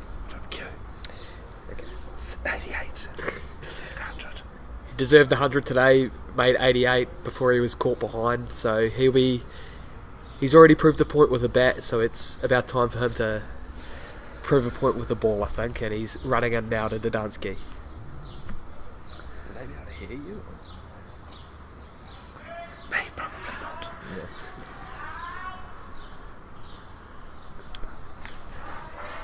Well cut away by Michael Dudansky for 4. Sorry, folks, that was not a wicket. Push the wrong button. Marist 79 for 2. 83. 83 for 2. You hear me there, Cal? You're being too quick. I think that What's wrong with you, Bev? I don't know, mate. I woke up like it. That was the graphic I was supposed to put up. It's not COVID. Beautifully worked by Dudansky, just off his hip for 1. The Marist Suburbs crowd starting to get very, very vocal over in the Cal Corner It's region. taken them a while. It's taken, yeah. In the accessibility area of Seddon Park, if you know Seddon Park. Yeah, I think they're afraid they're going to melt in the rain, Cal. I think the loudmouth soup started to come on board, and they've starting to get into their work, which is great to see. A bit of atmosphere here at Club Cricket. At the number 1 ground in Hamilton. At the number 1 ground in Hamilton, you're right. I'd love to say Northern Districts, but I think Bay Oval has that title these days. I think so. I'm a big fan of the Common Oval. I think that's. I've never been to Common. Have you not? No, I've never been to Whangarei. It's a great place to play, and I can imagine it's a great place to watch. Paddy Carsons struck by Kieran Price in front of the stumps, and it looked good from here, and the umpire raises his finger. He does not look happy, but he has to trudge off, and a big turning point in this game. Marist under a little bit of pressure here.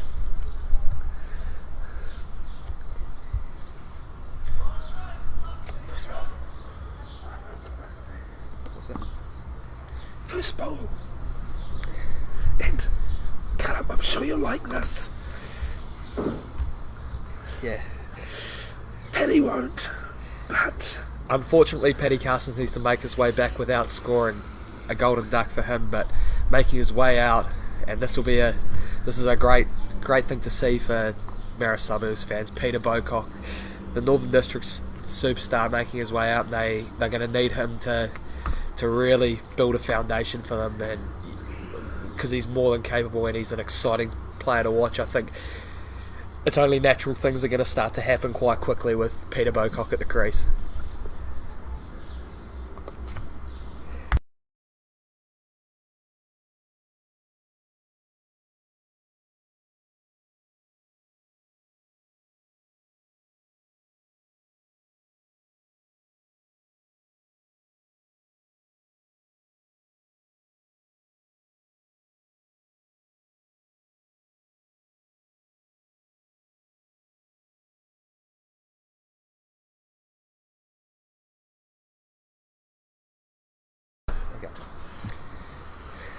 So Bocock at the crease now. Kewan Price with his tail up. Going to be interesting to see what happens here. I think just with that rain in between innings, there must have just, whether it's sweated under the covers or something, there's just a little bit more in this wicket than there was this morning. So great for Star Varsity, but Marist Suburbs really need to look to build here. They're still in a dominant position with a lot of experience at the crease now. I'd say nearly 200 worth of Hamilton games, and God knows what else. And Peter Bocock, who's been playing a massive part in the Northern District side over the last 4 or 5 years. Price at the top of his mark, running into Bocock. Bocock whips it beautifully off his pads into the outfield, starting to slow up, and they'll get 3 runs.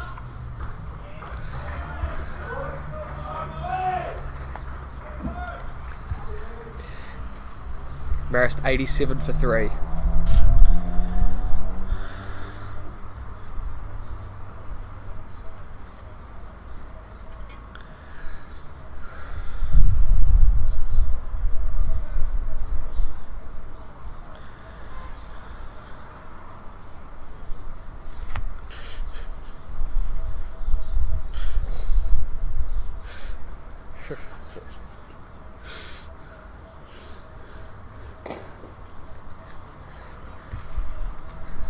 Delansky just looking solid in defence as he prods that one back to cover.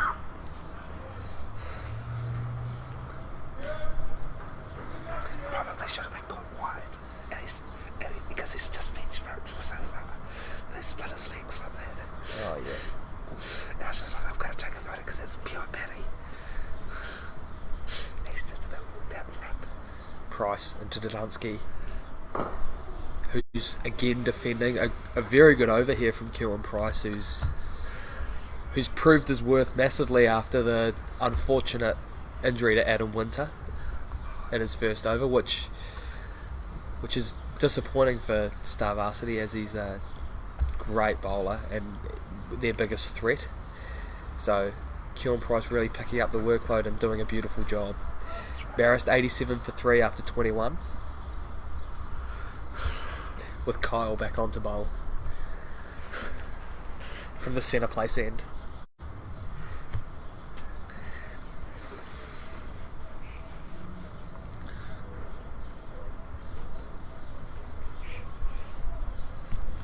It was a yes.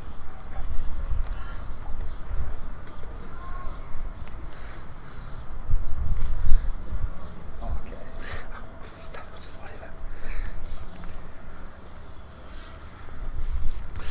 Up to you. I'm just saying. That's, you know. Archie was calling it something else. Oh no, he was saying Northern and Southern. I mean, Kyle coming into Bocock, who drives beautifully and it's fielded at cover, dot ball.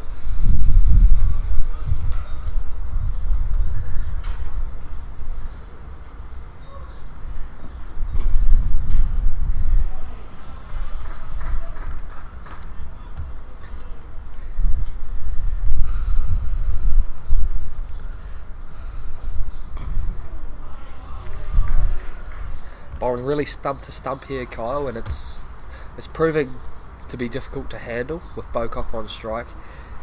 I just sense something's about to happen here, and as he moves and he dances down and just hits one straight to mid wicket. 3 dot balls,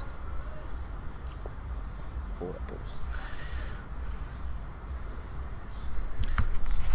Don't like that one of you. Yeah. Worked beautifully into the onside, pushing hard, and Bocock comes back for 2. Very well run. I don't think you chip it to be either way.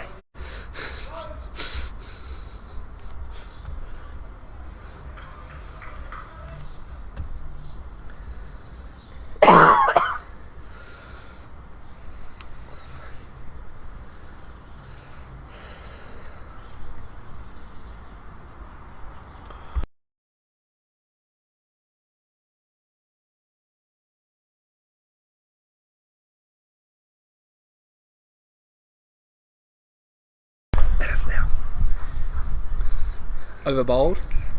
Marist Suburbs at 89 for 3 after 22 overs.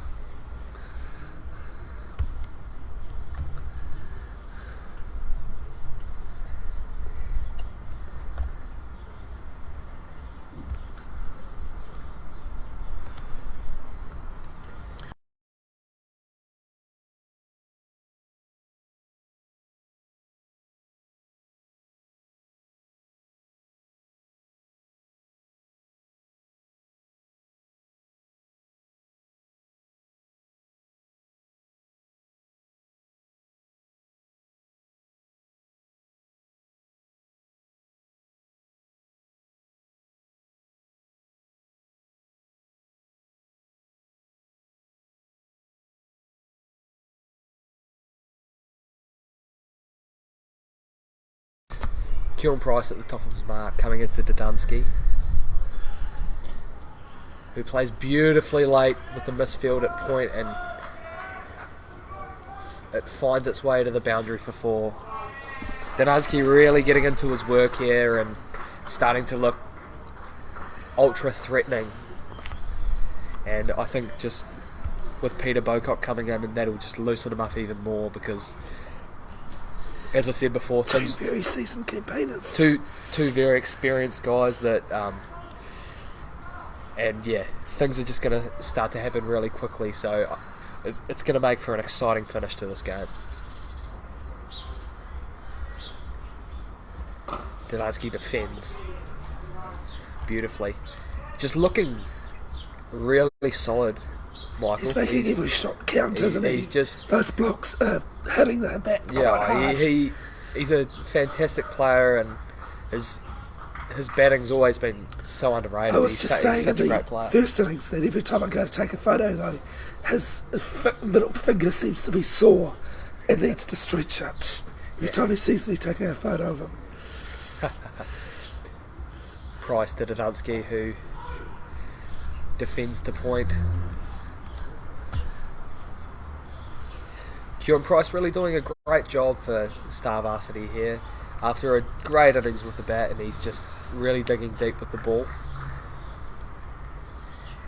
One thing I will say is Star Varsity looking awfully flat in the field here, just compared to the way Marist were buzzing about. It's body language is a big part, and they just are looking flat, a lot of heads down, where they're still well in the game. Price to Dudunsky. Drives high. Oh, and he's dropped it mid-off. There were 3 chances that were dropped. That could prove seriously costly. And it's Sajith, isn't it? Yeah. It's Sajith, yeah. Yeah. Who's a good fielder. And it doesn't matter what he does, does it? I mean, he's not bowling these days, but I mean, he's a decent handy spinner too. Oh, the Star Varsity skipper will be very disappointed with that. He's normally a fantastic fielder, and That's a poor drop that Well, could Marist prove dropped 3. Yeah, It's 2 now.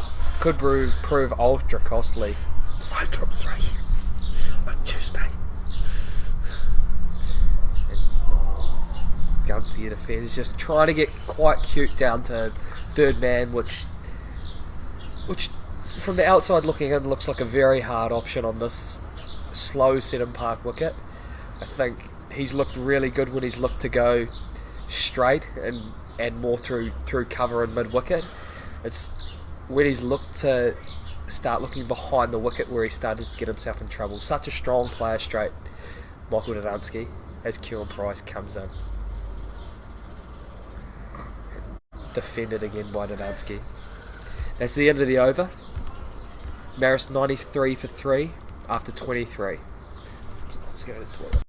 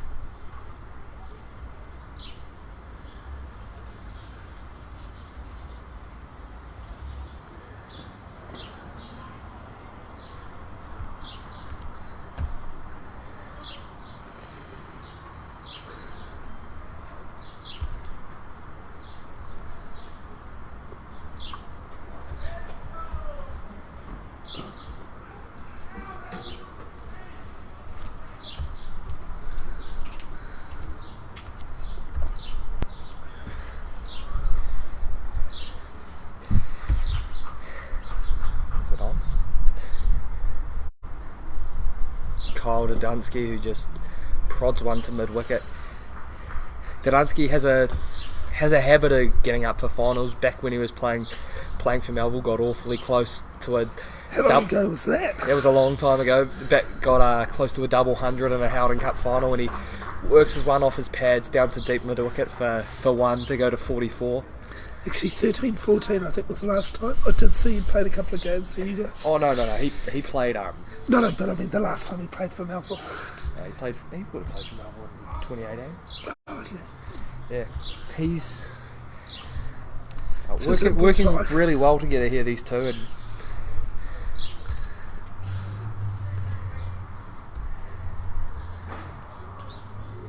Marist 97 for 3 after 24 overs.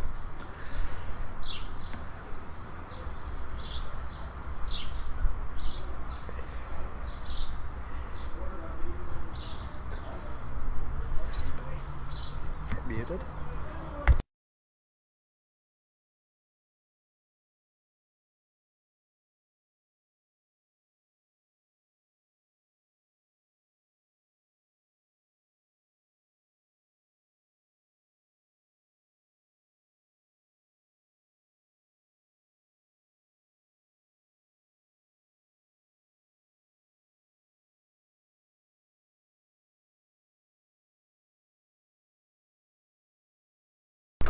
Change of bowler with the left arm spin of Suwon coming on as Dadansky eases one out to deep cover for one.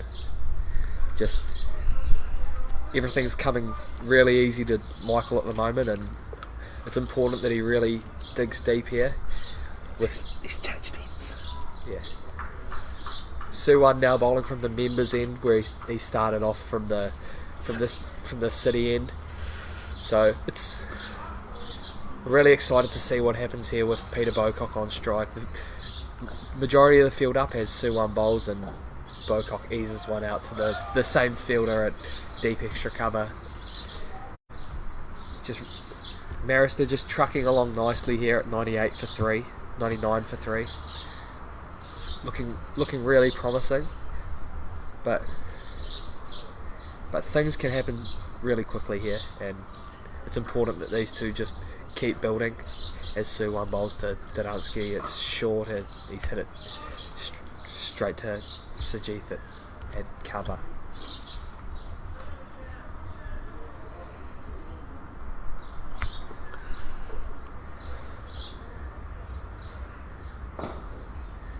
Dansky just eases one down to long on for 1. 100 for Marist. As he 100 up for Marist as Michael calls for a cap. Suwan into Bocock, who lofts one just short of mid-off. I think Bocock's going to just look to be positive if that shot's anything to go by. Going to look to really get into his work, and if he manages, then Seddon Park's not big enough. FTG's not big enough. End of the over. Marist Suburbs 100 for 3.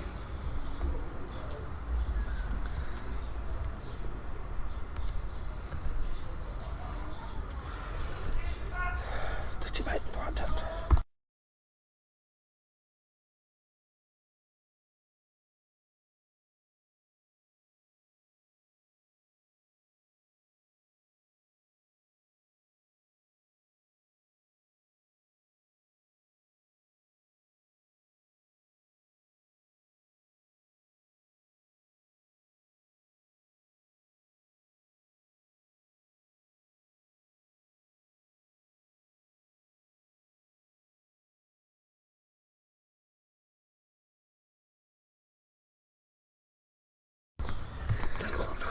Star Varsity opting for twin spin as Dansky's on strike to Kyle, and he just eases one down to long on for 1. What's he on? As he goes to 46. Kyle to Bo. Oh, Bocock cuts one out to extra cover. Just making it look super easy, these two at the minute, and as they're 102 for 3. Skay's got 3 to go. Yeah. That was 3 to go to a well-deserved half-century here for Michael Dansky if he can get there, as he defends Kyle with great stump-to-stump bowling. He's looked to mix his pace up quite well here, Kyle, and same with Suwan from the other end. They've looked very handy spinners, and spinners that I haven't had a lot to do with since I've been around Hamilton Club Cricket, as Dansky works one into the leg side for 1 to go to 48.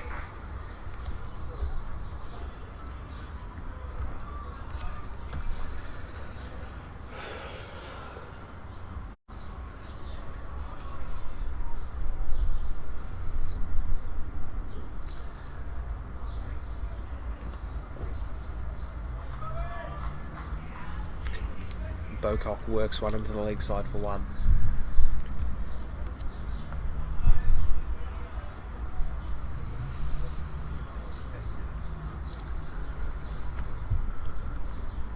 Kyle to Dansky, who drives to mid-off for a dot ball. That's the over. Marist 104 for 3 after 26. It's been a real mixed day here in Hamilton with the rain. Such a beautiful morning turned into a showery afternoon, but the weather's looked to start to blow over, and it's great to see that we got the boys back on the field as soon as possible, which we're lucky with the facilities that we've got here at Seddon Park, are just so. I think if the listeners can hear me, that even the players were a bit surprised. Actually, they only had 15 minutes. Yeah. It didn't take long for the turf to dry. Whereas if you're at Galloway Park, that little shower That could have been the day. It could have probably been the day. So yeah, it's great that we're going to get a full day's player cricket here as Suwan comes into Beaucock, short and wide, and it's cut wide of deep extra cover for. They'll come back for 2. Couldn't quite see out there as the sight screen's in the way of the commentary box here, but I almost called it off the back, Callum, because of that rain. Like, I mean, first innings, that was 4. yeah. Doesn't matter how good your ground is. Beaucock switch hits out to deep square leg for a 1 bounce 4. An incredible shot by a bloke, in all honesty, who's probably a class above the rest here today. If he gets going, that's a superb shot for 4 runs.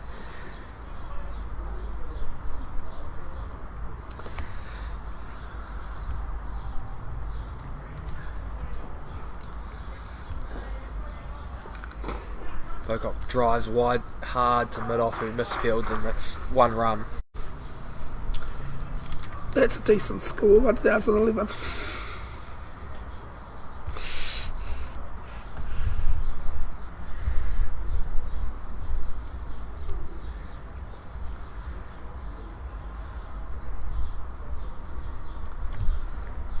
Suwan into Dunsky, who gets an inside edge just to square leg for 1. Suwan looking to mix up his pace a little bit here, and he's done a decent job so far. He's Dunsky on 49 now.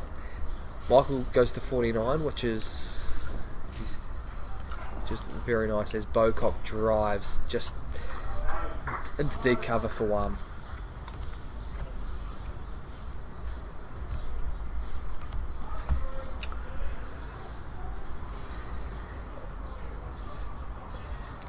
Geez, from the outside looking in, if you were just walking into the ground, you'd just think Star Varsity had already lost this game with the way they're kind of carrying themselves in the field. They just look ultra flat, walking between overs.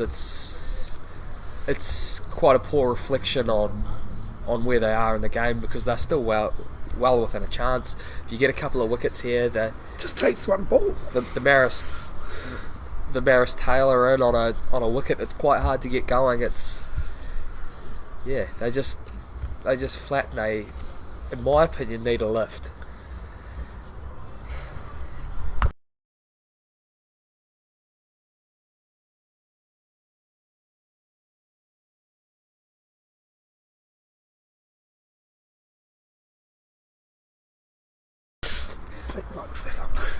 There's a bit of conflict up here in the commentary box, so I'm coming from a very neutral perspective. But both sides. Bev's staying as neutral as he can, but he's living and dying by every ball, because he's a one-eyed Marist man. So, well, I wouldn't say a one-eyed Marist man. I'd say just a Marist man. yeah. As Beaucock defends to fine leg, Kyle's opted to come around the wicket to Beaucock, who he tosses one up, and Beaucock works those wrists and into the leg side for 1. Dunsky now on strike.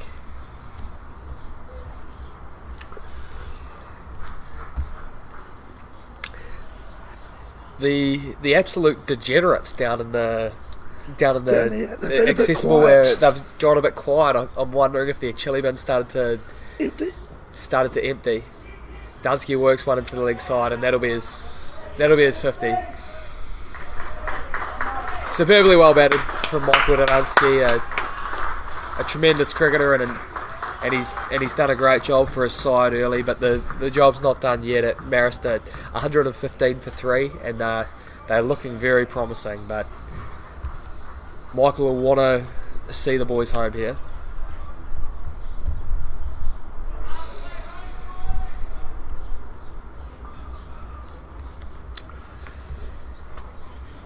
Kyle round the wicket to Beaucock, who works him into the leg side for 1. Just these two are making it look fairly easy here, and there doesn't seem to be a whole heap of threat coming from the Star Varsity attack. I'm starting to think that they probably need to try something here.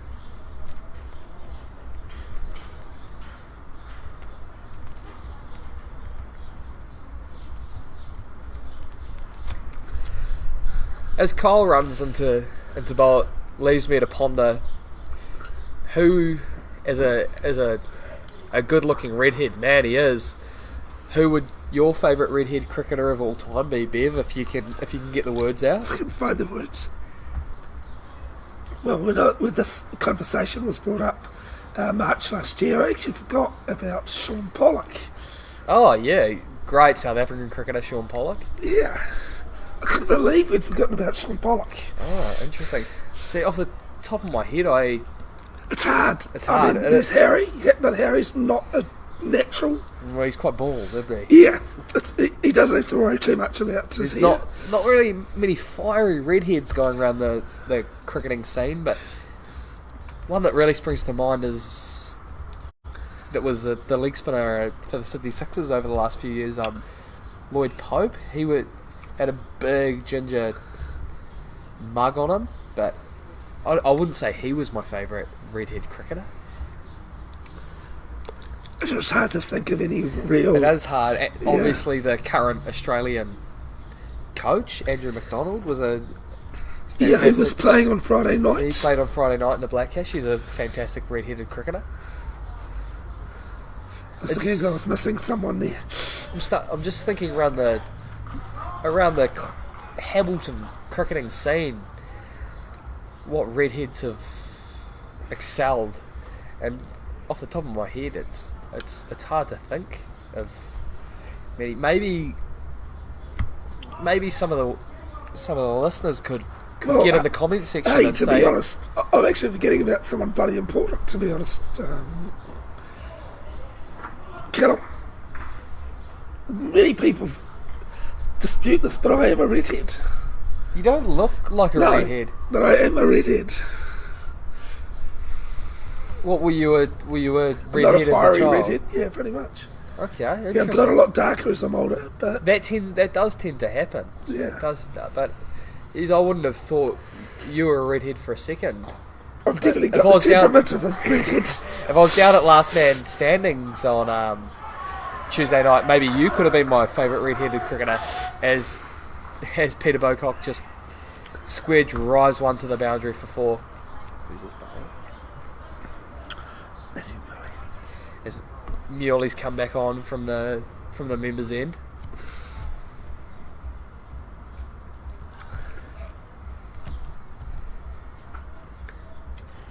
Bit of a shocker to forget that one, eh? Muley coming into Bocock, who just works him nicely off his hip into the leg side for 1.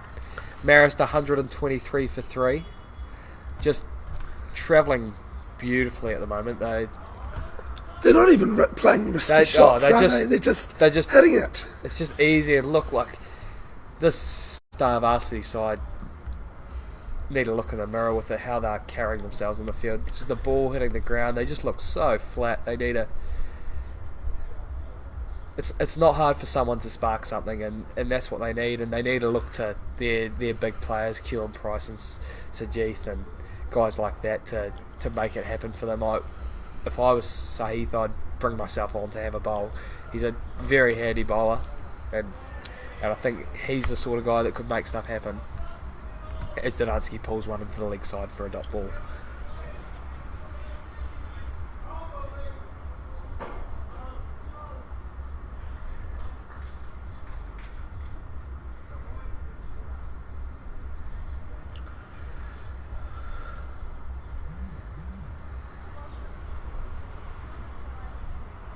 Muley into Donansky, who just works one easily into cover for 1, as Bocock, who's rapid between the wickets, makes his ground comfortably.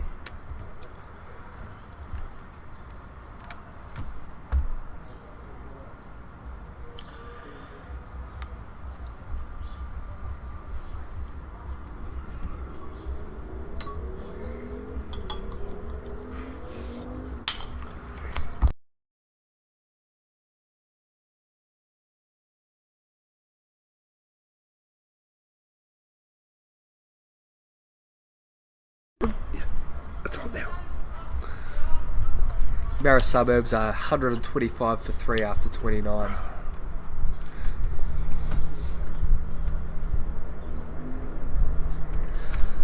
Off 17. Is that? Yes.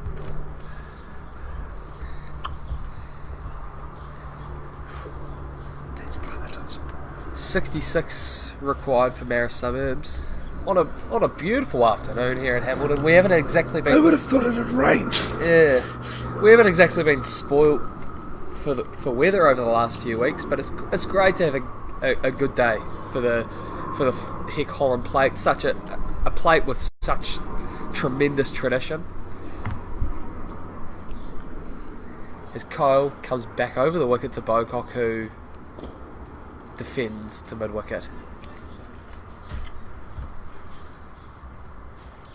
It does show though, Callum, that good over that Marist had as this one's cut to the cover sweeper coming round. They'll come back for 2. Yeah. That over Marist just had, where they didn't push anything, but they gained runs. Yeah. And that required run rate just dropped like anything. Oh yeah.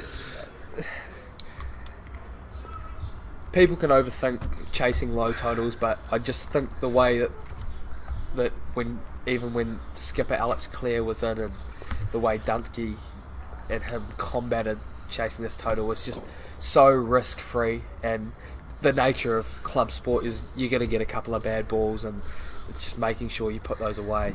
I think that's a bit hard on club cricketers. I think that's just general cricket, to be honest, Callum. You can't tell me Tim Southey bowls 60 great balls. Yeah, that's well said. I'm just I know what the you're bad getting balls are probably more magnified at this level than they are at that level. But I know what you're getting at. as Kyle comes into Dunsky, who just works one straight down to long on for a single. Both the batsmen have been really well at using their wrists. They've just played just turning it, eh? They've just played beautifully and late, and really done an exceptional job as Kyle comes into Bocock. He just works it comfortably out to deep mid wicket for 1.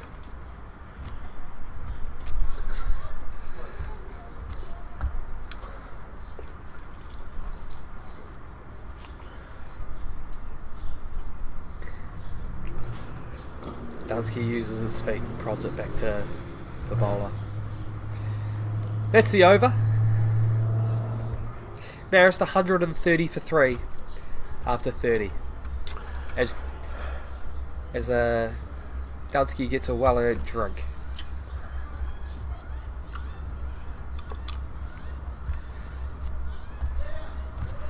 Goose or Angus Lynch is the man running out the water for him. Batted really well yesterday, Angus Lynch, in a club game against Melville. Just on a slow wicket. I was going to ask you what that wicket was like, because I was at home watching the scorecard tick over. Yes, yeah, it was slow and docile. Was it the same pitch as that? It wouldn't have been. It was the same. It was the same pitch. It was the same wicket used for the Hamilton game the week before. So yeah, I wondered. So it was quite slow, and the whole day was quite slow going. I think Marist are probably benefiting from a day where they kept their feet up the whole day. They were 93 overs they batted, and they only had to bowl for 10. So I think a lot of these guys have come in really fresh as the Marist crew start to layer up over on that leg side, which is great to see. I think it's because Kewan's back at the attack. Yeah, Kewan has been copping it verbally from those guys, but he's a with professional. a crew like those guys, you know if you're copping it, that you're a good player. Oh, definitely, and he's a professional man as Kewan Price, and a fantastic player, and it's water off a duck's back from him. As he'll get to the top of his mark and comes into Bocock, field up straight, as he just works one into the offside, beautifully and late for 1. I tell you what though, I do love the action that Kewan has. It's quite a nice clean action. Yes, yeah. On I'm not a doyen of bowling actions, but If we're talking about keepers, mate, they would ask you. it passes. It does pass the eye test. It's very easy on the eye. Some actions obviously are effective, but aren't easy on the eye. Have you actually ever seen me bowl? No, Bevin, No, that's good. I I'm haven't. glad. I haven't spent many Tuesdays down at Inniscommon for Twilight, so I wouldn't have seen you bowl, but I'd love to at some point. Maybe The arms and the legs go everywhere, mate. Maybe- Trust me, it's not pretty. maybe after the game when the bears start flying, you could get out. We could get out and you could bowl it over to me out on. Well, they were asking me whether I was going to have a repeat of the Howden Cup final a couple of years ago. Was that when I bowled after the game and got? No, that was got the year hit to before. car park? That was the year before. Oh, okay, interesting. Did you get out there and have a bowl? I did in the lunch break, How'd it go? and it was good. Was it? But after the match, I did the old debut run Okay. Well, because talk me through that was the year I sub-fielded for Marist against you guys Okay. the week before Oh, yep. when Goldie did his back. Jeez, I've got a poor memory, so that doesn't cross my mind. But I'm sure there were you and others calling out for me to bowl the last over, and I was kind of tempted to, but yeah, you should have. considering Marist needed to win, Okay. Yeah. I think Tariq was teeing off that day. Was that a one day or was it? No, 2 day. Was it a tied game? Was it? No. So we went into the game knowing we needed to win to face Old Boys the following week at the Howden Cup. Okay. And Anish did his back. And I think Bowie was there, Faz was there, they were both injured, and they looked and said, who have we got? And I go, well, if you really need someone.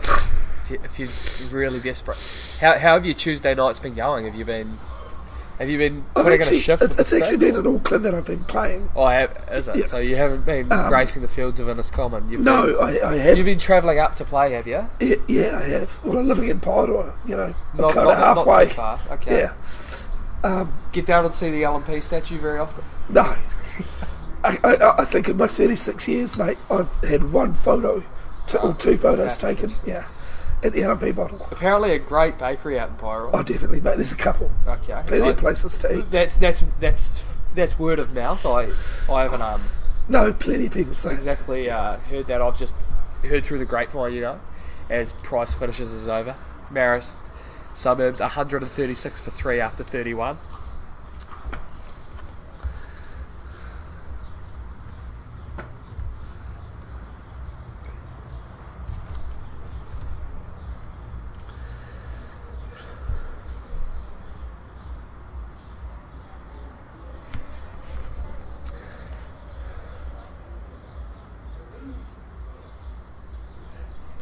Yeah. Good question, I think. Yeah.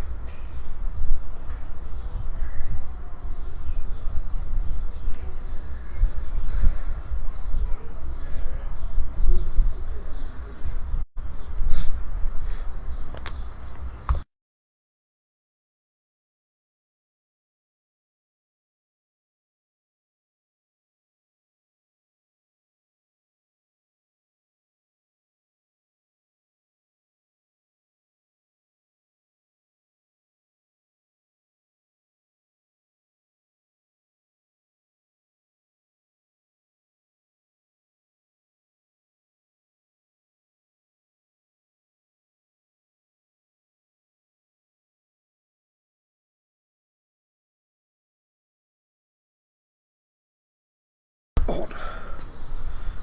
A change of the bowler. Butcher back on from the city end. Bowling to Dudansky, who's got the helmet back on, ready to face Butcher, who steams in and it's beautifully Just that roll of the wrists, isn't it? rolls his wrists and whips it through mid wicket for 4. A sensational shot by Michael Dudansky, who is just a man for the big occasion. He's up for it yet again, and he looks the man to dismiss here. Yes, Heath Mills, definitely. Have you ever watched the We're back on spin-off the red. series? Back on the so I've redheads. just seen Okay. Ryan's comment. See, look, I've still been trying to grasp a favourite redhead for mine, as Dunsky works one just into the offside for a single. If you ever get the opportunity to watch the spin-off interviews about former New Zealand athletes who have disappeared, really interesting, and the one on Heath Mills, the former New Zealand fastballer, very interesting. I do love, though, that he interviewed someone who won a couple of gold medals at the 1990 Commonwealth Games in Auckland. Okay. And looking at the venue that was used then to what it is now, you'd think it was only yesterday. Oh, right. It's not great. It's a decent enough venue, and probably was in 1990. But it's a little bit, Bocock, as Bocock works one into the league side. a little bit worse for wear these days. Yeah, I think that's the thing with those big stadiums that are created for these big international events. I know the Rio stadium that was used for the Olympics is abandoned now. Well, so is the Bird's Nest in Beijing. Beijing, yeah. But Beijing, I don't think ever used. Fun fact, for one of my projects at Queenstown Primary School, I made the bird's nest out of chopsticks Oh, fair enough. as a science I'm project. sure it looked just the same. It didn't. Never going to be an architect or a structural engineer. You look at the London grounds, like London set the milestone, so did Sydney. Sydney's, I've been to, where the volleyball was played and now wheelchair rugby generally goes in Sydney. Just, in this Olympic Park, the Olympic Park, Still 23 years on, is brilliant. that whole sector around there is outstanding, isn't it? And it's a platform for how, Olympics going forward. It should be, yes. Yeah. Marist 142 for 3 after 31.5. This has been a solid over from Butch. A weird fact, listeners, I don't know if you know it, but listeners that watch rugby as well will know the name. I'm not a big rugby union guy. Yeah, So and the guy's name's completely gone from me, as I'm going to say it. that's not great broadcasting then, is It's it? not, No. It's not. But, I blame it on the voice. Dwayne Sweeney. Dwayne Sweeney, yes. Fantastic player for Waikato. So he was the first New Zealand rugby player to play a match on the Olympic ground. Played for the Barbarians. For the Barbarians? Yeah. Interesting stat. Still turns out for Morrinsville Sports. And Waikato actually played for Thames Valley last season. Still do a tremendous job in club rugby, I'd imagine. And again, just the experience of having someone at that level. Someone who's played 100 games Exactly. for Waikato, 50 for the Chiefs, been overseas. Was a fantastic player for the Mooloos. Oh, definitely. Still is. Yeah, well, Well, not still that was he plays. when he played there. He more looks like a prop these days. Oh, come on, mate. Sorry, Dwayne, if you're listening. At least I remembered your name today, and if you did come up to me today, I'd probably recognise you. Marist Suburbs 143 for 3 after 32 overs.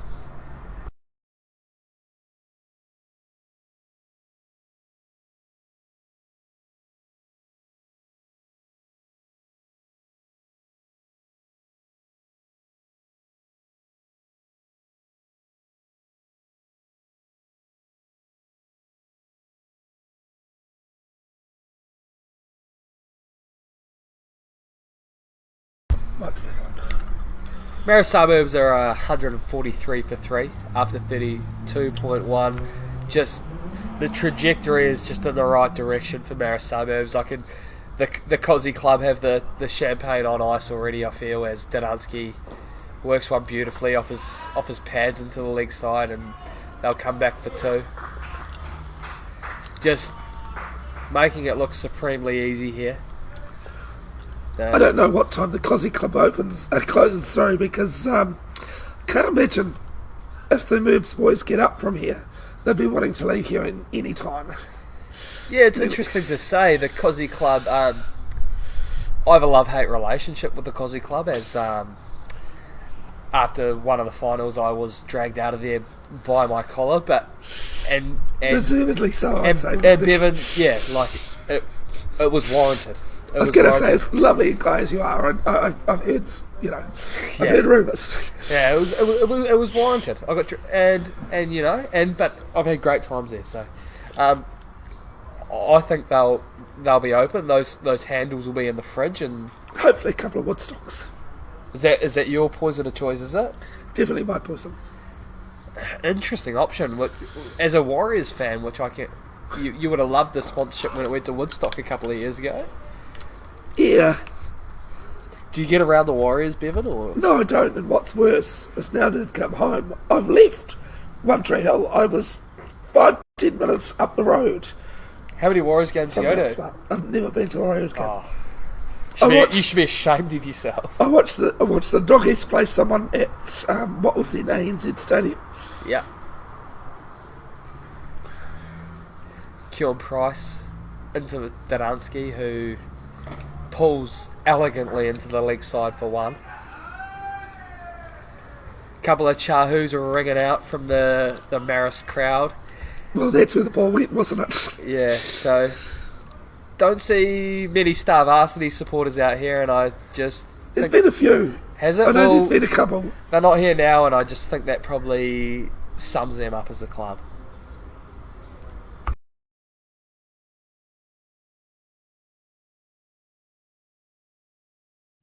Price into Bocock, who advances and hits one wide of mid-off, well fielded by Black.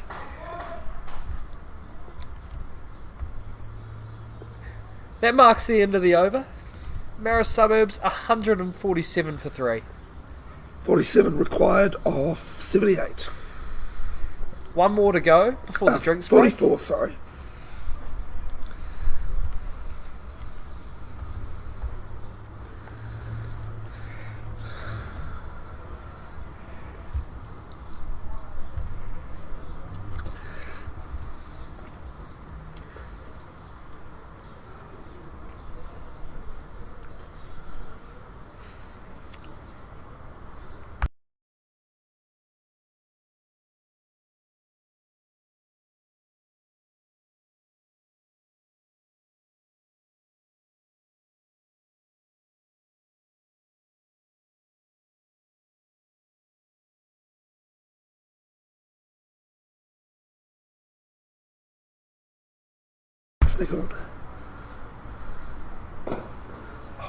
Bocock drives straight and gets through mid-off, and that'll be 4 runs, and a tremendous shot by Peter Bocock. He held that pose very well. It sounds different off his bat. He's just such a good You need to player. hit him up, hit his bet sponsors up. No. Monarch Sports do a great job for me, so... Fair enough. so Where are they based? I've never heard of them. Auckland. Okay. If I wanted a new bat, I'd have to go Loft or Taz. Interesting. Yeah. And Bocock goes again, straight down the ground. It gets through mid-off, and it'll run down. And they'll get back for 2.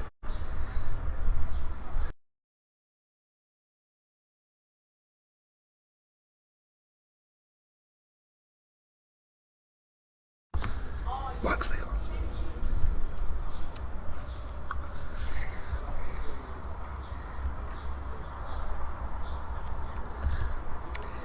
Butcher into Bocock,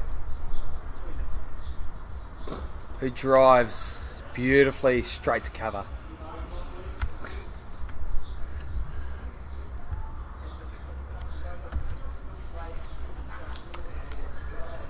Bev, I would have thought with the 7s that wrapping up that we might have had a few stragglers wandering back down into town. It wraps turn up a bit later because the main thing there is, Callum, both the Black Ferns and All Black Sevens are in the Cup finals. Are they? Yeah. Interesting. What a turnout for the last tournament. Jeez, Hamilton Town will be absolutely humming tonight, won't it? You'd imagine so. I'll be heading straight to my bed back in Pineville, mate. Really? I won't be sticking around too long. I mean, I'll celebrate with... I'll stick around if Marist won. You'll do a wall rust with the Marist boys, then you'll drive back out, or? Yeah. I've got to be sensible when you've got an hour's drive. Oh yeah, it is a long way, Pineville, but quite a nice drive. Yeah. It's not too bad. I've cycled it too. Have you? That's impressive. I'll That. come back to that after this ball because it's a Butcher to Bocock, who whips it beautifully off his legs out to the man at deep mid wicket. a 7-hour ride. No problems. No problems. Went to pull into my dad's work at Farmlands. Okay. Forklift in a truck next to each other, talking. Yep. Should have been able to go through between the forks in the truck and hit the fork and actually hit the forks on the forklift Did you? over the handlebars and landed on my feet. Well, that's What a way to finish! What a way What a way to yeah, finish a what a way- 100k cycle race. Come in on the mic. I'm not doing it. Just Bev, you can have it. Is that you?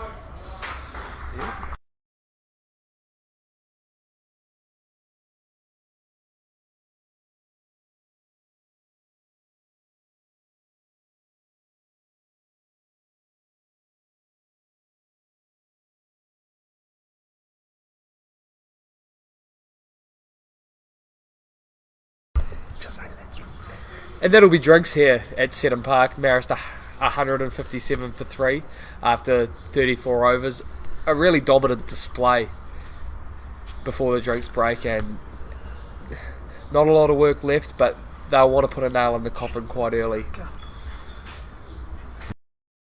I'd actually muted it. Oh, that's all right then.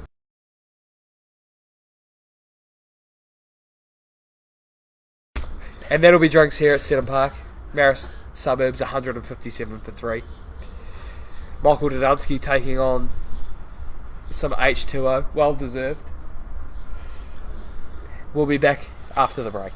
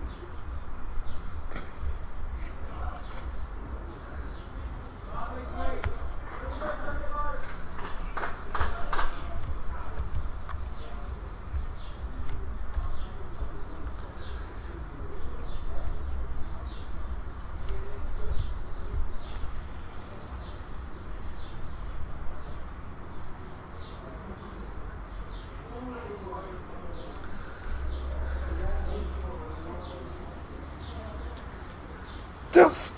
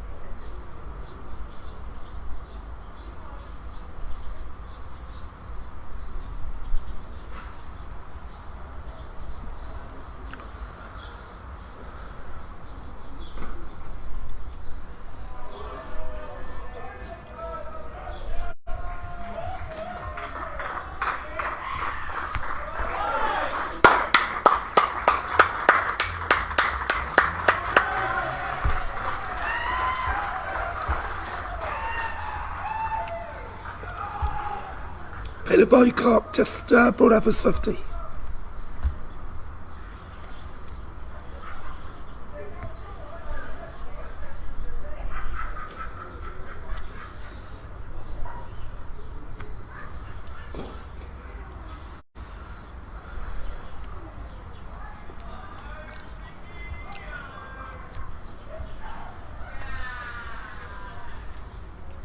I don't know he can 50. What's waiting for you? Sorry, mate. No, you're all good. I got caught up talking to rags. I figured. Are we on? Where's Rag? Welcome back, folks. Sorry for the delay. We're 177. Well, Marist are 177 for 3. I was just caught up out the back, talking to a few people. So Peter Bocock brings up his half century, Well deserved. and well deserved and quick time. How which- much would other clubs like yourselves with Melville would you I give have for these two? I've actually got know. no affiliation to any club in Hamilton anymore. Oh, okay, I'm you done, don't. so. You are moving away, you did say, so... But you'd always like to have a player like him, even Well, though two, he's, you know, these two. in oh general. well, we were lucky enough to Well, Melville. you've got Freddie at least. Melville were lucky enough to get about 120 games out of Michael Delancey, so I think we've done well. They did well out of that, but you're right. You always like to have great players when you can, especially. Taking nothing away from Freddie. He'd kill us if he heard us say So that. bowls to Delancey and he works it into the leg side. This has happened awfully quickly as Marist only need 10 to win. You know what, I reckon that's the first buy of the game. It was a league Interesting. buy, but I'm positive in the first innings there was a number of ones that I thought was a league buy, but no signal. Oh, And so I interesting. reckon that was the first buy of the game, and it's taken us nearly 400 runs. I think the game could be pretty much wrapped up in this over. I think. You don't want to be silly away, get away with it, do you? You don't want to show you these two deserve to be there at the end. You're right. They do.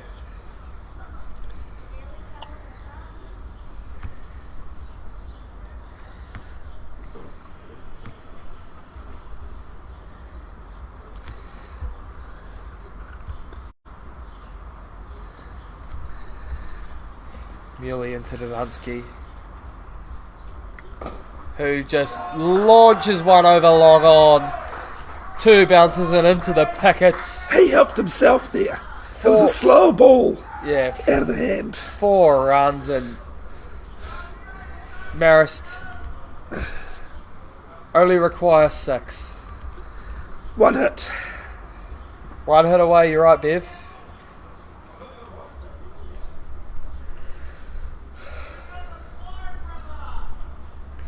Muley into Delancey, who defends straight back to him. I just think as this game's gone on, it's just proved to, like, I don't mean to be Captain Obvious, but just how 199 is just not enough To runs. be honest, I thought it was going to be challenging. Did you? Just with the way the pitch was played. Okay, interesting. I just don't think with this Marist Suburbs batting lineup that's enough. I had faith would do it, but you As know, Delancey just slashes one through the offside for 4, and the heads have dropped on all the Star Varsity members, and I just think the fielding has not been up to scratch. the fielding has been poor from them, and I just think it's 11 guys that look like they want to get off the field here. They want to get off on the scamper, I think. I think they've been taught a lesson on finals cricket. Game by- management, sorry. Yeah, well, and that and finals cricket and how just good players and experienced players go about it differently, and I think they'll be better for the run. As Muley comes into Delancey, who whips it over the leg side for 4, and that'll be it, folks. That'll be it, definitely. Marist Suburbs taking this one Suburbs out. take it out, and it's just instrumental win here at Seddon Park. Alright, folks, that's where we're going to leave it.